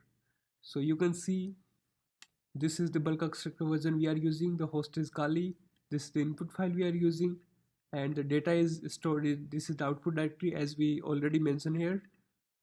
Here we mentioned the output directory, and this is the disk size we have used. So this contains the two threads you have created to extract the data, and you can see this is the time taken and whatever the things this tool has done. So finally the result is what we have found in this dump image. We have found the total email feature are found 7 emails we have found in this disk image. So just open up your browser and see which mobile phones we have used of that disk image. So this is the Nokia 6230. Just copy it and search out on Google to see the mobile phone specification. So you can see this mobile phone dump we are getting, and this mobile phone dump is having almost 7 email address containing. So let's grab out those email address. So right now our data is stored, extracted data is stored at the desktop and data. So go there and just open up. Wow, awesome. So what this tool containing, it will find the email address, URL, credit card details, and other thing. It also builds word list based on the all of the word found within the data. So like as if any of file containing Gotham, so it will grab out the Gotham keyword and find out the data that where this name is coming from. So right now we are having, you can see there is a lot of details like as domain. So there will be, if any website you have visited or this sample is containing any type of domain, it will be list out. So you can see this is the domain, there are be lot of things are there. Even it will be host name, you can see there are a lot of details are given below. You can see that GPS location also, in previous those mobile phone there was no GPS, So it will be giving it blank, and here the JPG cardboard you can see here. So the main thing is I'm not going to do spoon feeding. So what it's your homework to open up the every folder given here, every file given here, every text file given here, so you can see that what exactly this tool is doing. So right now the already we have seen in tool that he's saying that email he's found can be successfully able to found. So just open up your data and see here that where is the emails. So this is the email, and so this is the email they have found.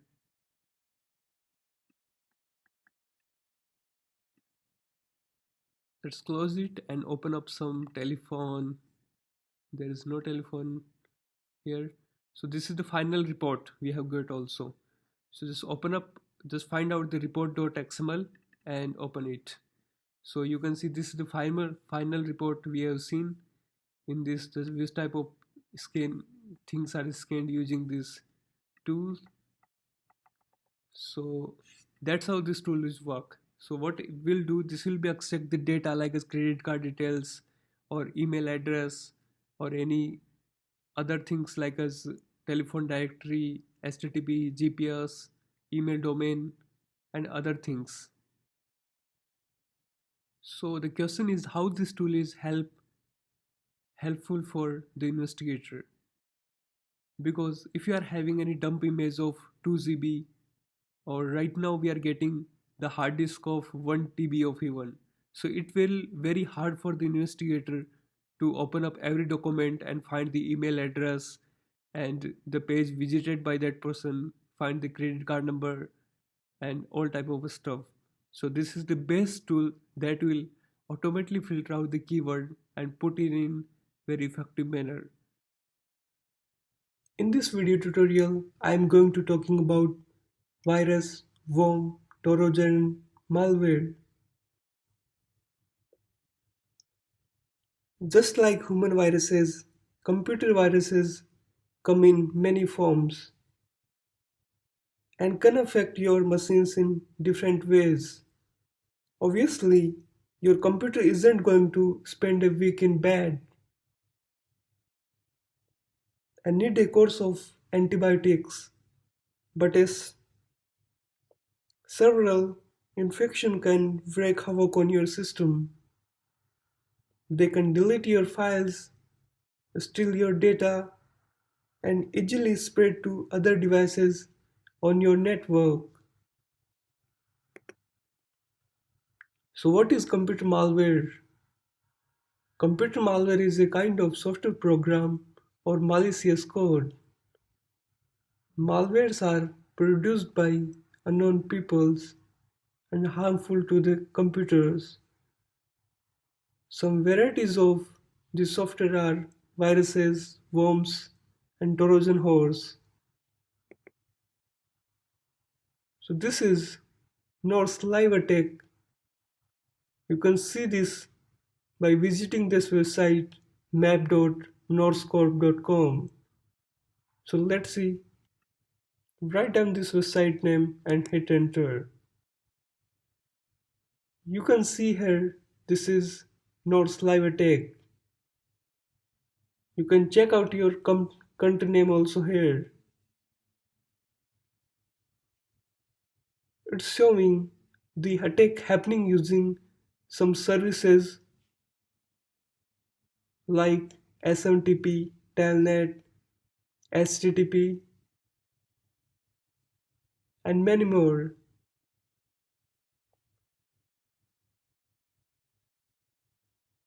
You can click on Explore and select your wanted vulnerabilities.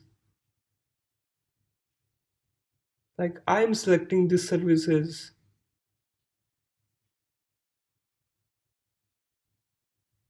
So you can see the changes here. So why Norse? Norse is having 8 million sensors. Also 7 petabyte of attack data, including 6,000 devices and app emulation.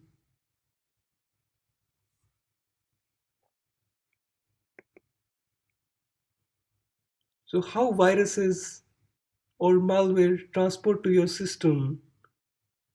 Sometimes you get an email like, "Hello, I'm Anna. Please click here to see my more photos." And at the same time, you can't able to control yourself. You just clicked on that photos or that link to see more photos. Viruses can be downloaded by click on a web link when surfing the web,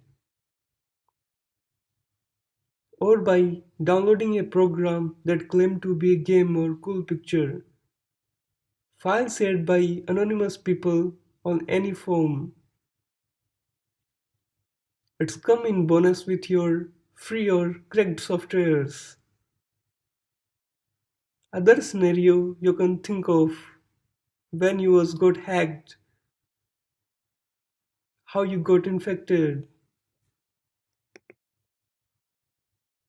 So which type of damage can be done by malware? Sometimes it display unwanted messages. Some tend to destroy program or data, result in system crashes. It can format your hard disk, damage data, and delete file, or completely encrypted your data.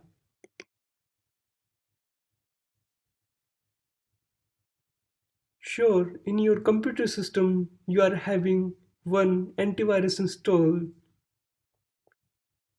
Do you know how it's work? Antivirus detect using a list of virus signature definitions. Also, comparing the files stored on fixed or removable drive, like hard drive, floppy drive, against a database of non-virus signature. When the new virus come on internet, it can destroy your computer system. So why your antivirus is unable to know that this is virus? Because of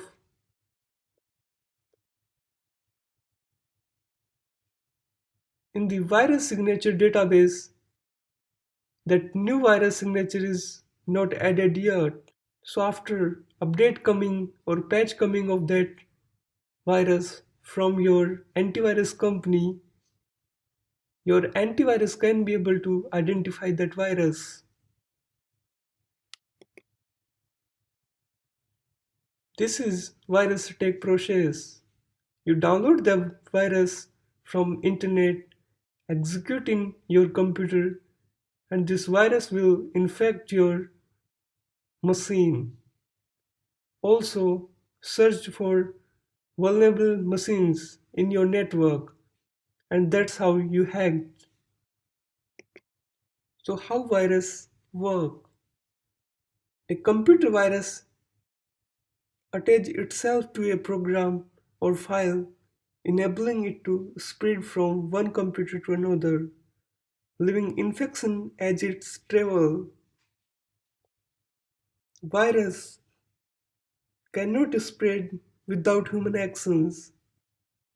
Almost all viruses are attached to executable file, which means virus may exist. So what is virus? Computer virus attach itself to a program or file, enabling it to spread from one computer to another, leaving infection as it travel. Almost all viruses are attached to executable file, which means virus may exist in your computer, but it actually cannot affect your computer unless you run or open the malicious code or program. Virus cannot virus cannot spread without human action. So what is worm? Worm is similar to virus by design. It considered to be subclass of virus. Worm spread computer to computer, but unlike virus, it has capability to travel without any human action. Biggest danger of worm to its capability to replicate itself on your computer. So rather than your computer sending out a single worm, it can send out thousand copies of itself. For example, it will send out copy to everyone listed in your email address list, and after that it will replicate it to all contact of receiver email list. So what is Trojan horse? It seems like useful software but do damage when it's installed on your computer. Those receiving end of Trojan horse are usually tricked into to opening them. They are appear to be legitimate softwares. They are designed to adding silly desktop icon or can damage on your computer system by deleting files or sending out your information or data to the main attacker. It also able to create backdoor in your computer system that simply allowing an anonymous user to access into your computer. Watch out, throw a movie, then you will actually got to know what is Trojan. So how you can run viruses in your computer using Sandboxy. Sandboxy use isolation technology to spread program from your underlying operating system, preventing unwanted changes from happening to your personal data. Programs and applications that rest safely on your hard drive. So let's see the practical demonstration of Sandboxy. So right now you can go to sandboxy.com and click download. Go down a little bit and or click here download from this site and click on save. I already downloaded Sandboxy on my desktop. You can see here. Just double click to install it. Click yes, select your language. I agree. Click on install. It will take some seconds.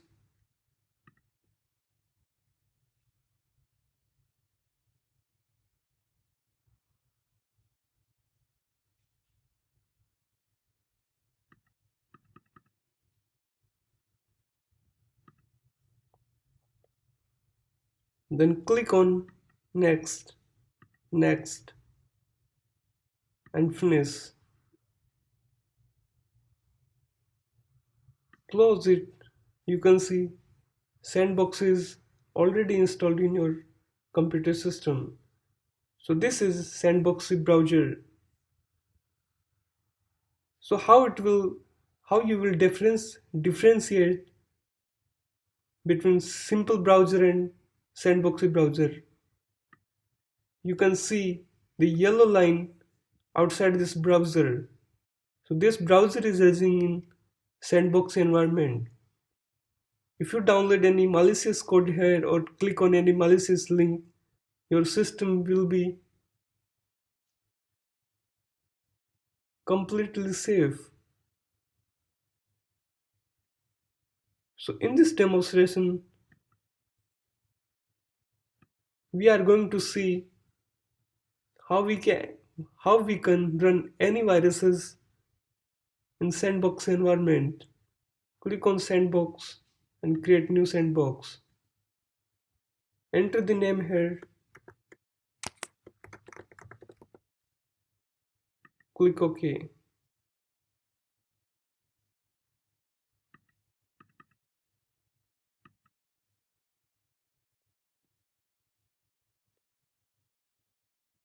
Click here and browse your file.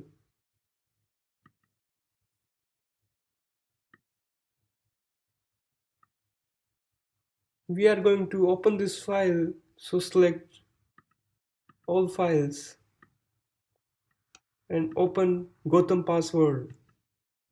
Click it open, click OK. You can see here in this text file I write down my password. So just change it to password and save it. After saving this, close this window and let's check out our main file. You can see there is no changes happen. So same as if you run any virus in your system using Sandboxy, your system will be completely safe. See how Sandboxy actually work. You can see here there is two hard disks. In first one no Sandboxy is installed, but in second one there is Sandbox installed. So if any program execute in no sandbox hard disk environment, the program can occupy any random memory. But where the sandbox is installed, it can only occupy the virtual memory allocated by Sandboxy. So your whole hard drive will not going to be infected from this computer virus. So how you can defend against this attack? Use netstate command in your window to see what services are running. If you see any unwanted services, check out these services and stop these. Open your cmd command prompt by typing cmd here and hit enter. Type here netstate and hit enter.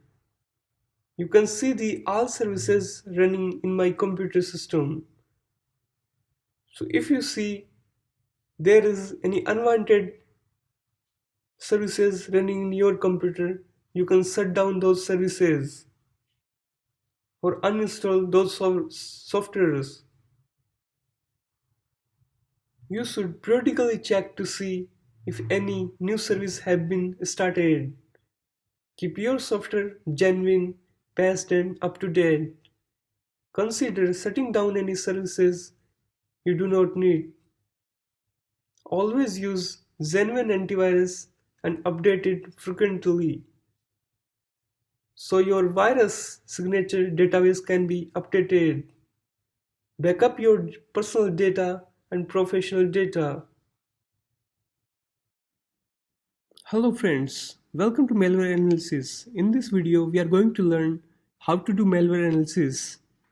So generally the malware analysis is two parts. First one is static malware analysis and second one is dynamic malware analysis.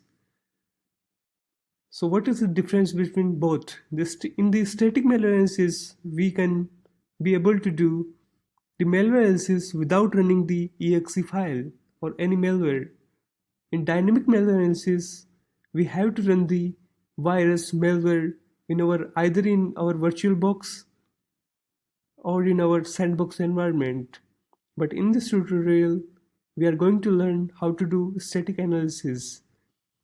So just download any type of malware from internet, open up your browser, and even you can go to syrianmalware.com where you can download any type of samples given here. So click here and after that click on download and you can see our file is successfully downloaded by clicking it here. So when you will download this file, it will ask for password. Go back and see the top. You can see the password of all sample is infected. So you have to write down this password to extract that file. But I'm not going to download any type of samples from this syrianmalware.com. As in previous video tutorials, we already generated one exe file in our Metasploit to hack into our window environment. So we are going to do analysis of that file, that game.exe. As I successfully downloaded this file game.exe in my window. After that we are going to do hashing of that file.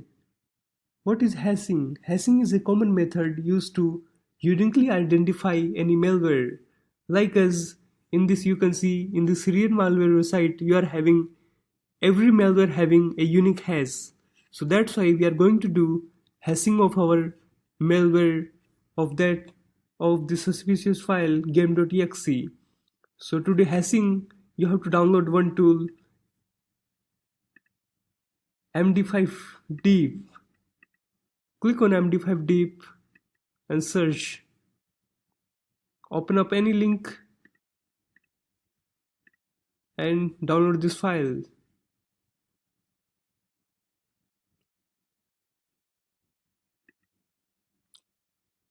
Click on download the latest version and let's wait till it will be downloaded in my window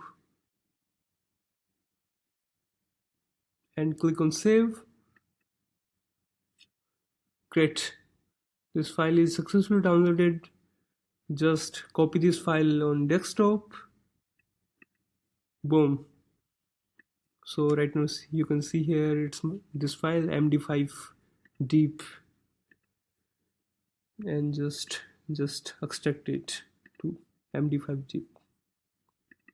Open up this and again this is having I'm actually using 64-bit of version, so I'm copying it in on my desktop.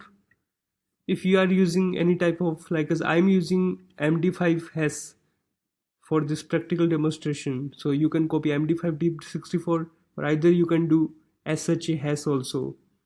So I'm using as 64-bit version of my window, so I'm copying this file.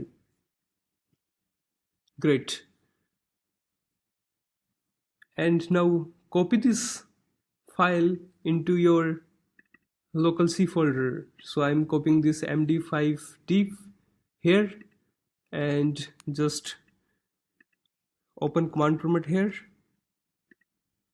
You can see right now I successfully opened my command prompt and this is the file that I'm using. So this is my malware, or you can see my exe file that I have downloaded from internet or I have generated from Metasploit. So just go to, as we are in C, to the dir, so we can successfully find out that we are having our file or not. So you can see md5 deep64.exe is here. So just type down that md5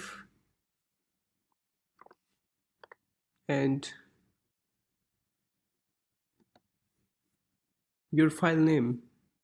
So you have to give complete directory. So even you can type down complete directory here, or either you can just drag it and boom.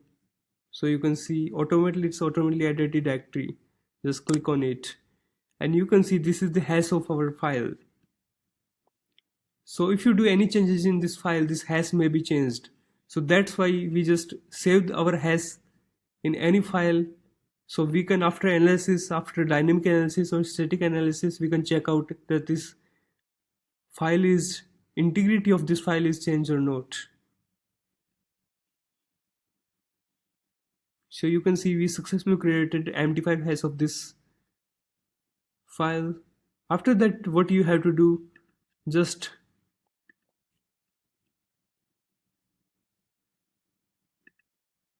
open up your browser and upload this file on VirusTotal.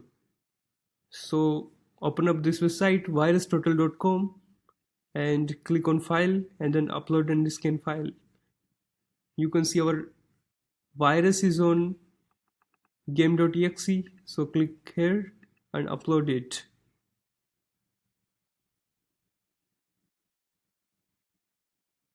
So this website is automatically scanning this exe file, and hundreds of antivirus will scan this file, and after they will tell that it's virus or not. So you can see this file can be detected by these type of antiviruses. So this is Everiday is saying that it's worm, and you can see this is statics.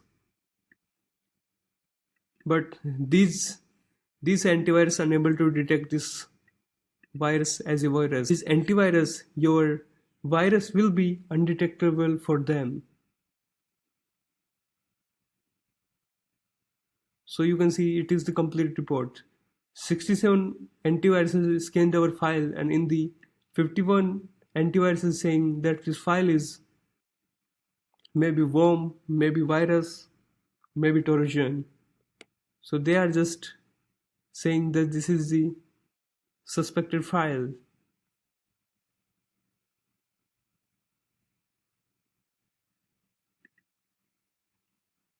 So that's how we do static manual analysis without running our virus or our malware in our lab.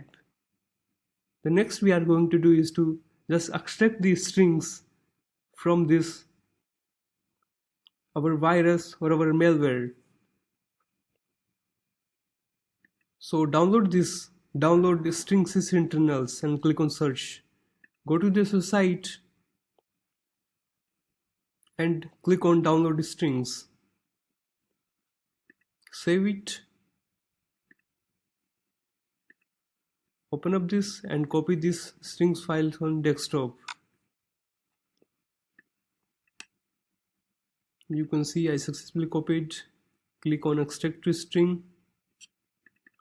Open up this, and we are having two versions. This is for 34-bit and this is for 64-bit. So open your command prompt here. You can see I successfully open up my command prompt, and just go back. You don't have to go back, just type string 64. String we are using 64, so I have tried 64 also. So correct, it's working. Awesome. So next we have to give the URL of our exe file. So you can drag it up, and you can see this is successfully added in our CMD. So whenever you will click hit enter, it will show the strings containing in this exe file. So if they are connecting to some any external IP address, or they are having some any characters, any special words, so you can be find out that it's virus or not. So click on hit enter, and you can see this is containing a lot of strings. So this is Apache Band command line utility, and whenever you will see, click on this, it will show like this Apache command line utility file description. So this file is extracting a lot of details from this exe file. So you can see these are the keywords, Apache Software Foundation, and lot of keywords are here. So using these keywords, you can successfully able to go to know about that what exactly your virus is doing. So you can see here as the transfer rate in which your this game.exe file can transfer the data, what is the connection time, and a lot of details are there. Which ports is using, and tons of information is given here. So basically this strings tool is just find out the containing strings in this exe or malware. So thank you for watching this tutorial. Have a great day. I get a lot of complaints from people that my mobile phone is lost. Hey Gautam, what to do right now? If you are having Android device, hopefully you should log in your Google Play Store using your Gmail. In this video tutorial, I'm gonna show you how you can locate your Android device phone if it's connected to internet. Open up your browser and search for Google Device Manager.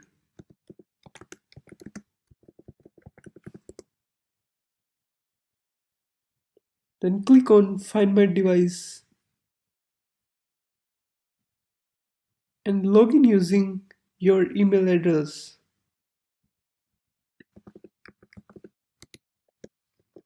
As I entered my password, I don't want to save.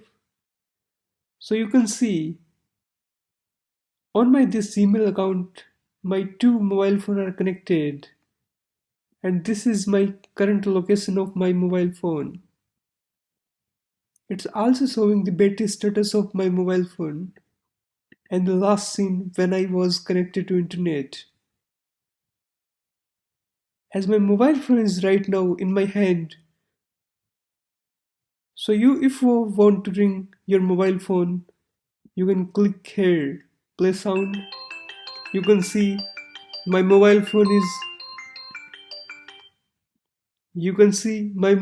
is ringing. So that's how you can find out your mobile phone. Even if you want to erase your mobile phone data, you can do click on erase your complete data. Even you can lock or display some message on your mobile phone. It's showing exact location where I am sitting. You can also check visited location by you using Google Location History.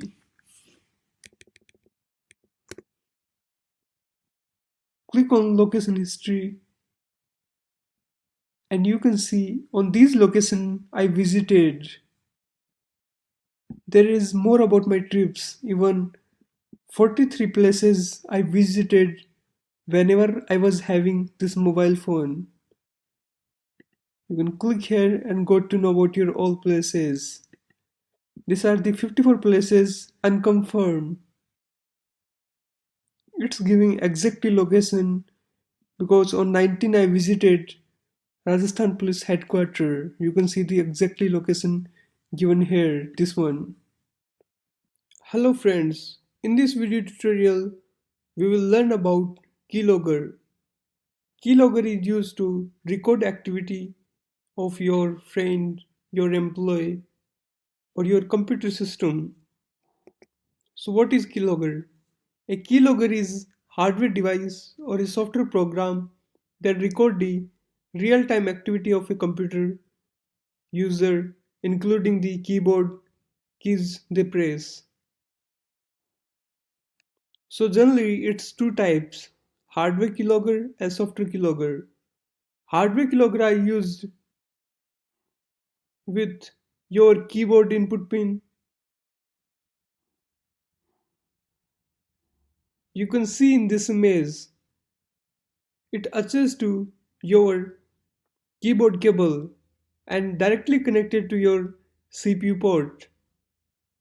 Second one is software keylogger. Software keylogger are software that will directly install to your computer to track your real-time activity. Hardware keylogger is only identified by humans.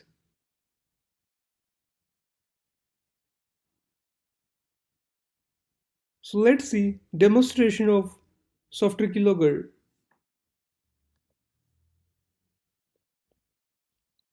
Go to actualkeylogger.com website and click on download.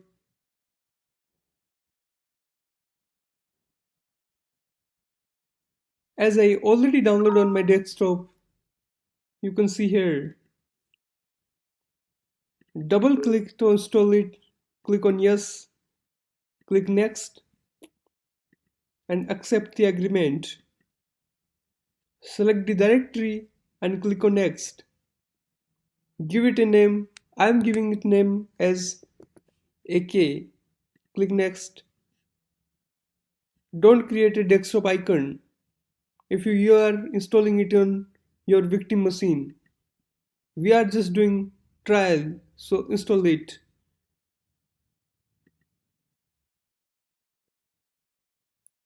Click on Finish. Previously, we installed our software keylogger. So just click on actual keylogger shortcut and run it. You can see here there are a lot of options like as hotkey. So when you will press Ctrl plus V after starting the monitoring mode, so it will be automatically pop up. Or otherwise you can say that whenever you will hide this keylogger, so after pressing this key, it will be unhided and it will come over your desktop. So there are a lot of options available here, like as which type of keystroke you are pressed. If you want to take in screenshot, you can take a screenshot, and clipboard, something copied by you or that type of stuff. You can see here your all type of internet activity or website visited, and even you can generate report also. So in report you can see about the keystroke details, your files, screenshot, computer, internet browser history, printers, and clipboard files, and a lot of more details. So let's do demonstration and click on start monitoring mode. After clicking on start monitoring mode, click on hide. So this is giving an attention that you must press hotkey to show actual keylogger Ctrl V. So if you again you will press Ctrl plus V, your keylogger will be appeared. Like as I right now I press Ctrl plus V and it's automatically appeared. So again I'm hiding it and do some activity and creating a new text file, writing there hello and copying this name on my clipboard, because anywhere if you copy from any text document it will save on your clipboard. If you paste anywhere, the data from clipboard will be pasted there, not from that actual file. So I did some activities. So just again remember the hotkeys. You can delete this.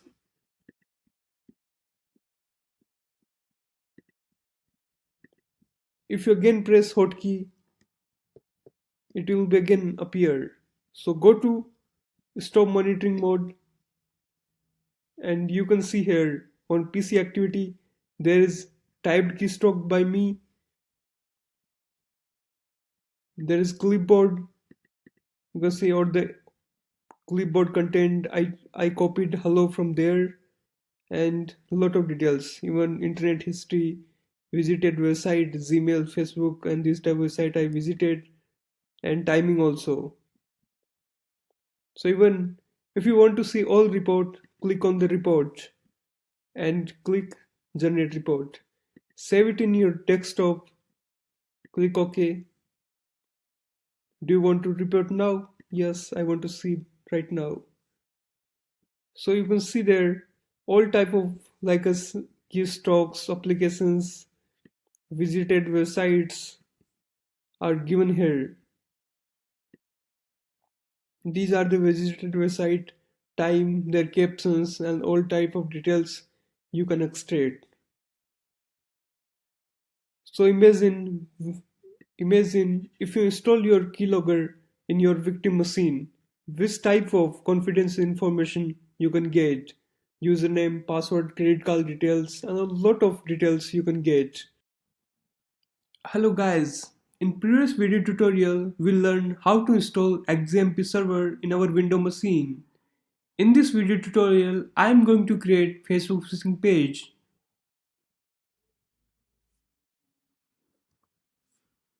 So go to your browser and search for www.facebook.com and hit enter. Wait until our page is completely loaded. You can see Facebook page is completely loaded. Now click anywhere and click on view page source. Select this all code using Ctrl plus A and then copy this code. After copying this code, go to your desktop and create a new text document. Open this text document and paste your code here. Click on File, then save it with home.html. Select here all files. On encoding, select Unicode and click on Save. You can see here our new HTML file is generated. Close this code and just go to your home, open it with Notepad, and right now I'm going to do some changes in our code. So go to Find and search for x1 equal to. Click on Find and you can see here we successfully finded this code.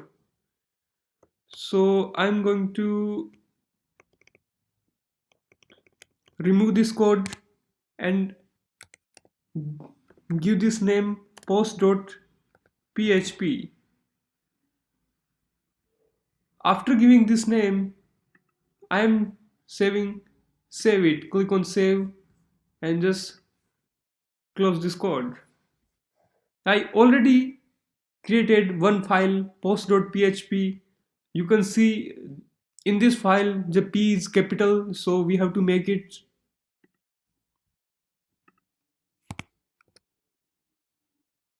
in lowercase. So just open up this file and click on Save As. We are going to create post.php. Select here post.php, select all files, encoding, anything, ANSI, and click on Save. You can see our new file is generated, home.html and post.php. We are using those files as a phishing page. This file is used to see same as your Facebook page. You can see here.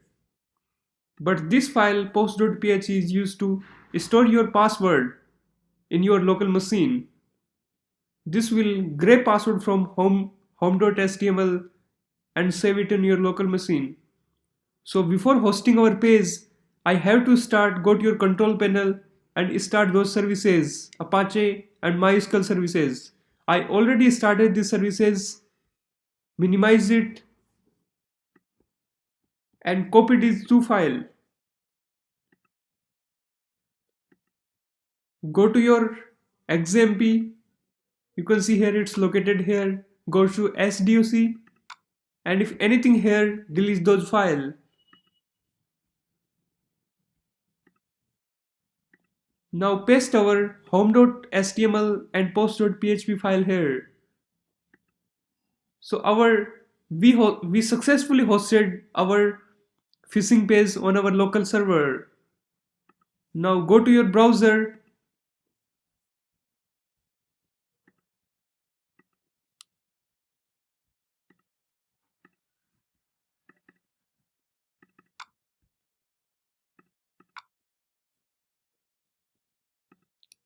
Now open up your browser and enter 127.0.0.1 as its local host. So you can see this is same as exactly looking like as Facebook.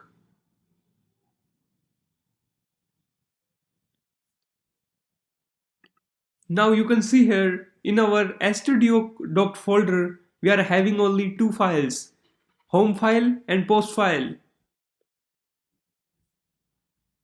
Whenever you send this link to your victim,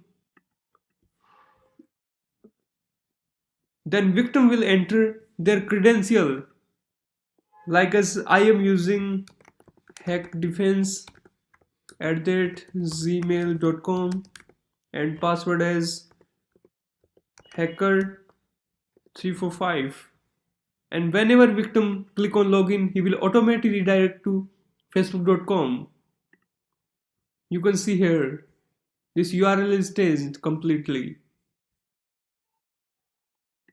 Whenever you will see our stdoc folder, you will get a new file, usernames.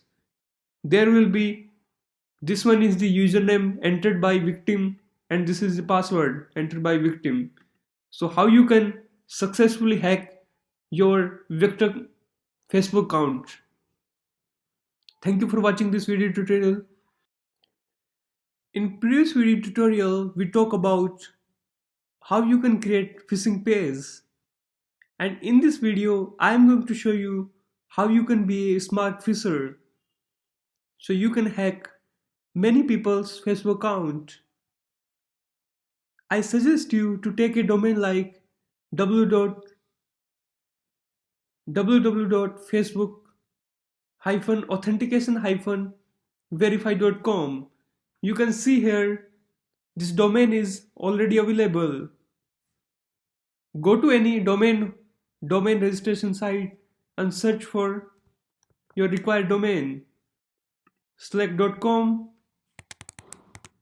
and click on search for domains. You can see you can buy this domain only for 600 rupees. After purchasing this domain, you can send this link to your victim. Host your web page on this site and voila, you are done. Even if you are sending some emails to your victim, send those emails with any offer of, like as if you log in from this link you will get $30, and whenever the user will click on that link he will be automatically redirect to your phishing page, because very less people check the URL of any website. So whenever that person enter username and password on your phishing page, he will be automatically redirect to www.facebook.com and you will get the password of your victim. Another technique to use phishing smartly is you can send anonymous email from admin@facebook.com. So like as any person, whenever he see that this email is from admin@facebook.com, he will surely click on your phishing page. Even you can develop your techniques using your detective mind. So it's time to identify phishing page. How you can check that this page is phishing or legitimate one. So go to phishtank.com. There are a lot of options. You can verify your phishing page. You can add a phishing page. So it can help a lot of people to detect phishing.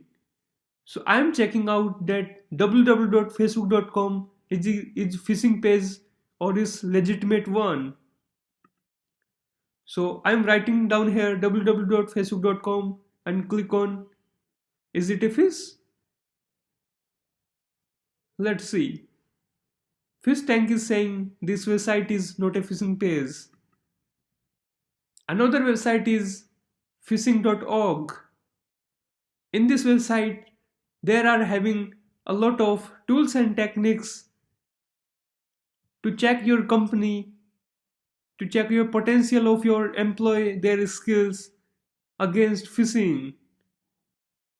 So there are type of phishing scams, phishing prevention methods, and even you can do a phishing security test in your company. So how you can secure from phishing? Always think before you click. Cross-check your URL address. If you suspect that any URL is phishing, check this website or that URL in phishing tag website. Focus on exact spelling. Like Facebook can be FACOBWK. Use some anti-phishing tools